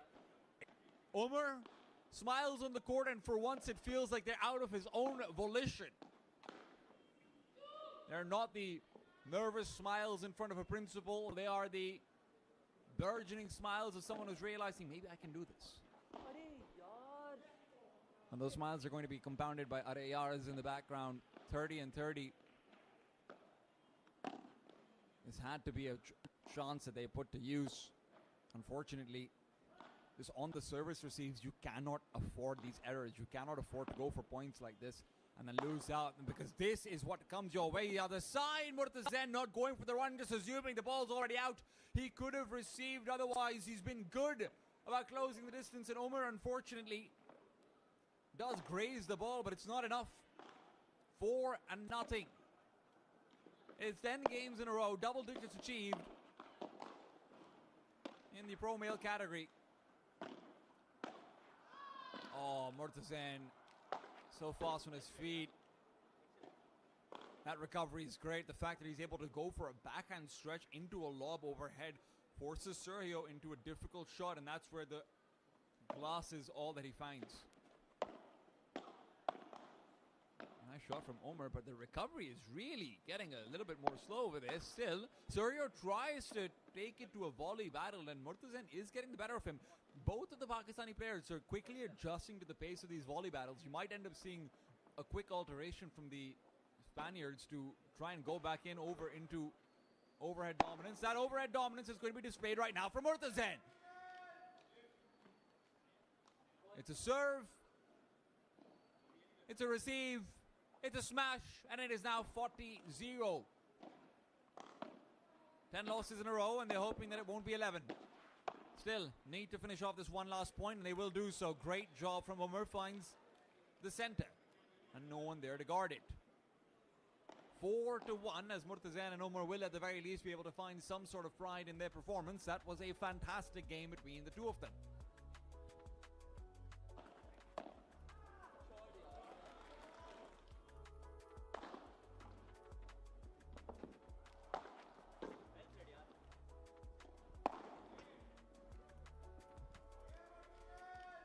You have to appreciate that. a bit of a taste of their own medicine as Francisco tries to jump up and reach a ball that he was never going to get to. It's a fate that he's inflicted on them many a times himself.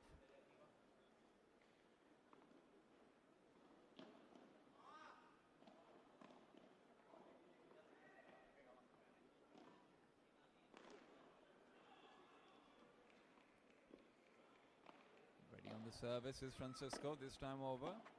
Oh, Omar really trying to go for a dangerous play back with a straight vertical return. Now, Murtaza does find more success in his own ventures, 15 to 15.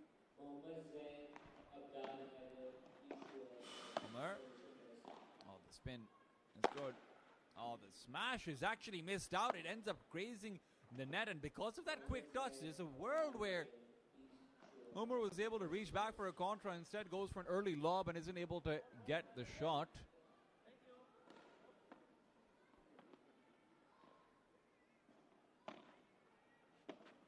Corner is attacked. Oh, beautiful. Lovely intercept coming through from Sergio. Just a quick step in and the slap down, 40 and 15. Sergio and Francisco are right back to winning ways. Nice slow backhand volley, and it is followed up with an aggressive board. The fact that he's invading into his partner's territory and then going for a Vibora like that over the left shoulder of Sergio. Bold move, but it pays off. Ooh, that's in. That is in. That is beautiful. What a way to find your first point on your opponent's serve.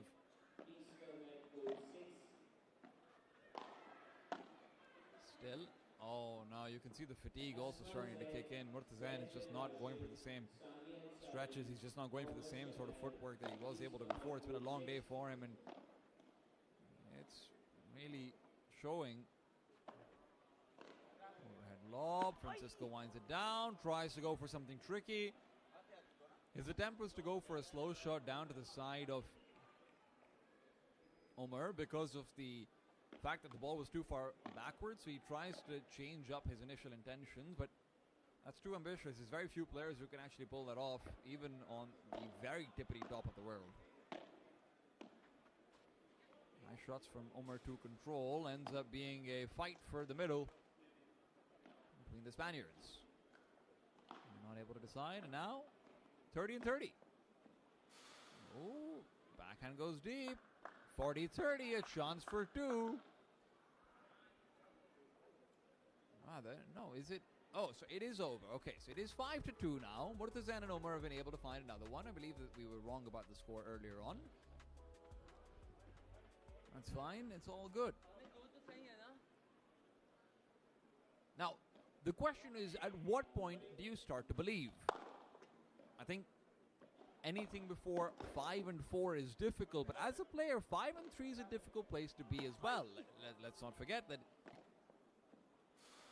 that's where you're transitioning over from being 6-0 up to suddenly losing a lot more games than you have even thought of, but that's if you even lose this one. This is Sergio's serve. He is ready to dominate. 15-0 to start off with a great smash. It is going to be now a slap attempt that does not pay off. Murtaza feeling a bit more alive after that 1 point. Off the side glass, and it's still going to be pressure on Omar. Ooh. Lob goes too deep, if I'm not wrong. And it's going to be 30 for Sergio and Francisco. Shot, prepped, ready, shoot, out. Francisco makes it look easy, 40 and 15. They're on set point, they're on match point, and the semifinals await them. If they're able to finish here, they want to do so in style, and style is exactly what they've showed all series long. 6-0, 6-2. It smiles to the face of Umar as he realizes there might have never been a chance, there might have never been a choice in the affair. It is Sergio and Francisco continuing to look absolutely untouchable. Of course, that's not the only quarterfinal. We've got 3 more to go, but before that, we've got to be going off to a break. We'll see you soon with more paddle action.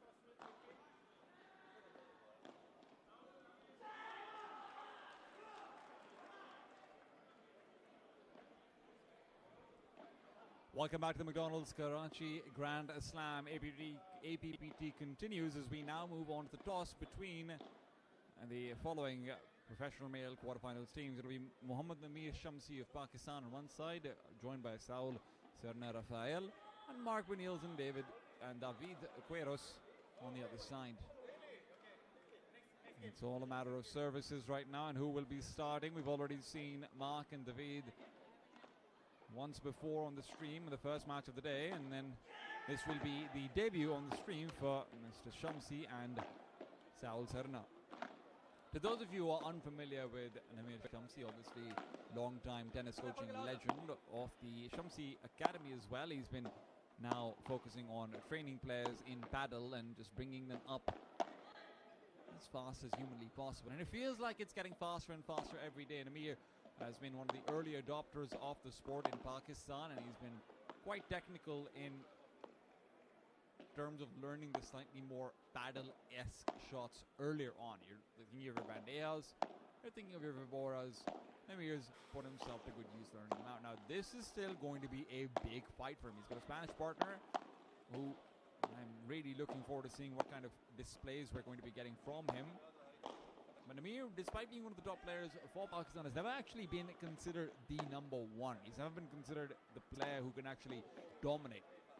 And a lot of players, you know, who are very good at theory especially, are able to actually make critical adjustments and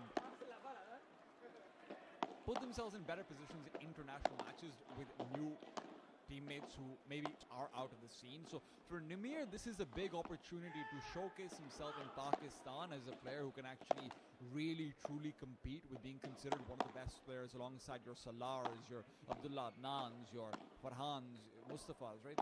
These are the kinds of players that Namir wants to be in contention with, but it's hard to put himself in that position. It's hard to justify putting him there. But a match like this, if you can try and take the head of Mark and David, the players who Farhan and Akil Khan were not able to pull down, that would be huge.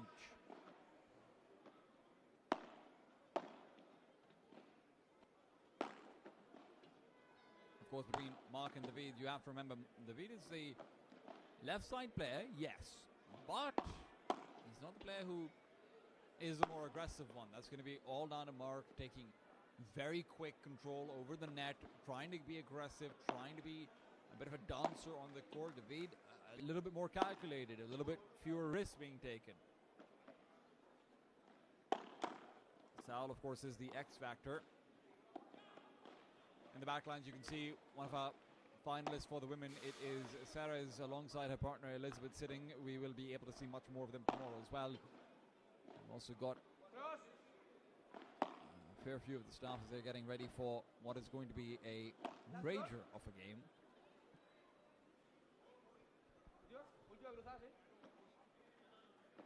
And I'm excited to see how, Namir actually comes through and makes this a strategically competitive game, right? Because we've had enough footage on Mark and David where you can start to try and open yourself up to actually, anti-stratting them, like creating strategies specifically to try and cater to them. We saw places where, hey, Mark's tendencies to get hyper aggressive if he feels like he's being put into a corner, then shutting down is big. So actually putting it in a position where maybe putting pressure on Mark or icing him out and focusing on David early on is going to be much more effective to forcing out these errors. These are the kinds of things that I'm expecting Shamsi to really sit down and be able to get that breakdown. The macro game at a tournament level is one of the most important factors, being able to analyze your opponents in between matches and figuring out what you need to do to really take advantage of a few flaws you might have spotted. That's the difference between a set won and lost. That's what Akil Khan did between sets. In fact, after the first set, playing up against David and Mark, Akil Khan completely changed his backhand, completely changed his approach to how he was playing off the wall as well, and that's where they almost took a set off of Mark and David. Mark, however, you can't forget, as much as I'm saying, Shamsi is a veteran, Akil Khan's a veteran, Mark's won 8 APPT titles. I'll repeat it. Mark's won 8 APPT titles.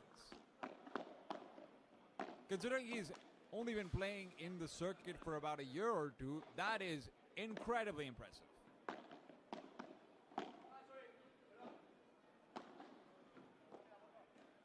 So he comes in with his own veteran spirit. David, of course, his newer teammate. If I am not wrong, and I might be, I believe this is their first tournament together. Could be their second as well. So that's also chemistry that will be being built. I'm not sure what's going on the sidelines, but hey. But at least it's good to see that Shamsi and Saul are in good spirits.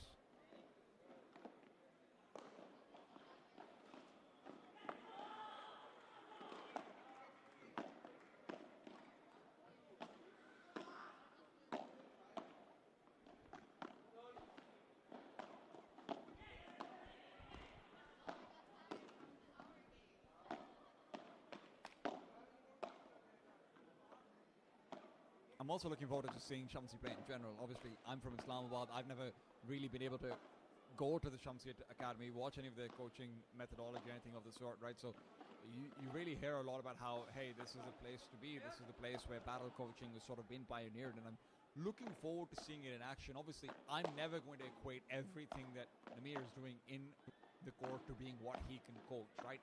This is, at the end of the day, a guy who is a veteran of racket sports. Is a guy who knows a lot more than you'll ever be able to implement. That's just the nature of being a veteran. You gain your mind when you lose your hands. That's true for any sport. It's true for any sport in the world.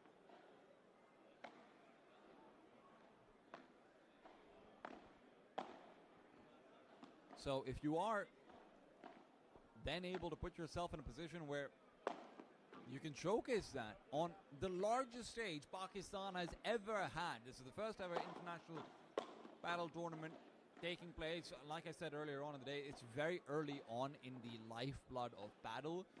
In comparison, I mean, tennis is obviously the comparison everyone draws, and it's a wonderful sport, but obviously structural issues in Pakistan have meant that I think now we're finally having conversations to have our first ever ATP event in Pakistan. In comparison, I mean, Pakistan's already sent teams out to FIP Asia.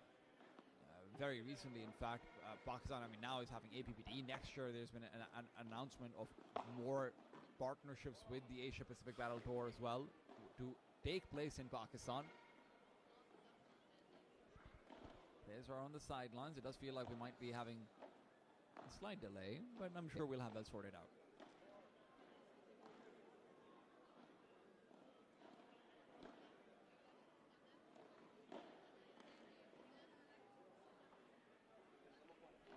Mark is back on the court, so at the very least that's going to be reassuring.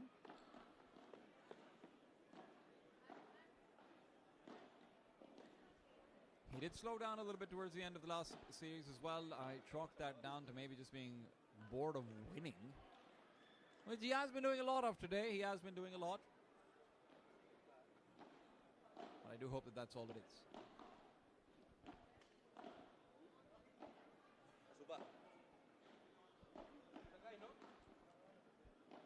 Players take positions on the court. It is Saul to start on the serve.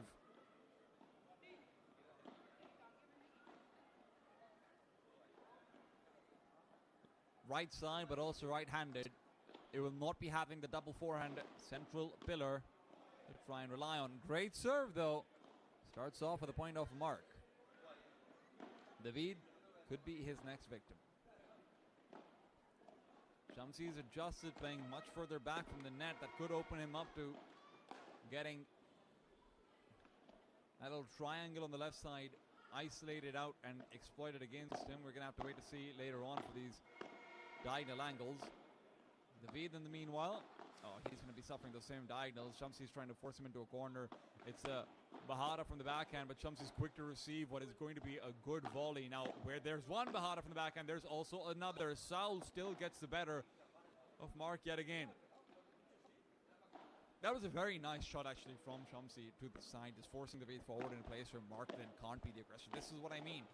You have to be in a position where Mark doesn't feel comfortable aggressing early on and then ice him out if you want to have a chance to disable him in the game. David, he is much more robotic, and you can see right there. You give him a chance, he's always going to nail it. It doesn't matter if he's aggressive, if he's defensive. This guy is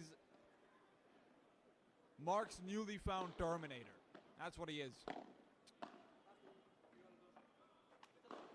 Doesn't feel like he's human sometimes. Mark, in the meanwhile, has been looking very human. Sal, great job of giving services that are hard to receive and continues to get them back in. Shamsi, once again, back lines. Oh, that's a smash that's been taken away. Turn back over. Quick jump up from Mark, and as soon as humanity is displayed, he will break through it. Beautiful shot. Completely ready for that. Saw that conflict. And now once again pushes himself forward, but so quick to reset in that forehand, and he stays defensive. This is the thing. Mark is so good at telling when to stay defensive, and now it's a net that betrays advantage lost by Mark. He shakes it off. David, in the meanwhile, good lob. Will not be able to take control over the net. Worried about what Shamsi's bringing over. Great try. Reactions from Mark are fantastic, but that doesn't mean it's going to be meaning a point. Still, 40-40 once again as the deuce does come through. It is a botched serve, but two more where that came from, as it did hit the glass. Good backhand volley. Trying to find an angle before Mark gets it. This is the thing, right?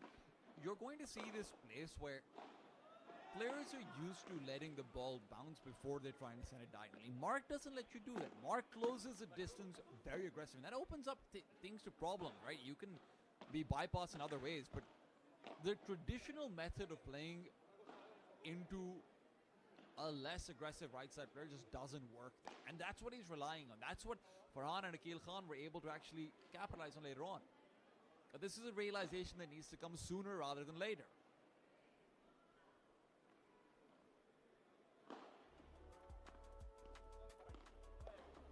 I mean, look at this. Look at this shot. Just so confident.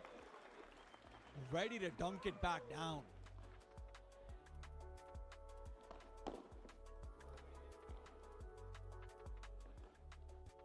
Now we see another shot that goes straight to the net. Mark will Elquats right over. 15-0. And now David with another chance. And the robot continues to march on through. Where we were looking at Sergio and Francisco's shots as being these works of art, I have to say, David is much more a assembly line of smashes whenever he is given them. It is mechanical, but my goodness, is it precise.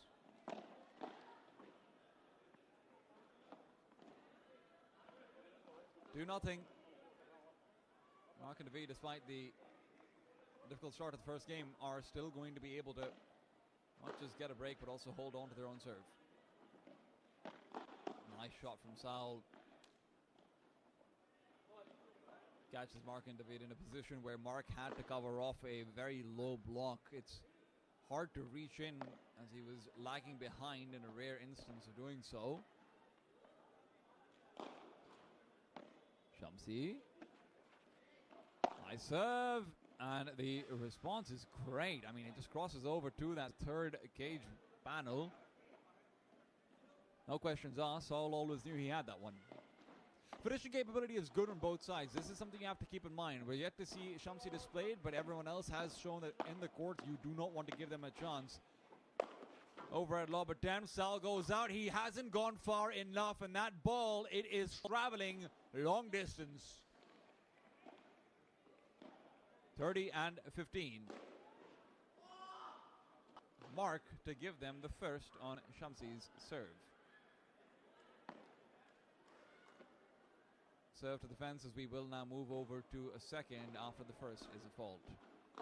Amir, slightly slower, opens up for a lob, does return that lob back with one of his own after a good bandeja to get some control, and Mark then overextends, tries to go for a diagonal shot to the left in a very difficult target. I mean, that shot works a lot better versus lefties than it does against righties, in fact, because righties have got a forehand on that side.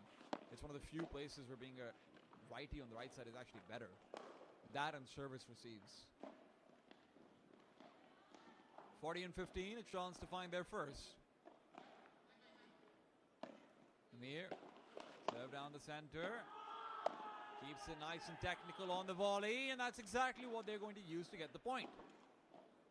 It is, I was rather 40 and 30 if I'm not wrong. So, game number 3 goes the way of Namir and Sal. I really like what I'm seeing from Shamsi actually in a few of these services especially, because what we've had from Pakistani players so far, a lot of them are trying to get points on their serves, and Shamsi's completely abandoned that in most places, right? You're seeing him go for these serves down the center, especially in the second serve. He's fine with giving a serve that's relatively easy to lob and then being prepared for an early bandeja. He covers less ground to the net to even start with. So when he gives that early bandeja to himself, he's still actually able to put himself in a winning position. I really like what I'm seeing there. This isn't the fanciest paddle. This isn't the kind of paddle that you look at and you say, wow, right? But this is paddle that's effective. And that's what you need when you're going up against giants.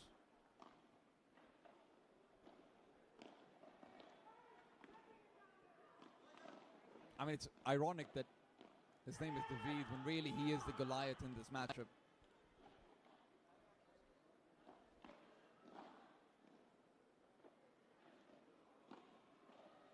Shamsi back on the court, feels at home over here. If there's anyone who I can comfortably say this is going to be their home court, it has to be Namir Shamsi.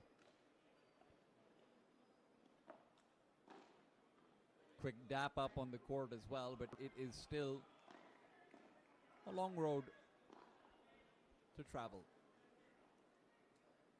I believe service will now be marked, if I'm not wrong. And indeed it will.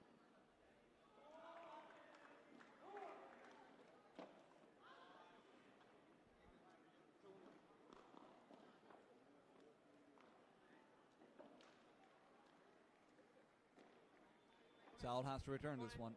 Like I said, one of the big advantages of being, one of the only advantages of being a forehand dominant on the right side. Oh, that is not going to be going out. Shamsi is ready to receive. He is in great position to force a corner backhand block as well. And when he forces that, David is not able to do anything. This could be a big opportunity if you can get one more point. If you can get that early 30, put some pressure on. We've seen Mark and David struggle with that pressure. Lob is great into the corner. Sal trying to push Mark into a backhand volley in a way where Namir would have the center free. It just doesn't work out for him. It's a hard shot, especially when you're trying to reset. Namir's out of the court, back in! And although David tries, he misses the first. It'll be reset again. It's out of the court, and Shamsi's back in! Defense, defense, defense. The coach is in the building.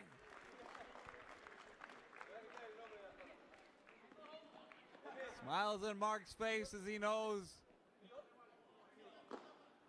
that this is suddenly starting to get a whole lot more interesting.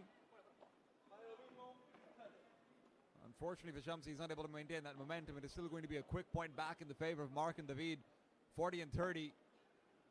Oh, beautiful service. That was fantastic. Nice side swing into the middle.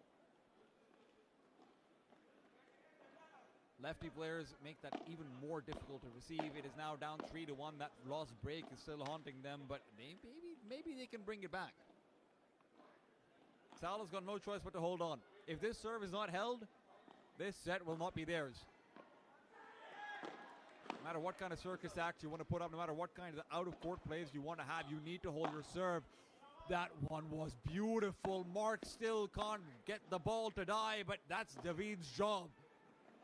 David closes the gap, moves to the center, covers it all off, and then by forcing Saul to do the same, he opens up a galley that he then exploits. Now, back over to the next. Lob overhead. Bandeja's good. But Shamsi's not ready for the receive. Again, just that 100, 200 milliseconds faster with the left-handed player over there. Oh, nice try on that service. Trying to spin it into the tee. Now targets the corner instead. A drop shot force that Mark tries to overcome with a lob attempt, but with the amount of spin on that, the ball goes wild.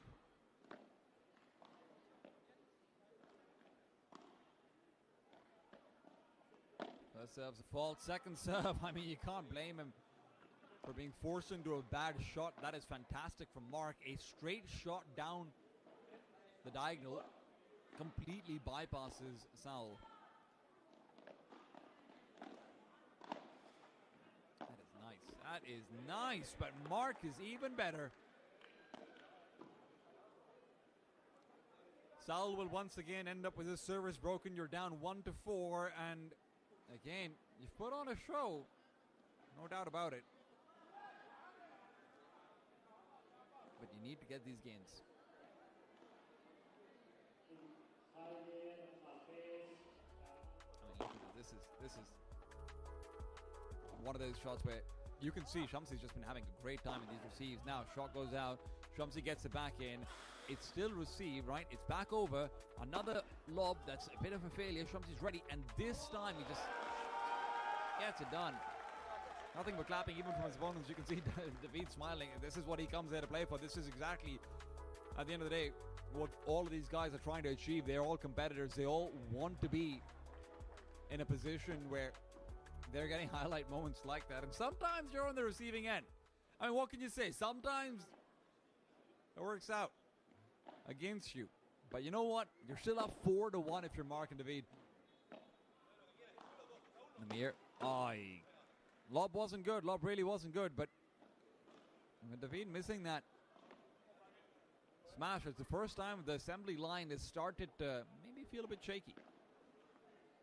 Maybe just a one-off. Oh, beautiful intercept. Moves in before Saul's even ready to anticipate a possible block. Mark, fantastically well done.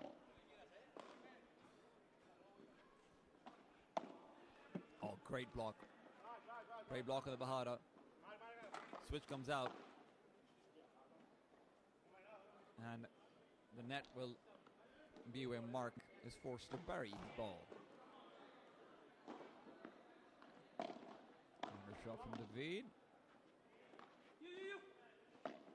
Saul asked to cover. Can't cover everything, but actually he can. He's running all over the map, and it is going to be tough to force him away. Now with a deep bandeja, gets control over the galley, and almost even gets a side glass. That entire point was just Benny Hill music going on as Saul tries to catch up to a ball that's running away from him a bit too fast. 30-30. Could have been break point achieved. Oh, that is fortune favoring Saul after what happened in the last one, but still the ball is very much alive. He's forced to fight for the point with a great backhand Bahada. Right to the corner, right to that left-handed weakness, that backhand. That is so rare. Oh, beautiful intercepts. So Mark has been great in this entire last 3 games. Mark's intercepts have been completely on a different level. We've not seen that displayed from him so far. Maybe it's not needed so far. And now with a great overhead, he's able to bring it back to a deuce line. That's not to say that Shamsi and Saul don't have momentum in this game. They do, but this shot could change it all. That is going to be a lob that barely connects, and now Shamsi needs to display a slow shot. He's got it again. This is old man paddle on your head. I love it. If you don't want to get the smash out, get it slow. Make them sweat.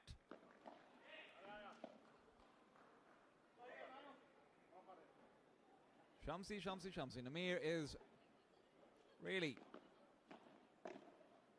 putting on a show. Mark's ready to do some of the same, but Saul's already covering that distance before you even have to think about it. Now David asked once again to send it out of the court, and he will deliver. That momentary shudder in the assembly line, it is gone. You're back to deuce. Second deuce. After this, it will be golden point. Should it be required? Serve down the center. Lob is good. Backhand, not so much. Again, break point one more time. If this is going to be where you start mounting the comeback, has to be here and now.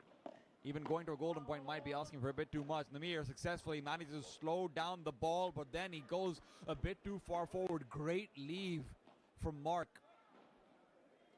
Allows that error to be made. Golden point to be received by Saul. And as the ball is going to be found in the back of the court, it's a great lob, but it's one that's countered out by much the same. Bahada to try and return. There's a gap between the center, but he instead chooses the galley. An opportunity that will not be coming back in. It is Mark and David on 5 games now.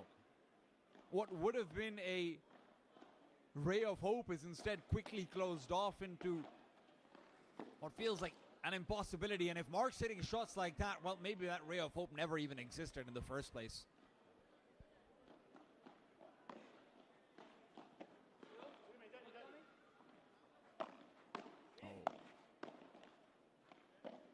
Good to see.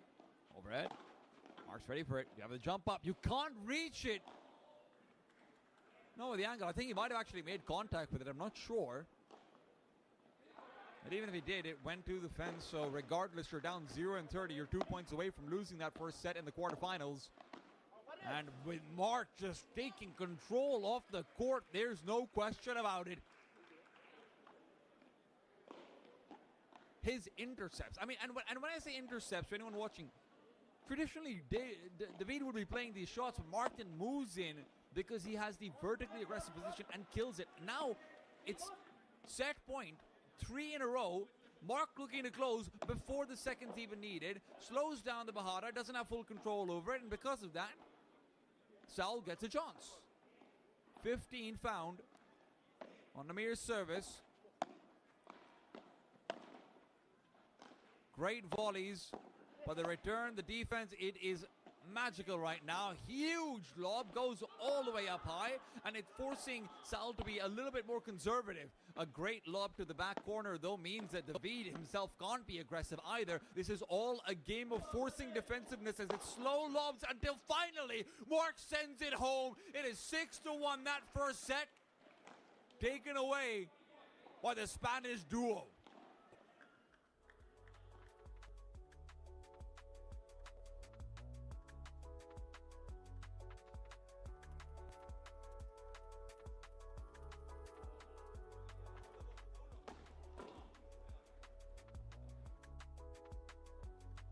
I'm telling you, there's maybe like 2 overheads that David has missed all set long. It is insane.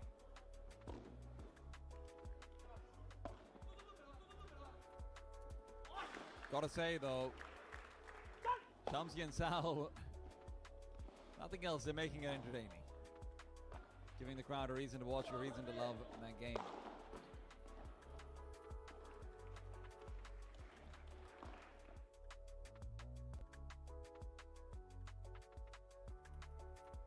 Quick conversations as they try and figure out what they need to change going into the second set. They know that they were not without chances. They had, what, maybe 2-3 break points that they weren't able to capitalize on. That's the difference between a 4-4 where you're now fighting to figure out who goes to 6 and a 6-1. Honestly, you're missing a couple of break points. Set is completely different. You have to remember as well, they didn't manage to hold on any of Sal's services.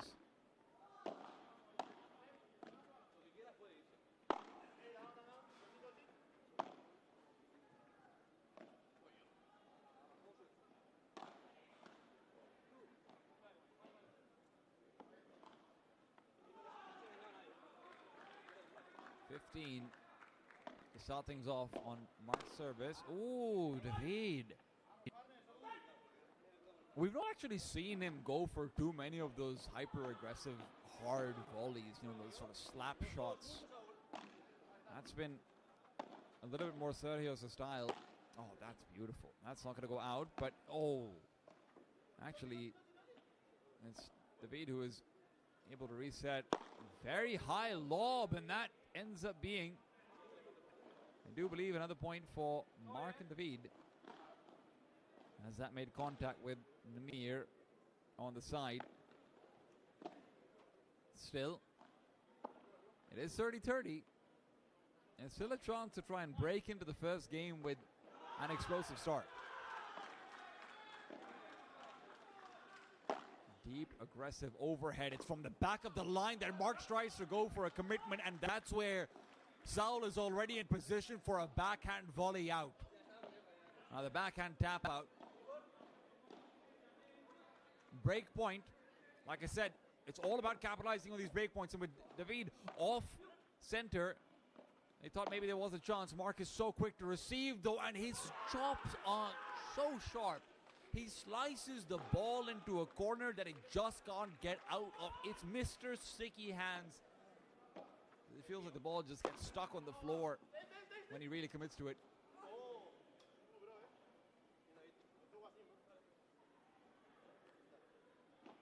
Advantage the way of Namir and Sal though. Once again, break point that they have to capitalize on. No choice but to do so.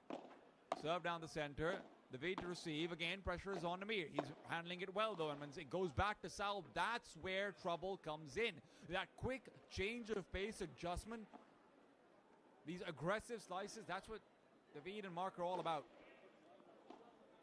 Advantage was their way actually, not Namir and Sal's. But Mark and David will be starting off 1-0 despite there being a few break points. Keep a track of these break points. That's what really tells the story of the game. A lot of the time you're going to find your opponent not playing at their best. Maybe you're just playing better than your best. Maybe you're playing the best battle you've ever played in your life. But until you win those break points, it doesn't matter. Equally important is to hold, maybe even more so. Sal's service will start off with an extended rally, and unfortunately it'll end with a very short volley. Tries to extend into it. It's love 15 down as he moves into the second serve. Fault for his first attempt.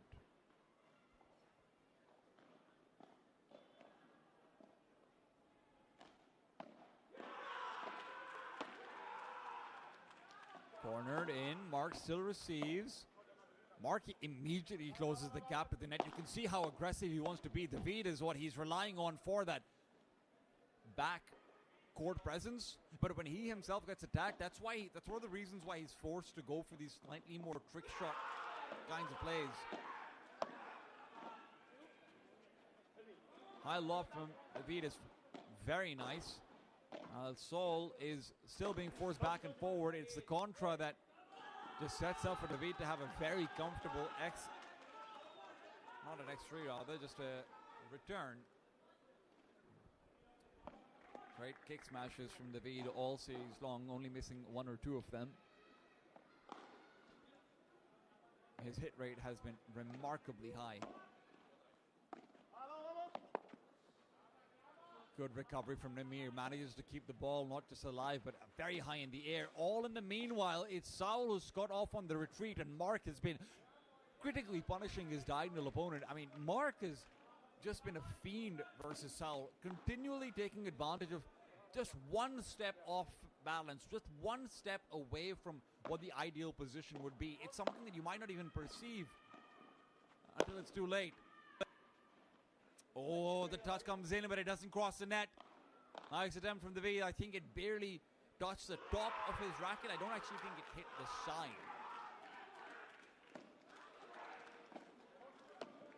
Shamsi. Oh, rare miss. Very rare miss.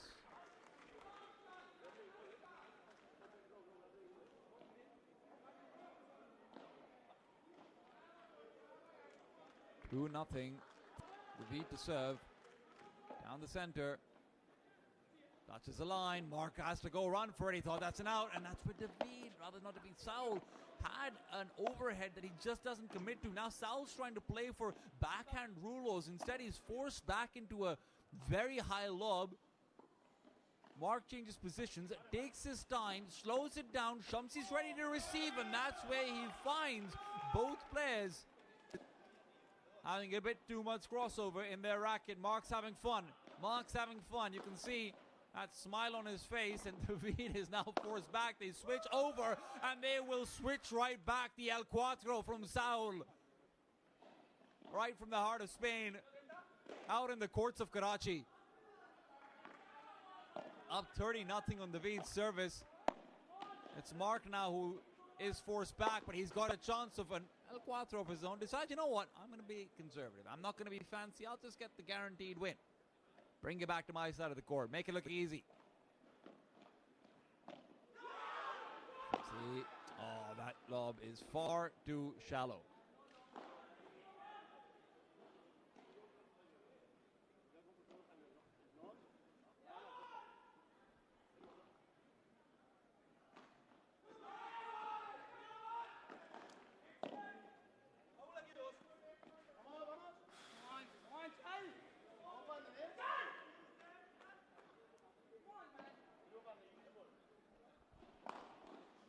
To 30 again, another break point. Remember, both of the services so far between Mark and David have ended up in a break point against them. But neither has been capitalized on. And again, David is setting up for a good kick smash, but it's Namir who ends up having it hit the top of his racket. Otherwise, that would have been a guaranteed tap out. And as the scores are quickly reversed, I think that the reversal might be wrong. It is deuce now, if I'm not mistaken. Oh, Mark is not going to be wasting any time at all. Immediately launches into his kick smash, brings the ball back over. Advantage to Mark and David. And David is not wanting to be left behind. Still, it's a game of kick smashes and no chances whatsoever. Game number 3 going to Mark and David. Another break opportunity has been missed here. This could very well have been a 2-1 or a 3-0 the other side. Namir knows it as well. He's hiding his emotions behind the towel, but that's not going to defend him from the inevitability of what is to come.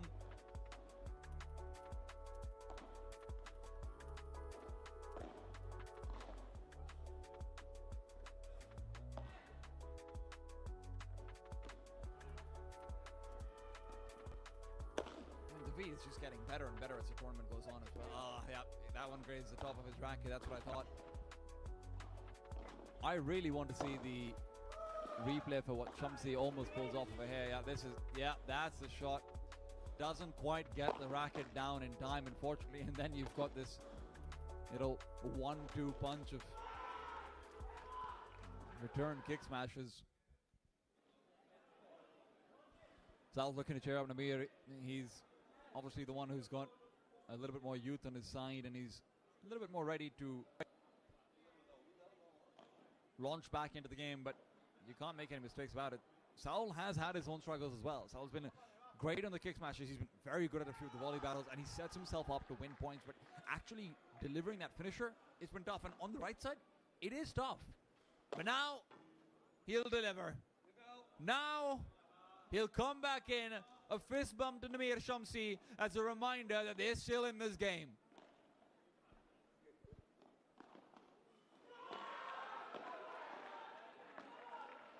Namir, oh, nice change of pace, but Mark is just so adept at this cross court right next to the net triangle pocket offense that he goes for with a backhand on an extension, no less. On an extension.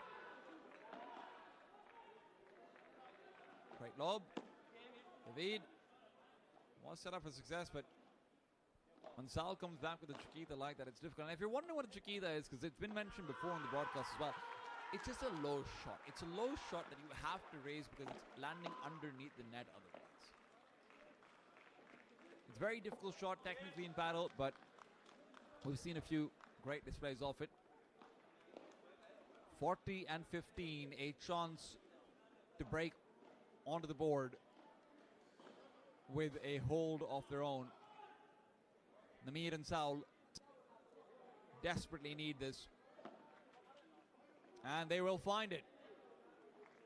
Error from Mark, as in his pathway to aggression, he will end up giving up the first game to Namir and Sal. And again, I cannot reiterate this enough. This could have been 3-1 on the other side. But we can't get hung up on what could have been, because it is Mark who is delivering what is. It's a slow, gentle tap out.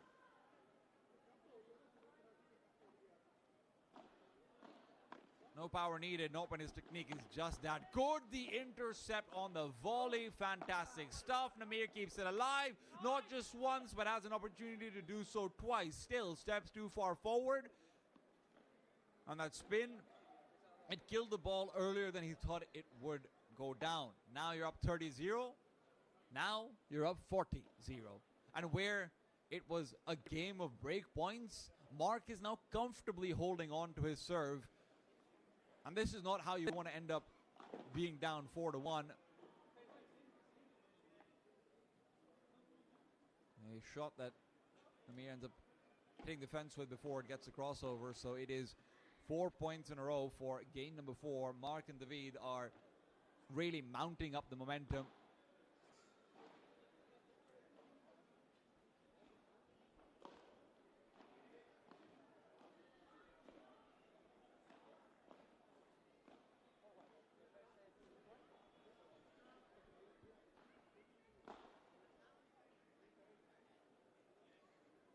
What is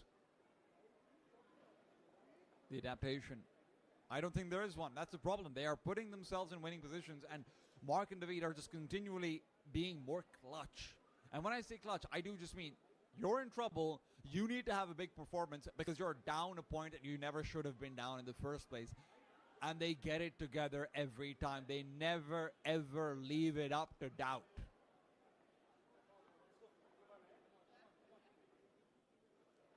And at some point that starts to seep in. At some point you start to understand that maybe that's just how it's going to be every single time as a team against them.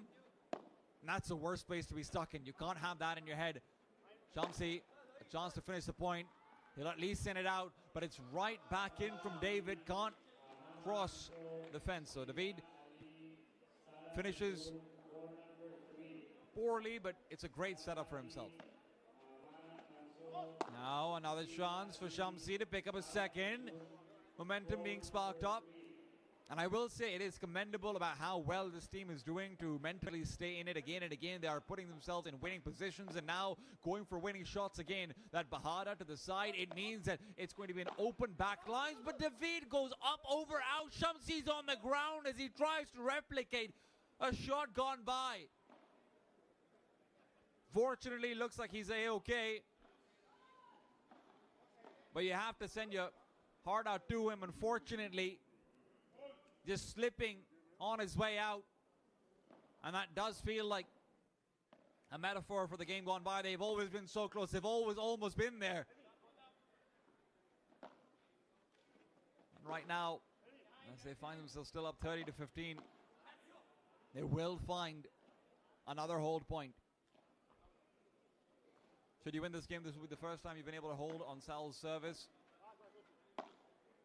Nice Rulo to the side means David is not going to be in position to get aggressive, and Sal does get out a really shallow lob, but Mark again and again at the last minute, when creativity is questioned, this man shows up with a paintbrush.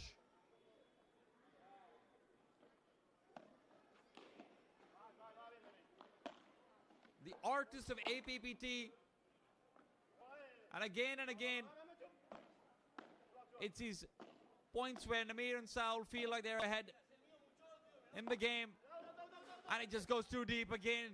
David sends it out for the deuce. Frustration in full display. A kneel that does not feel great. I think you might have hit it on the post on the way out. Incredibly painful. Well, now one, I think, went to the cage. Quick pause to make sure that everything's okay. Some stretching to come through. Never the way you want to step out of court, and it is incredibly important to take care of any sort of potential injuries. Just immediately get whatever first aid possible. And look, there's no shame in bowing out of a match either. Some of the greatest players of all time have done so, and you have to protect your body. At the end of the day, you have to be ready to play another day. And I mean, Namir Shamsi, what a performance he's delivered. He'll go on, he'll fight through the pain. He wants to finish this set. He wants to showcase everything. He doesn't want to feel like he left anything out on the court.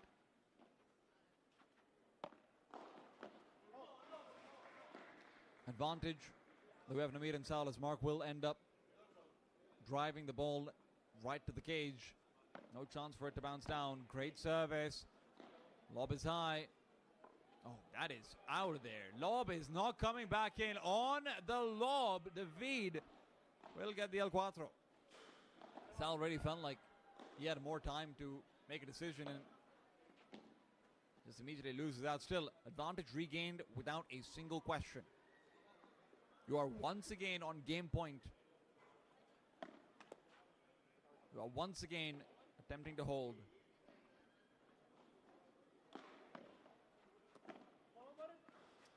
See, forced into a contra. Volley battle's not going well for Sal, but he does manage to recover. Isn't going to have to send it back to the wall, and in the meanwhile, gets himself to the net, but he can't get himself far forward enough to make up for this no-look shot. Then Mark just delivers. The artist of APPT continues to paint the court red with the remains of Namir and Sal. I mean, this is magical stuff.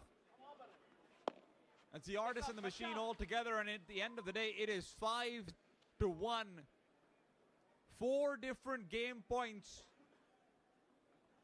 for Namir and Saul, and this is what I mean by they're just more clutch. 5-1, 0 all. 1 game to go before you're in the semifinals guaranteed, and frustration will continue to seep out. Namir's given it his all. So has Saul, but they can feel the gap. You think you might be able to see it. It's a different feeling to be on the court. It's a different feeling to watch your hopes be all for naught, your scores to not matter in the end, your break points that you've lost to be coming back to haunt you at night. It's a different feeling to go back home and think about that 1 extra hour of practice that maybe would have made the difference, put you up 4-1 instead of being down that same number.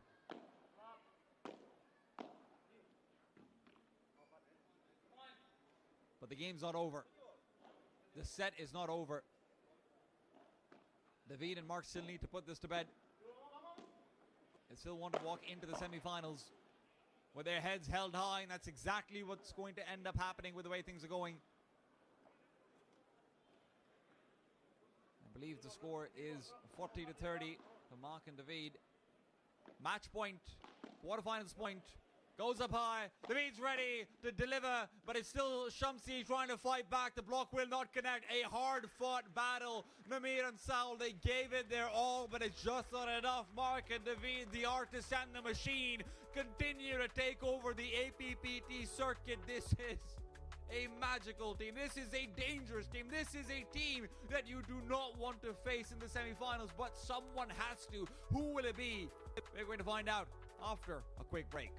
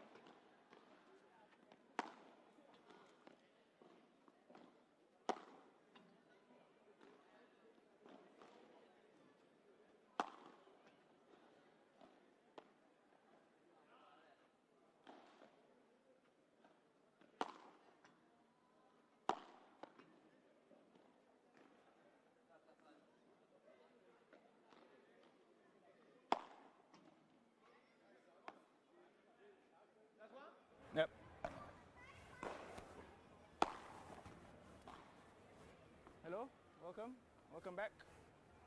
You'll play 2 deuce. Your third deuce is a golden point. Okay. You have enough space, so if you want to run out, you can. Okay. Other than that, any questions? No? You okay? LA, you want to choose yellow or blue? Blue? Yellow. We serve. Serve? Okay. Thank you. Welcome back to the Karachi Grand Slam, brought to you by McDonald's. The APPT Karachi continues. We've got Argil Lance, ranked 14 in the APPT circuit, joined by Daniel Hoyo, famous coach in the UAE, versus Paul Alsina, ranked number 1, with his new partner, Jesus Ruiz.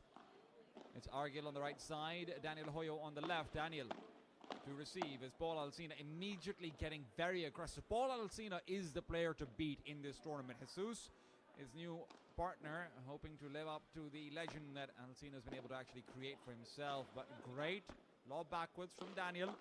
Argil receives. Argil's got amazing vibras. Have to keep an eye out for them, but Daniel's very content to come through and take over space if he knows he's going to get it out. This is going to be a real treat of a game. Ladies and gentlemen, anyone who has been tuning in all day long, thank you for watching. Welcome to the big leagues. This quarterfinal, whoever wins has a real chance of getting to be the real champions immediately here now. Paul and Jesus might be the only team that I think probably favor out versus Francisco and company. But enough about that. Jesus, oh, beautiful smash from the back glass. That is absurd. This entire game has been a highlight reel of Jesus. I'm sure we're going to get to see that in the replays afterwards as well. Paul Alsina in the meanwhile making sure that he is giving himself a chance to have a few highlights as well. Always the man setting up a block attempt from Daniel Hoyo. And it is just not enough. Jesus, beautiful stuff. Look at that. Look at that shot. It's absurd. Paul Alsina, where have you found this man? Welcome to the Asia Pacific Battle Series. You're going to do very well here, Jesus. You're going to do very, very well.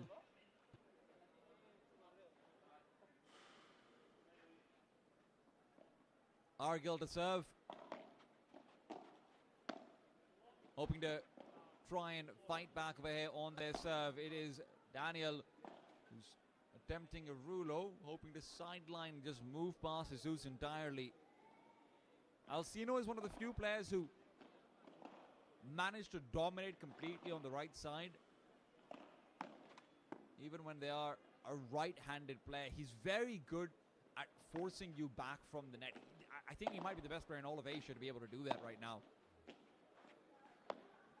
Daniel Hoyo himself making a big debut despite being a big name.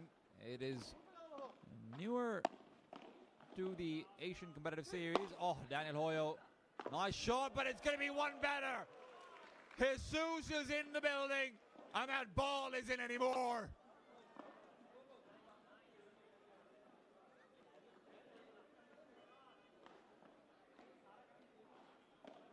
What can you even do? What can you even do against that? Argil back on the service. Faults it out. And while Daniel continues to aggress. Oh, that is a very, very high ball. You're joking. You're joking. It just feels like every single ball is just always going to be returned. Daniel Hoyo has got no space at all to make any errors. Argil, at the very least, will be able to find the first point in Jesus' service. Block from Daniel is good. Tries to take control over the net. Backhand lob is not going to be sufficient. Argil needs to jump higher than anyone really can. That's easily a 5 meters high ball coming back in.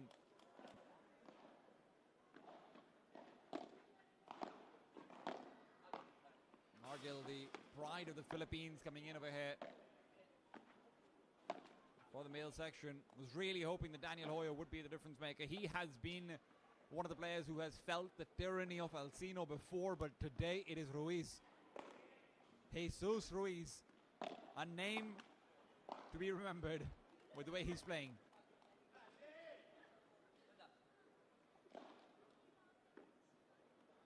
Serve down the center. Again, great Viboras on both Argil and Alcino. Hoyo. Oh, net doesn't quite favor Jesus this time. Hoyo with a nice shot to the back corner. Jesus' serve continues forward. Argil and Daniel unable to close. Breakpoint loss of a hair, that is going to be critical. Deuce is found, and while Argil tries to lob over, at the very least he's able to make sure there will be no smashes attempted. Alcino's lobs cross court have been looking good, and although Argil tries to go deep, it is a little bit too much. Misses by an inch, and now Jesus with the advantage in this deuce. Serve to the corner, and it is a net that interrupts. I thought it might have been Alcino, but Alcino is instead going to make first contact off the back of a lob, fakes out a lob of his own, drop on drop, and it's going to be Alcino who still covers the center, but can't actually get it in the court.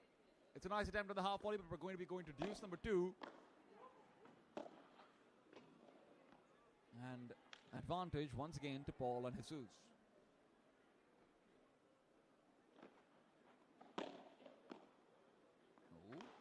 Daniel runs forward, does manage to receive the drop shot. The spin is too much, and Alcina will stick it to the right corner instead, where Argil was forced to take center court.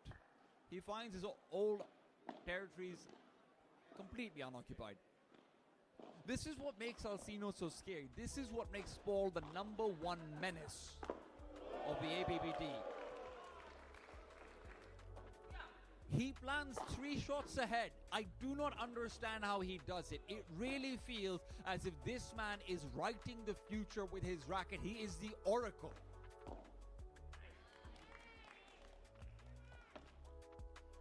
Some Doctor Strange shenanigans going on, as the right side is completely his domain. 3-0 up, and Argil and Daniel, they've got to have a conversation. They've got to have a think maybe just internally about how do we make this better. Daniel's had good moments. Hoyo has taken control over the court with some great smashes. The problem is that right now, I mean, so far, from everything we've seen today on the stream, on the A Sports channel, Jesus is the most athletic player in terms of pure speed. He is covering the court like it's nobody's business.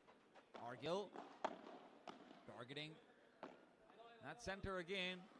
Daniel not feeling quite comfortable to go for the overhead, and because of that, they're going to miss out a chance for a quick point. Now Daniel sets up for something a little bit better. Jesus still is in position, but he rotates too far. He's trying too hard to get it into the corner when he doesn't have a chance to tap it back out. Daniel, I mean, there might even be an argument to be made to continue going for these slightly shallower smashes to give you a better chance for a volley that kills the point instead. Now, that's not quite shallow, and he's not going to go for it. These deep smashes that, I mean, they're very hard to justify, but when you're lobbed twice in a row, to go for it on the second smash, it's just even more difficult. Daniel Hoyo, you can see he is feeling the pressure, 15-all.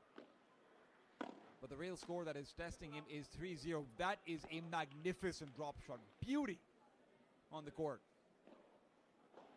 We've seen some killer volleys. We've seen some great points at the corner. Drop shots have been largely missing from our arsenal on the channel so far. This game looks to rectify. Nice shot from Argil. Right at the corner. Sets up for Daniel. Jumper from Jesus. It's not enough. Daniel's already got distance on that shot. That's exactly the kind of shot you need to bring yourself back into contention. Oh, that is an early pickup. Alcino forces the issue, moves in, but it will be, I believe, a missed shot later on. 3-1 as Argil and Daniel do find their first. Alcino back on the service. That is a beautiful volley. It is in the ground. 6 feet under, the second it left his racket. Either you prevent it from touching the floor, or you watch as it never leaves it. Another one, but this time a little bit better received. Hoyo's ready. And the Oracle isn't able to deliver that time over, but that's where Jesus comes back in. It hits the light post. Remember, if it hits the light post after bouncing off the back wall, that is an automatic point. You cannot continue on from there. Fault out on first, but Paul still got his second.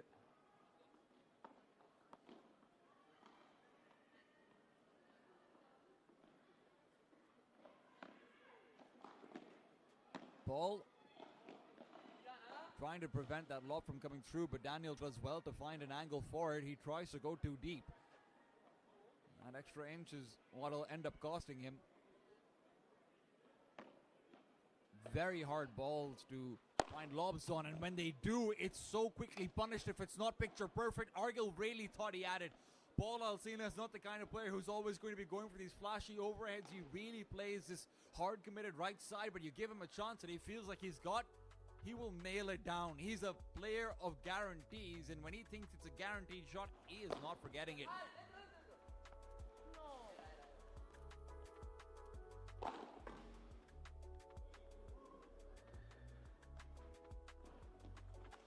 that shot was a nice response.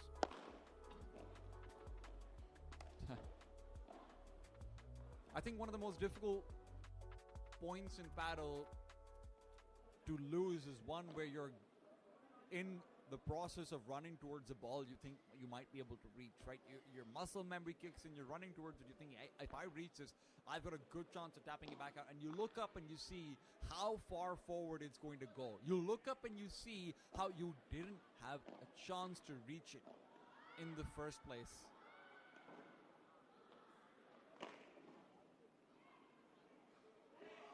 That pit of despair when you're already down 1-4, that sinking feeling in your stomach, that's something you've got to push away. Argil and Daniel, they still have a chance of ahead. They need to capitalize. Quick conversations on the side of the court. What is the adjustment going to be?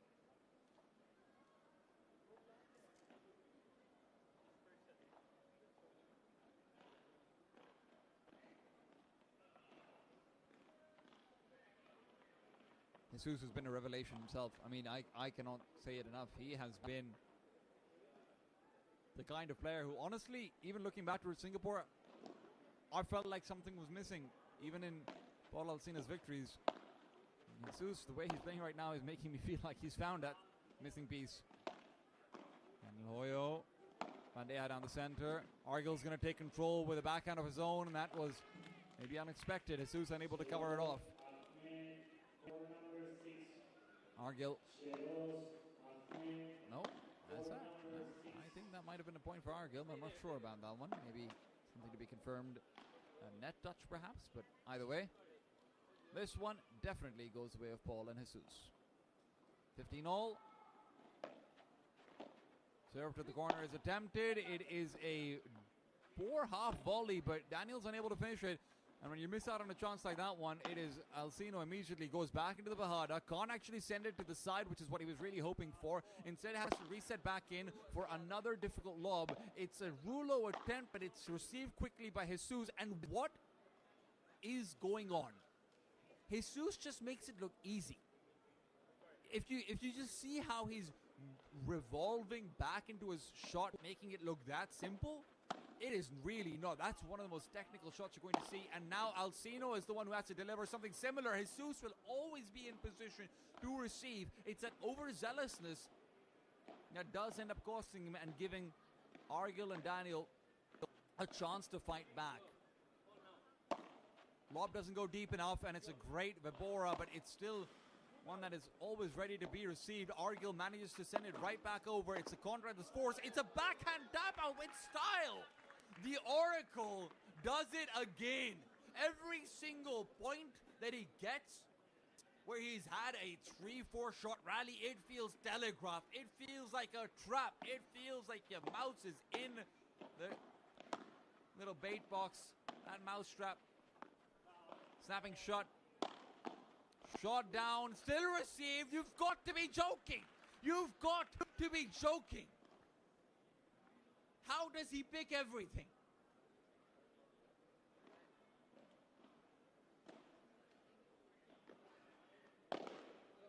Well, questions for another time.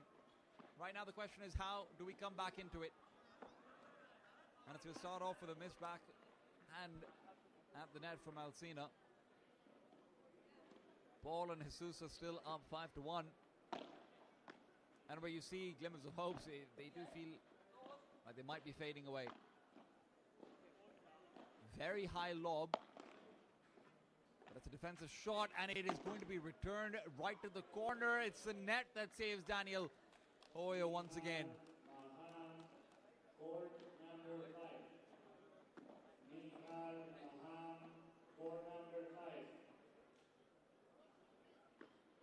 Serve to the center. Argil trying hard to not let Jesus build up any momentum. Jesus, however, beautiful shots. And an object in motion will stay in motion. He will not be losing any momentum at all. I mean, there's just no question about his level of confidence right now. He's feeling himself. Oh, great blocks from Alcina. That is a rare miss, though. Sets himself up for a very nice overhead in a place where Daniel Hoyo wasn't going to be able to recover his footwork in time. And look, I don't want to make anyone think differently. This is an incredible team in Daniel Hoyo and Argil. But Paul Alcina and Jesus right now are just operating on a different level. 40 and 15, 5-1. Argil Lance and Daniel Hoyo are being toyed with. There needs to be a conversation between sets. Well, that might be coming in faster than you might think. Great return from Daniel Hoyo. His defense has been very good, but sometimes just cannot defend. Great lob. Wow. What a lob from Paul Alcina coming out right near the net. And now Daniel's forced to go for a shot where he knows for a fact that Jesus is always going to nail that. Paul Alcina didn't even bother to come back into the court. He knew that was game 6. Pretty much put into the books there and then. 40 and 15 now. Alcina with a shot at the corner. Another shot right up in the sky. Jesus does not miss.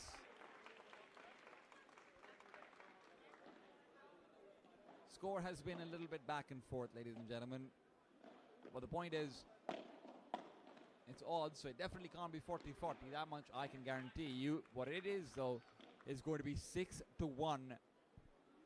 Paul Alcina, the #1 ranked player in Asia, the Oracle of APPT, has somehow done it again. He's found a talent in Jesus Rueno who just feels like no one is holding a candle to him. I thought the best matches we're going to have were from Francisca and Sergio. And then Jesus comes in. Oh.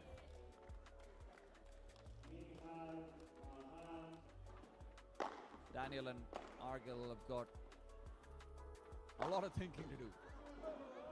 And here's the thing, right? If we sit down and think about solutions, it does feel like it'll have to come with a lot more risks being taken. Not in terms of your smashes or your lobs. It's a lot more risk being taken to try and send the ball to the side galleries. You, at some point, just have to take advantage of the fact that, hey, there isn't actually a lefty playing on the right side. Paul Alcina is incredible, but he's not a left-handed player, so you don't have that impenetrable middle corridor. So Jesus has to cover a lot more of the mid-court, and if you can't exploit that, and I'm not going to make it sound like it's easy to exploit that. It is not easy to exploit that. It is one of the riskiest things to put your focus on. But if you can't exploit that, you're probably not going to be able to come back into the game here. Argil's also been delivering some fantastic Viboras, but I think we might need some right side finishing material over here as well. Daniel, he's had his chances, he's had some really nice shots. They've not always been going right the way you want them to. Jesus has always been there to receive, but if Argil can be an extra factor, that's going to be big. First point goes the way of the underdogs, the Filipino-Spanish combination between Daniel and Argil. And it's down the middle. Oh, beautiful shot, and he thought it was out. I don't blame him for that at all. Jesus manages to kiss the wall on his way away from it. Gorgeous stuff. Second serve now. First as a fault, and Daniel is going to be able to find the point on it. It's a interesting serve that Daniel is going for on his second serve. I'm going to pay a bit more attention to it. I think we've got a camera angle for that one as well over here. He's slowing down towards the end and then accelerates into his position. It's a little bit different from what you see otherwise, but they are getting opportunities. Maybe it's going to work. Nice shot. Receive. I really thought Argil had that one, but this time the net does favor Jesus. Daniel Hoyo and Argil Lance have had their fair few places where the nets helped them out, and you know what? What goes around comes around. Paul Alsina on the defense, pushes it back to the backhand, and I don't want you guys to think that this is an unforced error. It is in the classical sense from Argil right there, but Argil Lance has no choice but to go for shots like that. When I'm talking about targeting the corners, this is what you need to do. And on the backhand, it's incredibly difficult to get a shot like that when it's already spinning. And El Hoyo not going for any sort of overhead over there, and they will suffer because of it. And again, I'm going to keep on saying the same thing. I'm asking for a lot. I'm asking for shots from behind the line. I'm asking for Viboras and chops and slices that are going to just nestle themselves into a corner. I'm asking for the world, and maybe they can't deliver, but the problem is the players in front of them. Because if you're not bringing the world, you're not bringing home a win. Not against Paul Alsina, not against Jesus Ruin.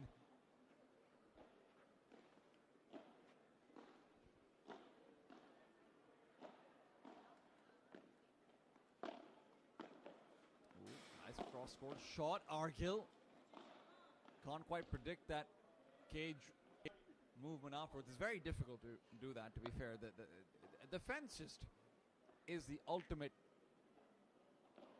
tempo breaker in so many ways. Nice shot to the back. Argil really does manage to displace. Jesus now forced down low on the backhand, really not getting his ideal shots, and Daniel Hoyo tries to go for a quick drop at the end. I love the approach. I think it's exactly what they needed to do, but at the end, very difficult shot to get a backhand on to flatten it on the slice. He's not even coming in for the underspin. It's from the side. Jesus, oh, he finds the gap. He's able to take it home. And where Argil was getting ready to jump forward and see if he can get a reverse step out, that ball doesn't even come flying back. 2-0. Jesus and Alsina continue to impress. Nice shot from Daniel. Winds it back in. It's going to be Alsina who still manages to catch out Daniel. And this is the power of being number one, right? This is where you have to remember, Paul Alsina knows there's no one who should win in a 1 versus 1 versus them. They have to out-strategy him. So he can get much more aggressive. And right now, oh, that shot just looked like it was a hairline away from connecting. But when Paul Alsina starts stepping up to the net, he does so in full confidence that he can brute force the win and you can't. And you have to convince him otherwise. Argil's doing a great job to keep on adding more spin for every slice, but the change of pace is where Daniel Hoyo will be forced back. Argil now right to the corner it goes. Needs to maybe even commit to a smash, but when he tries to flatten it right into the feet of Paul, it ends up hitting the net instead.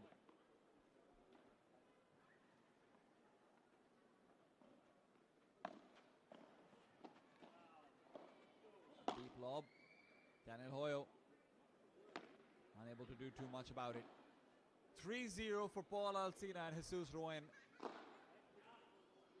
Options are closing in. Choices might no longer exist.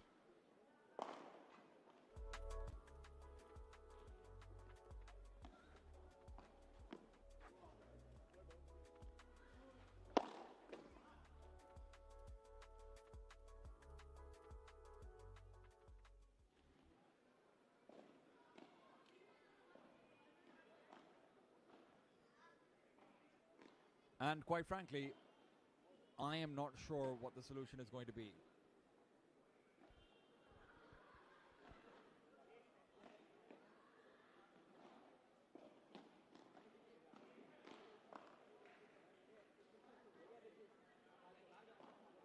A lot of the core legends team on in display right now. Yusuf, one of the many brains behind this entire project. A lot of sleepless nights coming through, from production to ball boys to the Legends facility, to staff, to sanitation engineers. Everyone has been instrumental. No one could have been left behind for this project. But right now it does feel like some of the players might be getting left behind. Great shot from Argil. That's the setup you were looking for. But still, what was supposed to be a shot to the body of Jesus is going to be intercepted. Daniel lobs too high. He's not feeling confident in his shot. This time needed to hit it. Ends up flying by the wayside. Jesus from behind the line again and again and again will deliver. The postman just does not stop.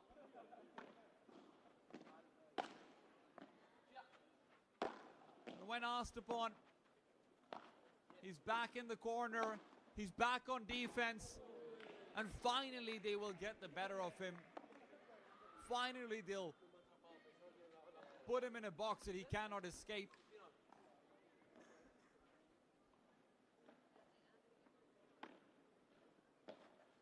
Argil. Oh, Alsina going for a rare lob that really did feel out of his wheelhouse. That's one of the best things about Paul Alsina. Watching him is, I think he's a player who really understands his limitations and plays around them so effectively. And in doing so, he understands how to create strategies for opponents who, in the past might have been better than him, to the point where now it feels like no one is.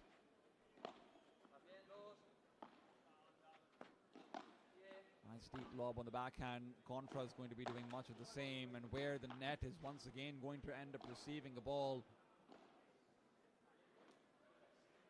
It is 40-15. Argil and Daniel on the verge of finding their first game. That too on a potential break point.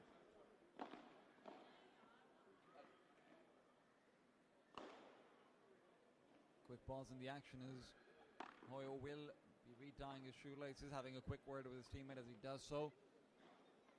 Jesus again on the serve, really hoping to defend, but with the first serve being on the wrong side of the line. Argil gets a chance for a lob. That's a great lob, but it just goes a bit too deep. This is the pressure that you have put on you when Jesus is on the court up to his antics. You cannot have a lob that isn't perfect. Daniel Hoyo. That lob's not perfect. That lob's not perfect. And that's why it has to be back to 40-40, back to a deuce. 2 break points, and they've both been lost. A chance that still exists, but can they utilize it? Argil tries to attack the galley, goes back over for a switch over to Alsino. It's a lob that's great, but what is that shot off the side of the glass? Hoyo needs to punish, will do so. No, he won't! No, he won't! Jesus will sprout wings midair! He will reach it all. There is no height he cannot achieve.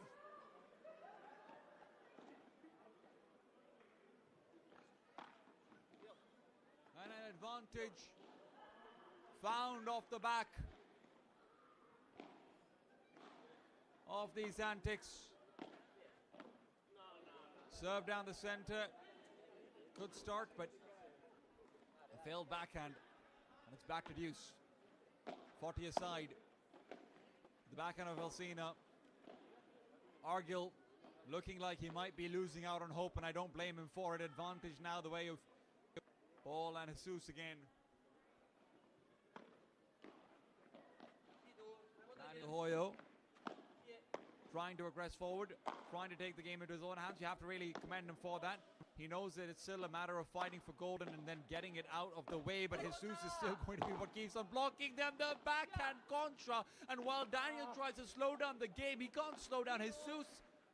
Jesus will once again catch it on the ground, back at the front of the court. Paul Alsina playing support, and while Jesus manipulates Argil to the back line, Argil's been put in a corner. He's forced to give a bad lob. Daniel can't cross over.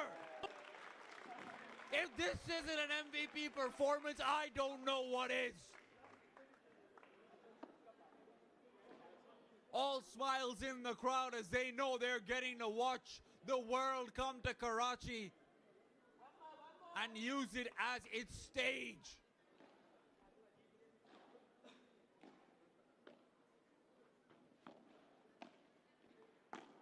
Zero 4 down. It's all backhands and it's all fighting from behind. Great leave on the shot. Hoyo and Lance are still fighting hard. Fighting for a way back in. And that's fair. I mean, it is commendable. Continually looking for these corners, continually looking for these smashes. Daniel is, at the very least, able to keep his head held high. Argil's had a few moments where he's looked shaken, but always quick to recollect. Always quick to reset.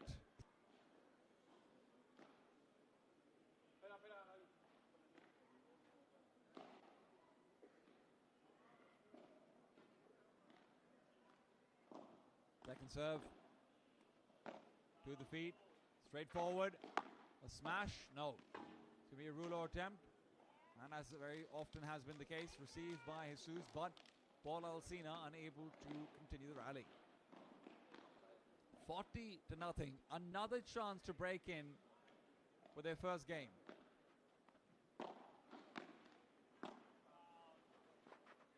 Center line is empty. Daniel tries to speed things up with a slightly faster, straighter shot. And again, catching Paul Alsina off guard is incredibly difficult. He's more than happy to leave a lot of that midcourt open because of how fast Jesus has proven to be, that agility that he's showcased, that athleticism. Hoyo. Oh, Argil not ready for the fence again. And you can see flashbacks in their eyes. They're remembering that break point. They're remembering being up 40-15 on their opponent's serve. And they don't want to repeat. Daniel has a chance of to finish it here and now will go for a diagonal shot instead of a smash. And look, I get it. It's a difficult task, but you need to finish one way or another. You need to end it.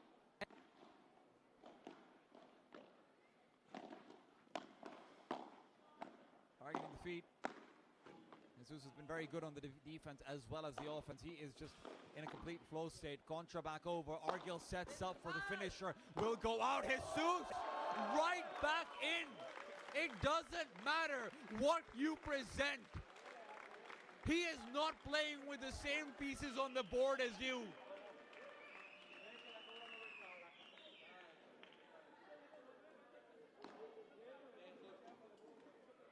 And how can you ice skate uphill? That's what it feels like playing this game. You do it by breaking their feet. Daniel Hoyo again and again. I cannot commend him enough. I cannot commend Argil enough. After the kinds of heartbreaker shots, after the kind of heartbreaker points that they've been missing out on, to keep on fighting like this. Another smash. Out it goes. Jesus sends it back in. Ball still in play. Ball's out of play. All smiles on court side. And the only people without a smile in the building, on the venue right now, are the ones on the receiving end of this performance. 5-0. Another game where Argil and Daniel are up 40-0. And I mean, these are incredible players. You are seeing their technical skill. You are seeing how good they are with their vibras. You are seeing how good they are with these long extended rallies. You are seeing how good even their smashes are. But the scoreline won't tell you that. The scoreline won't tell you what they're having to go up against. This is a brick wall that can fly.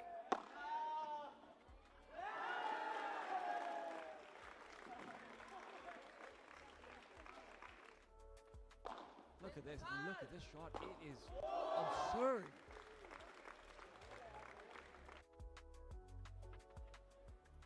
I've seen a lot of people wearing Agustin Tapia's shirts in the crowd. I think Jesus might need to start selling jerseys because he's made some fans.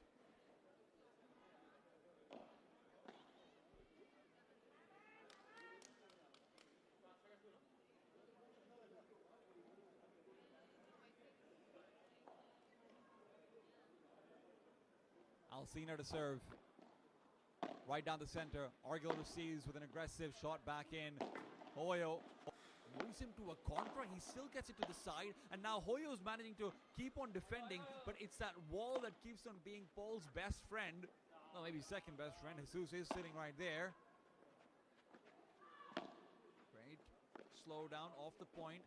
Daniel goes for the shot. It won't be going out. Jesus continues to receive. Paul's there to cover the backside when he's not. And then with the volley, Jesus felt like he'd found a window. But Daniel Hoyo, again, always ready. Reflexes have been good on him. Woo! Can't respond to that, though. Ball too fast.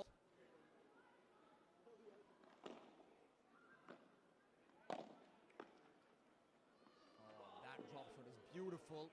Daniel manages to touch the ball, barely just. It's just not enough. 30-15. 2 points away from cracking into the semifinals, having lost only one game. That would be Paul and Jesus. And with the way things are going, it feels like those 2 points are coming over very soon. Argil has just been completely trashed in the corner. Forced back and forth again and again. Remember, this guy's number 14 in Asia. This is no joke. Oh, that might have been the first or the second miss we've had all game long from Jesus. 40-30. Ball still wants to close ahead.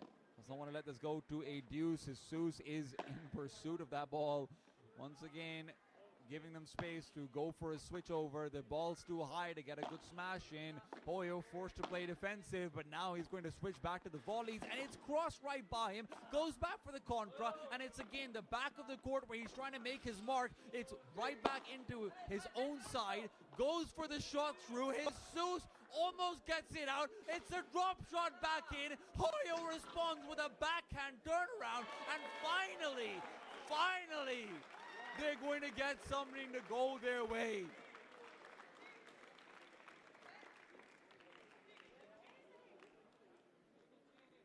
It's a show.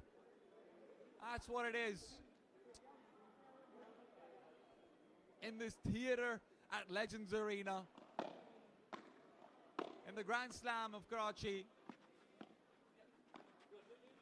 But it's a show where you can still see who the protagonist is. Advantage and match point yet again. Alcina and Ruin. on the deep lob will finish it off. It will be 6-0. It will be chances given but never taken. Paul Alsina and Jesus Ruin, what a performance coming through from them. Daniel Hoyo and Argil Lance, I mean, you just have to have your heart go out to them. They gave everything on the court, but it just wasn't enough. And the semi-finals will now have Paul and Jesus. The question is, who will they be going up against? We're going to have to find out with the last quarterfinal after this break.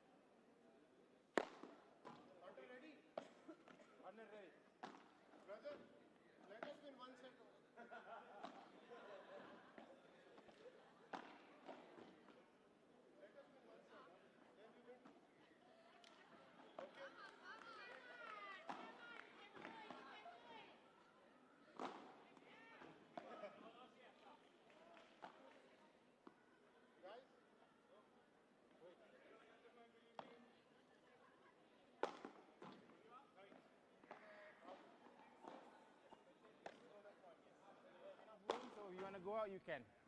Are there any questions? No? Edu, you want to pick blue or yellow? Blue. Blue? Blue? Serve? Okay. I tell them, let us win one.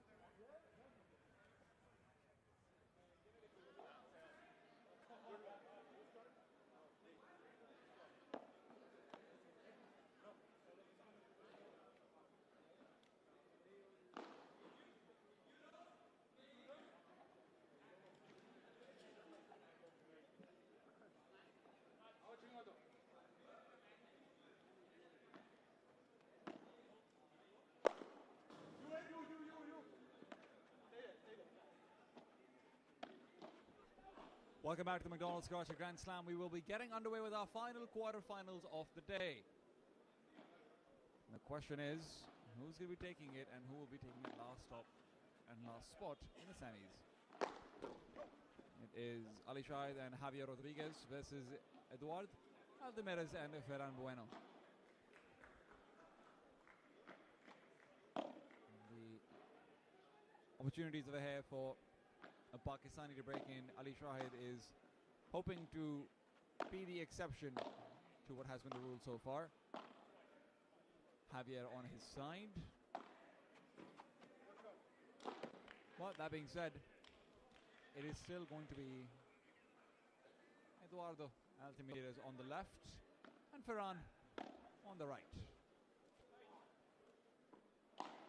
Ball has gone out of bounds and it's 40-0, and I believe the first game going the way of Eduard and Ferran.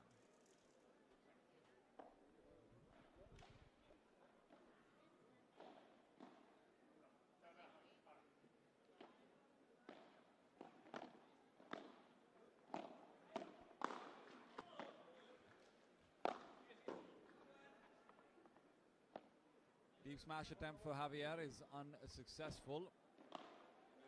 Ferran able to make sure he's getting aggressive so it can't be a straight smash down. In the meanwhile, Javier responds to a net shot with what is going to be a difficult lob to hit. Still an attempt made, and it is nice and high, not high enough. Ball still in play. Ali Shahid able to get a good volley out, but Javier cannot do the same.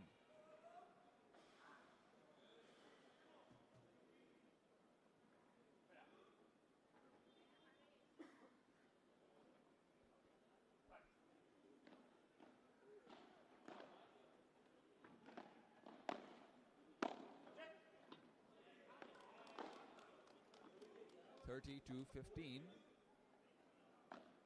That 15 to 30.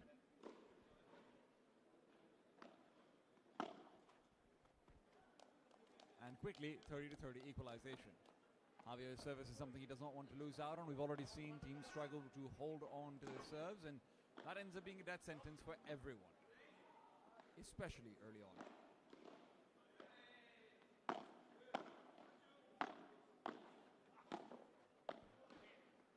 Nice extended rally coming through. Overhead is a good hold on. Ali Shahid did not feel like he could actually make his way through, but at the end of the day, that smash is just a little bit too powerful.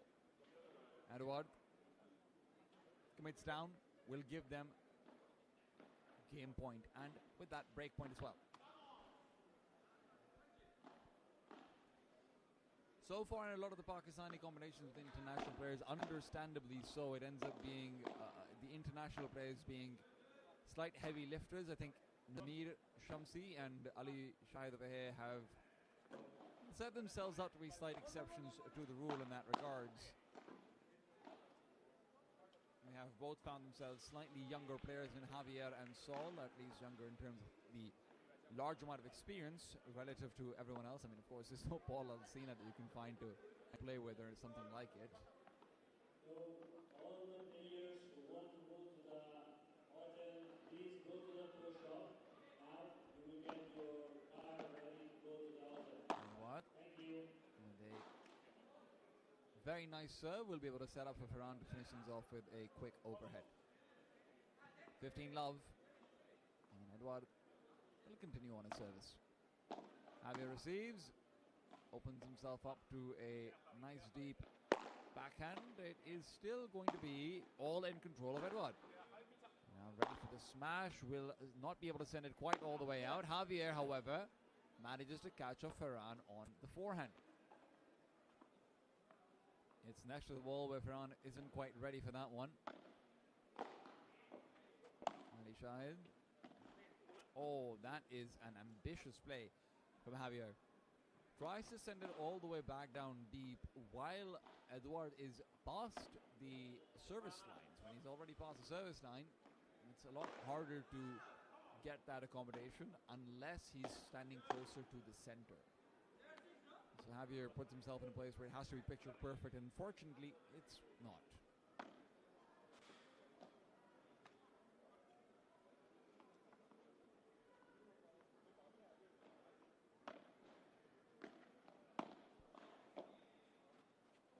A lot of pressure being put on. Great block from Javier, and it is now Ali Shahid who tries to target the feet of his opponents, is not able to do so. Ferran has proven to be making a few errors here and there. I don't know if it will be a trend to keep an eye out for in general, but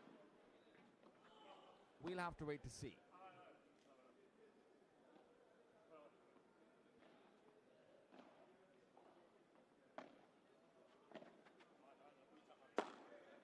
Nice overhead, sets up for a quick shot out. Edward has shown off a lot of very nice overheads. I think we've seen some great shots in general. It started off obviously with Sergio and Francisco. Both players delivering just picture perfect overhead on overhead. Now it is blocks actually from the Ali and Javier side that have been somewhat impressive. But afterwards, obviously, we just saw Jesus and what he was able to do. We've seen David and how incredibly mechanical his are. We've seen a lot of different overheads, and it's just been a joy to see all of these styles develop out.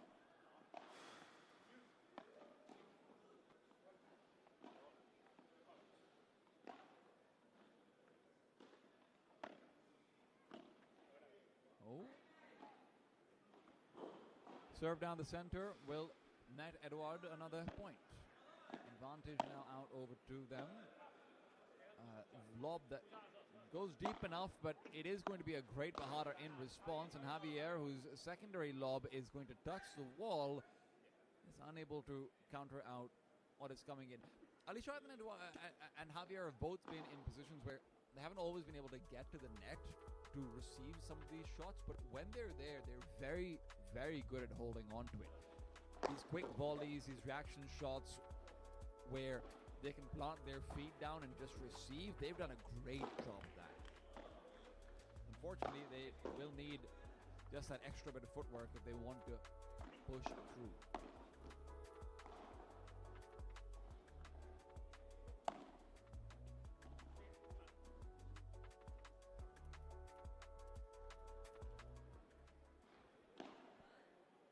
Calls for water coming out. Eduard and Ferran are up 3-0. Exactly how they hoped it would go. They want a smooth ride, they want a quick finish, and they want to be able to rest and actually review a lot of the footage. As the last team going into the quarterfinals, they know they have just a mountain of opponents to go up against. It's going to be one of either Mark and David, or it's going to be Paul Alsina and Jesus. Either way, you don't feel good, or of course Sergio and Francisco, but you don't really feel very good about this. That's not to assume that they're going to win, though. Ali and Javier are still in an opportunity where they can, even in this set, make a comeback, work out for them. It'll have to start off with this game, though. You cannot be down 0-4. If you're down 0-4, then you're fighting for momentum, assuming it's set number one. Otherwise, you're fighting out of desperation. You're fighting for pride.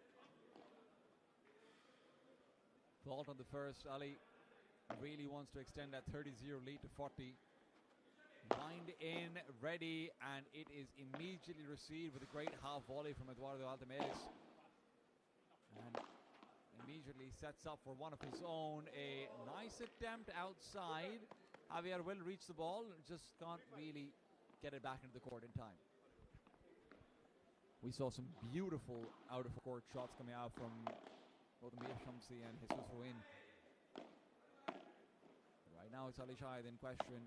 Javier sends it back to the right corner. Ferran quick to cover it, and both sides are being forced to cover, where Ali Shahid was maybe needed to step in and take what would have traditionally been his left side player's space, but with how far Javier was forced into the corner, probably felt him. Nice lob from Ferran. No space to turn around for Bahada, and with a lob that is going to go painfully short, it is still a nice return. Tricky shot coming through from Javier to keep the ball alive. It now falls to Eduardo Altamirez. Eduardo Altamirez now back to Bahada, to the corner, keeps it slow. Now to the center, keeps it slow until he doesn't. It's the Vibra that is going to net him the point.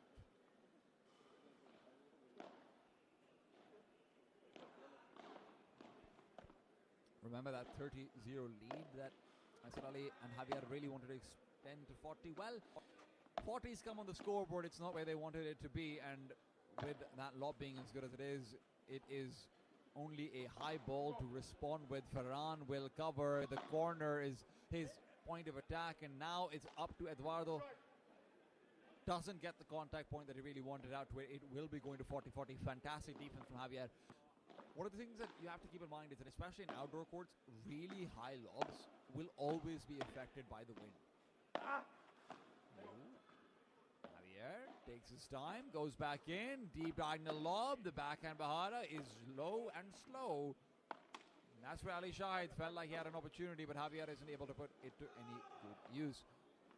Wasn't quite far back enough for that aggressive low shot to work. Eduardo. Eduard setting up for Ferran to close the gap, and with Ferran forcing a volley battle and then passing the ball by, Eduard was always going to get a good shot for himself. 4-0 for Eduard and Ferran.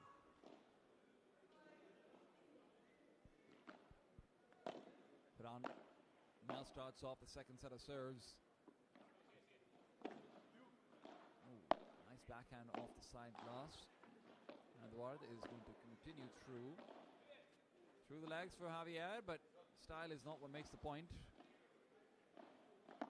especially when you're losing it. Some really nice shots from Javier, but again, you're just missing the element of finishing up, and that is exactly what they wanted. Javier manages to pause long enough at the fence just to gauge whether the ball is going to go out or not, turns around, gets a quick volley down the galley, and finishes the point like that. Great lob from Ali will give them the advantage of a point. It's not much advantage at all, I know, but it's what they'll have to take, and they might not be able to maintain. Great shot to the corner, but Javier continues his stalwart defense. It is Eduardo who knows he has to end with a ball out of the court.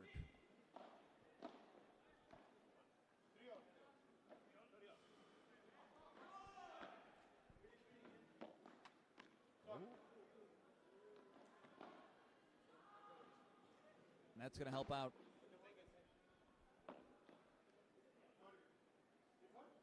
30 to 40 in favor of Ali and Javier. They'd really like to make this the first break come through. Unfortunately, Javier, who's been very good on defending these incredibly difficult overheads, hasn't necessarily always been the same for these slower volleys that Eduardo and Ferran are able to really force into the area that they want to and then build up a point like that.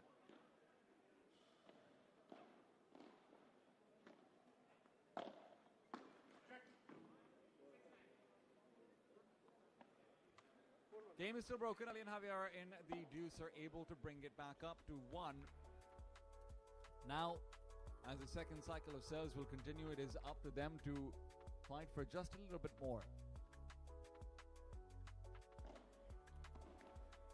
I mean, gotta say, Javier has had some really good moments in the defense, but it does sometimes feel like Eduardo and Ferran have not really been fully challenged, and I think the scoreboard does reflect that as well. If Ali Shahid and Javier are able to step up, though, what's going to end up happening is that these are players that might not be fully with their heads locked in and loaded. And that's exactly the kind of player you want to put into a pressured situation of having to fight against a rising comeback. That's the kind of situation where you can really make the impossible happen. But you have to create that situation. And whether or not they'll be able to do so, well, only time will tell.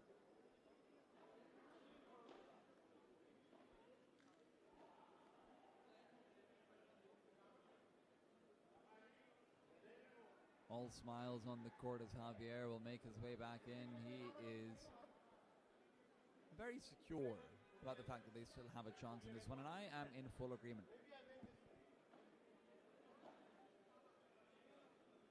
Ferran is sporting a Legends Paddle t-shirt as well. Got to represent the facilities that he is playing at, the McDonald's Karachi Grand Slam hosted by the Legends Arena.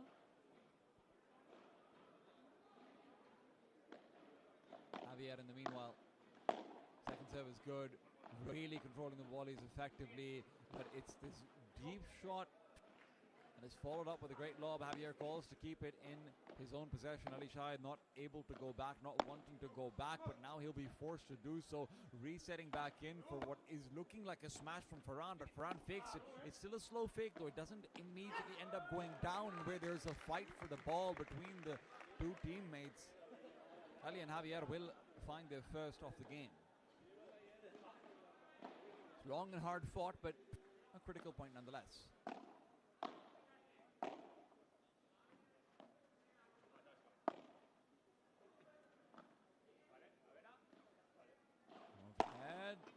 Altamira's very deep shot. It is almost going to be received. Javier is continually actually making his way over to the ball, and this happens a lot with players who have managed to build up their speed and agility to the point where they can chase after the ball, but aren't used to playing against the caliber of players that are presenting in places like APPT, where you are continually going to be asked to go deeper and deeper for these collections. Corner is under attack. Ferran will very quickly slow things down. Ali Shahid is on the ground, full faith in his teammate for what he thought was going to be a magical bahara. Instead, he sees a ball at the net and is wondering where everything went wrong. Things aren't going too terribly wrong in this game yet, though. There's still a chance to bring things back, but this point is going to be critical. Ali Shahid pours back over. Lob goes deep. Altamira's critical error.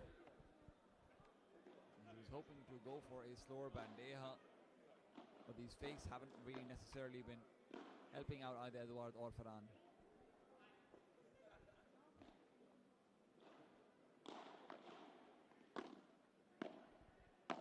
Ali Shahid. Nice diagonal pick off the cage. When he goes that fast onto the backhand of Ferran's not really been tested there very much so it's going to be a good place to try and take advantage of the fact that Ferran is, there are places where he isn't as ready as compared to, an overhead like that. Ferran is very ready for a shot like it. No questions asked. Another deuce comes through. A chance to hold that has been put to the win. Game point has been abandoned. We are back to even. Altamira's good lob. Not good enough. Still makes his way back out off the course. He's underneath the ball. He's hunting for, but it is going to be advantage to Ali and Javier. Another opportunity to hold on to this serve, make this 2-4. Remember, pressure of a comeback is very real should you win the game over here and start getting a few points early on in the next. Ferran with a ball that's far too low, just cannot hold on to it. It will be now 2 for Ali and Javier. If you are up 30-0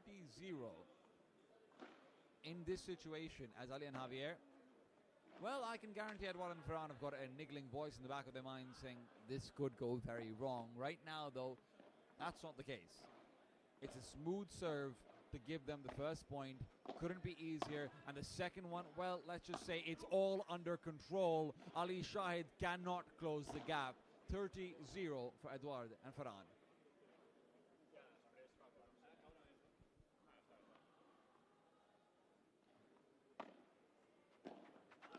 Serve to the corner. Eduard to keep on pressuring it in. Ferran is ready to end. Right side finishes. Might have been something that could have maybe made a slight difference in the Daniel Hoyo and Argel Lance game. But that's something we'll never get to find out. 2-5. As Ali and Javier are not going to be able to fight back. And that pressure that could have been mounted, instead it falls on their shoulders.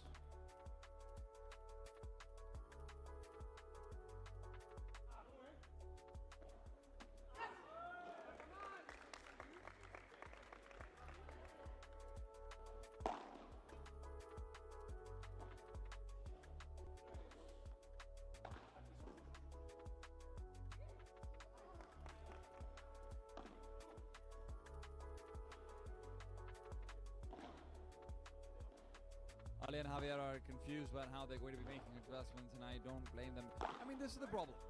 The problem is the footwork is not there right now. Your movement across the court, Javier has been doing a great job when he's at the back of the court, actually going for crosses behind Ali, going back in, really being good at delay tactics with more aggressive, higher lobs. That's fantastic. Okay, that's great to see. But what you haven't had is a very dynamic right side player in Ali Shahid. What you haven't had is a lot of vertical dynamicism in Javier either. So when you don't have two major elements of footwork coming in, Eduard and Ferran are not putting up their A game right now. I can tell you that guaranteed. Eduard and Ferran are not feeling pressure. They are not trying to bring out a diamond. They're not being, these gutsy, creative players the way maybe, we see Mark always doing. Eduard and Ferran are trying to conserve energy. And you cannot expect to force them into their best without showing that yourself. Nice return from Ali Shahid on the contra. He's trying to then isolate out the backside player in Ferran. Ferran, the problem is that he still continues to be in the perfect position to set up now for a late round smash. It's going to be responded though. Javier gets in position in time. His smile could not be larger. 15 for Ali and Javier as they will hold on.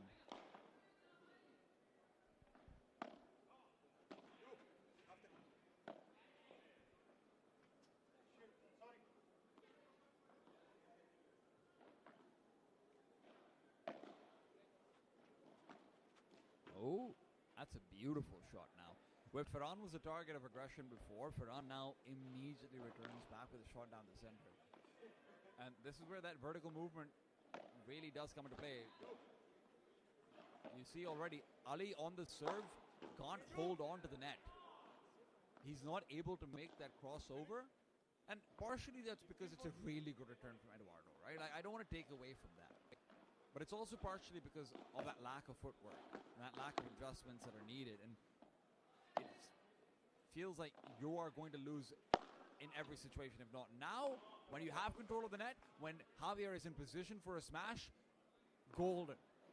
But you're still down versus first set point. It's still 30-40 when you're down 2-5. And first serve is a fault. Try the Explorers at second. Maybe a volley down the center. Catches his feet right at the corner. And Javier sets himself up for what's going to be maybe a smash in response. It's a very deep lob, a very deep smash. And Javier, who's gone out of the court, will find out that the ball did not come with him. It is 6-2 for Eduardo and Ferran. First set goes their way.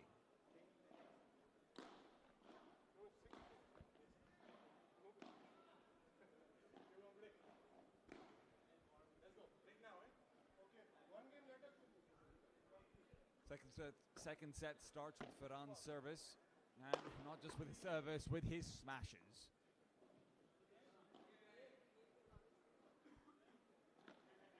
I managed to have a conversation between sets with a couple of players who were eliminated before the quarterfinals, some of the Pakistani players, and everyone had the same thing to say. Yeah, watching that game between Daniel, Argil, Paul, and Jesus, watching the games before that, watching all of these players come in from abroad, they've started to realize there's levels to this, and they might not be there yet. I'm sure there's nothing quite as humbling as experiencing it on the court, but the awe-inspiring nature of watching it firsthand is not too bad. So remember, if you're in Karachi, you should come check out the courts on the final day. Sunday Championships are going to be fantastic. And speaking of fantastic, that is a very nice, slow, shallow shot coming through. Good spin on it from Eduardo, but it's not going to have the speed where Javier can actually recover it. So first game goes the way of Eduardo and Ferran. No problems whatsoever.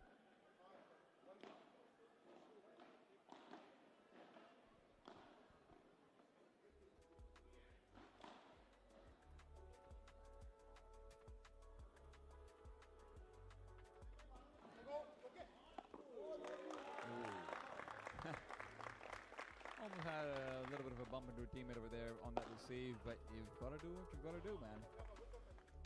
Hard enough to get these points as it is. Ali Shahid called upon. It's going to be a big overhead. Javier does receive what is a difficult Vibora, but he can't adjust back into the footwork in time. It doesn't matter how well you receive that first shot if the second one isn't coming through with full preparation, and that's very often what the Vibra is for. There's a reason why Vibras very rarely actually win points at the top level. It's because it's a shot immediately after the Vibra, which will take home. If you're a basketball player, think of a Vibra as a great assist. You still have to dunk it down. Eduard winds it up. Shot goes out. Javier is ready. But I do believe that was back into his own court, not into Eduard and Ferran's. 40-0 for Eduard.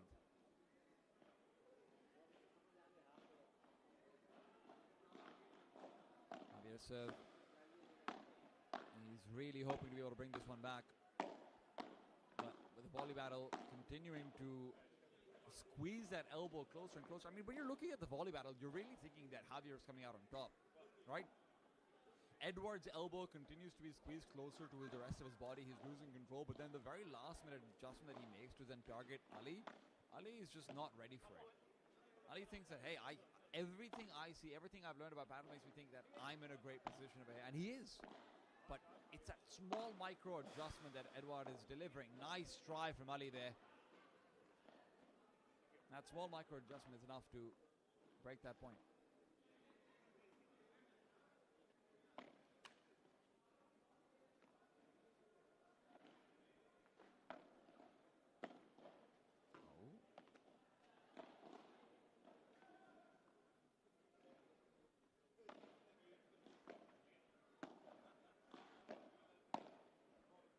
Extended rally. Ali puts in a position where Ferran goes for the Vibro, not just once but twice. That second one, trying to hug the wall too much. First point on the board in this game under Edouard's serve. Edouard, though, he doesn't want to let it be more than just the 1 point. It's been some good defenses, but the problem is the offense just keeps on going. Edouard is always ready to hit one more shot, and if he's not there, well, you know what? Ferran, very high lob, but my God, that block is fantastic. It is, unfortunately, not followed up by a great backhand though. And Ali Shahid is over there to force out that error. Very nicely positioned. Really well done. Back to 30 side.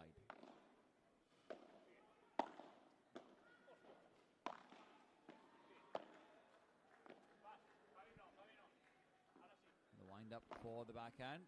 Oh my goodness, it is found complete open territory. Javier still manages to cross the 7 seas to make it back over, but it's the net that ends up being what provides breakpoint. We have now seen 3 points in a row go the way of Ali and Javier. This could very well be our first break of the series.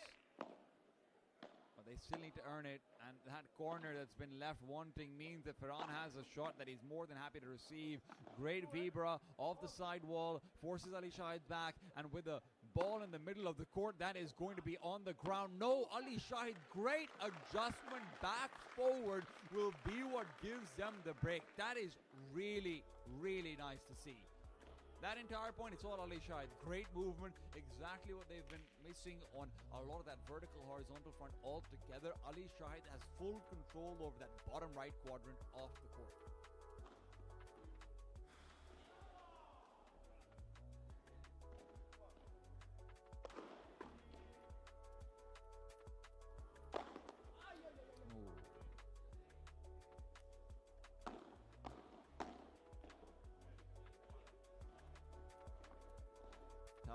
Tough times still. This break that they've managed to get, that makes things easier. That means maybe there's room still for a comeback.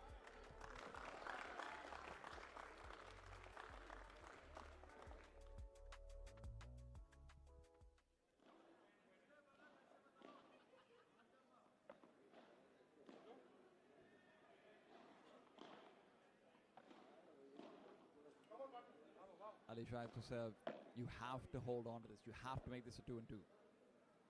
Edouard and Ferran, I'll be honest, man. So far from every other international team that we've gotten into the quarterfinals, Edouard and Ferran are probably the one where, you know, they've shown that they have the clearest weakness. And again, I will remind you, I don't think we've seen their best. I don't think we've seen what an elevated Edouard and Ferran look like. But they'll force it out. Ali and Javier are doing a good job of putting themselves in a position where maybe that will happen. Maybe we will be able to see what depth's like. Great shot from Ali. I mean, that is exactly what you need. But the problem is, Javier couldn't recover back that mid-court ball in time. He really needed to be the one to get into position for it. Ali Shahid was not in a place where he could really make it. Javier winds it up, ready for a block to come through, as it often has been the case, but Edouard will not be able to get it to cross the court. 40 and 15. 2 game points, and even looking to finish on the first. Ali Shahid on the volley battle, but it's Edouard who's now called back in for a backhand that is going to be forced through into what ends up being a difficult smash. Now that smash attempts are going to keep on going. The blocks from Javier are absolutely fantastic. It's a fight for the smash. Ferran will win it, and by doing so, he forces out a slow shot to the corner instead. The attempts from Javier are fantastic. And Ali and Javier still have a chance of here to close out this second game before it goes to reduce, and that's exactly what they do with a great service in the corner. 2-2, they've equalized.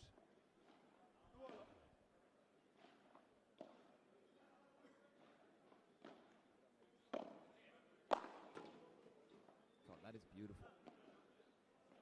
We've had some really good volley slaps all day long. Mark, now Edward. I mean, it's great to see. Akil Khan had a couple of great ones as well, actually, in that second set.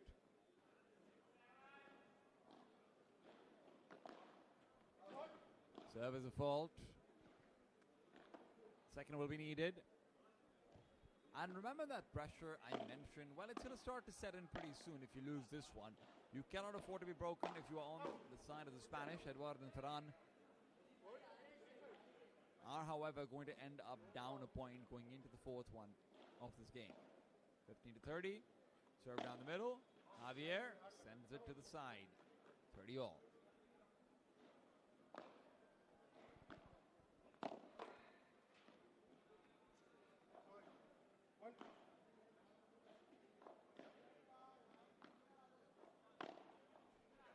Big lob.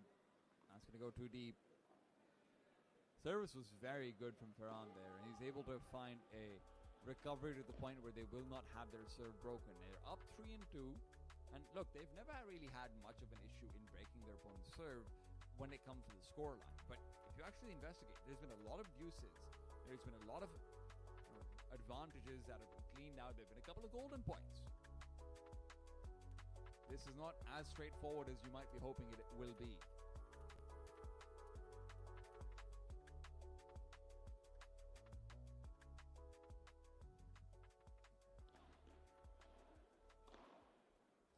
Crowd on the side might be getting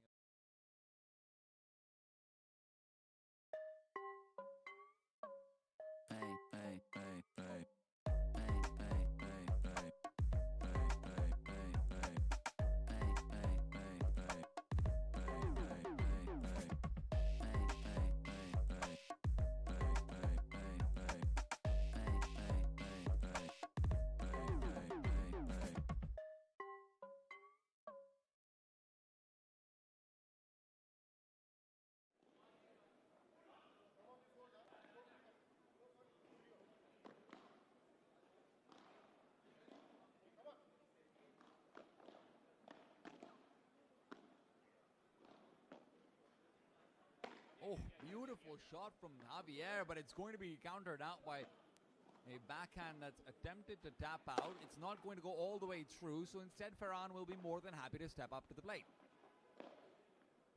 Ali Shahid does well to keep the ball in play, but can't keep it in play very long.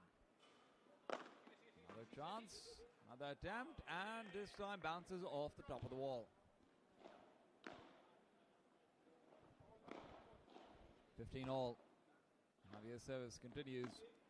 These are a lot of opportunities over here for the smashes. I have to say, this serve has been really very effective. What a shot, and a return that ends up being even better from Ali Shahid. Edward isn't able to finish off with the slap volley that he was looking for. Ali now closes the gap to the net. Javier, in the meanwhile, moves in for a quick vibra, running to the right side. That's a good-looking shot.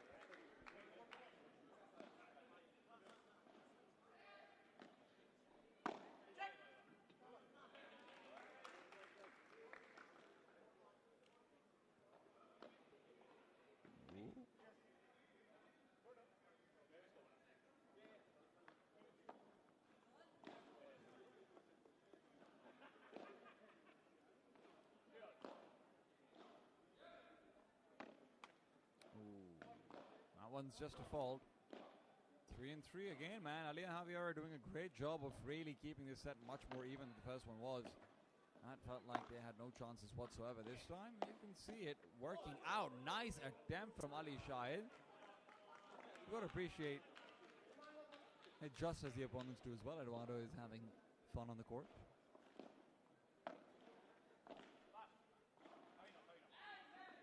Oh, good leave in the end. Realized that lob was a bit too good, but Javier, unfortunately, was all too prepared for what was going to be, in his mind, a Bahada-esque shot from close to the back. Not a smash, but his racket wasn't in the right position to receive a slightly more simple return. Fault on the first. Edward and Ferran up 30-0. Game is running on serve, though, and there are no breaks. between these two teams right now. At least no breaks in advantage. Gorgeous Bahada, but it's somehow kept alive as Javier will send the ball into the air. His defenses have been completely on point, but unfortunately, eventually it has to break. There's no such thing as an eternal defense in battle. One side or the other needs to make a mistake, and this one is going to be on Javier's own. Great smash, close to the back of the wall.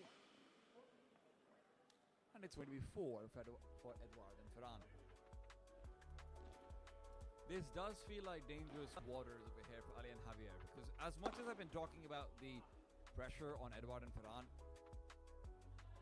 the pressure of keeping your own serve is much higher than anything else. Because you know in your head, if you lose a break here, you've basically lost the set. You've condemned yourself out of the only pathway where you had a 50-50 chance of then coming into greatness and tilting it slightly more to your side.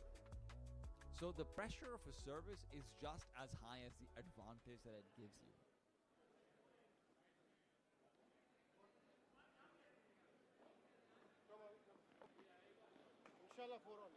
Ali Shahid, who will be entering as the one to serve in the last of the second set of serves in game number 8. Sends it down the center. Backhand from Ferran has been very good, but what it allows it for is an even better lob to the corner. Ali Shahid's got no Bahada opportunities, and his lob is shallow. That means a Vibra is possible. With the help of a Vibra into a good backhand volley, Javier can't block twice. That rule of the defense eventually having to crumble is really kicking in. Great service though from Ali Shahid. Immediately fights back for 15-all.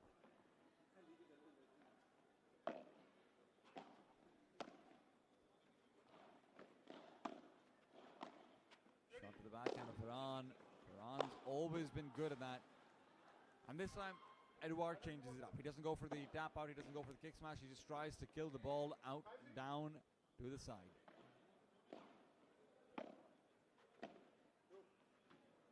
15-30 down on their serve. Corner's been found, and through that, the center is penetrated. Ali and Javier now have to face down 2 break points, and like I said, the pressure of a break is very real this late into a series. Nice backhand from Javier. But all in the meanwhile, Ferran is finding space. Ferran is climbing forward. Edouard set up for success. It's going to be right to the feet of Javier. Javier continues to defend, and unfortunately, at the end of the day, eventually, that lob that comes through, that lob that's too far forward, that's too much in the middle of the court, and Ferran and Edouard have both shown more than their fair share of capability to end points. 5 and 3 now. They've found that critical break, and it's just up to them to hold on. You hold on over here, it's 6 and 3. You're guaranteed in to those semifinals. 15-all still, as an attempt for a difficult drop shot will not work out. Bad. Ooh. That's going to be right next to the net. As much as you might be helped out with these high lobs, right next to the net is generally asking for trouble. Still, Javier and Ali will hold on with some great backcourt fighting. And Javier is doing exactly just that. Continues to be fighting from the back of the court, looking for that perfect lob. But in that search, he's going to end up giving so many choices and so many chances to Eduardo. Ferran now comes back in with a slow volley down under. And when the target is switched up to Ali Shahid, he's ready for it this time over. He won't let that mistake from earlier on come back to haunt him again. Another opportunity, another smash that Edouard does not feel comfortable fully committing into. Now he's going to go for it. Now it goes out and about, and again, the problem is it's not out of the court. Javier, quick to address that problem, goes back in. It's in the air. It's a long rally, and he knows it as well. Whoever is going to win this is going to have a real mental advantage for the rest of the game. That ball could have been out. Still, played by Ali Shahid, goes back in. He knows it better than I do, I can guarantee that much, and he's now the one on the delivering side of these aggressive lobs. Fantastically deep, but they don't get the net off the back of it. They didn't have full faith in it. And Ferran, who's now finally getting a turn on the overheads himself, is going to end the point.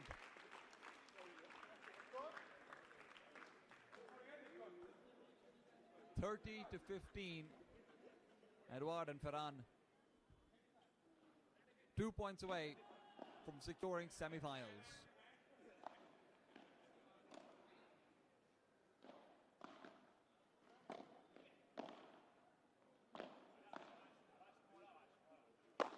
Ball's not deep enough. Edouard more than happy to end it. Now just the 1 point that separates them from a semi-finals appearance. 40-15. Ferran's serve goes out to the center. Pressure is going to be on Ali. Target's been switched over. Not a very deep lob this time over, and that's why you can see it immediately go. What is that shot? That is fantastic from Edouard. Still, Ali Shahid able to anticipate and play it out.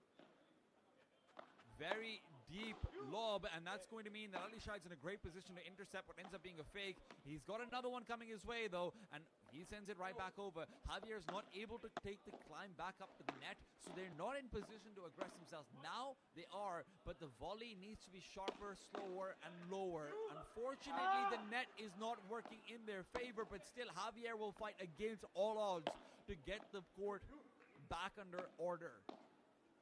Again, it's these long rallies where the aggressors will always come out on top, and this time over it does feel like Ali Shahid is putting himself in a winning scenario. The problem is these lobs are just not going deep enough. Javier is sending them very high, but eventually you're going to end up losing it out. It is 6-3. Edouard and Ferran will be our final semi-finalists. Ali and Javier eliminated will be the last Pakistani representative out of the tournament in the professional male category, but they have fought so hard, they have fought so well, they have made their nations proud at every given moment. But the stage is set. Championship Sunday is tomorrow. We will be closing out all of our categories. We will be closing out the professional female category, the professional mixed category, and the professional male category, as well as all intermediate and amateur divisions. Make sure you're watching everything on RY Zap. Make sure you're following on all across our various social media channels for both the Asia Pacific Round Tour as well as Legend Edition. And make sure that you're ready for the rest of the McDonald's Karachi Grand Slam, as we will continue on tomorrow at 4 p.m. with all of this action. Thank you all for tuning in. We're going to be back tomorrow and find out who the champion of Karachi is really going to be.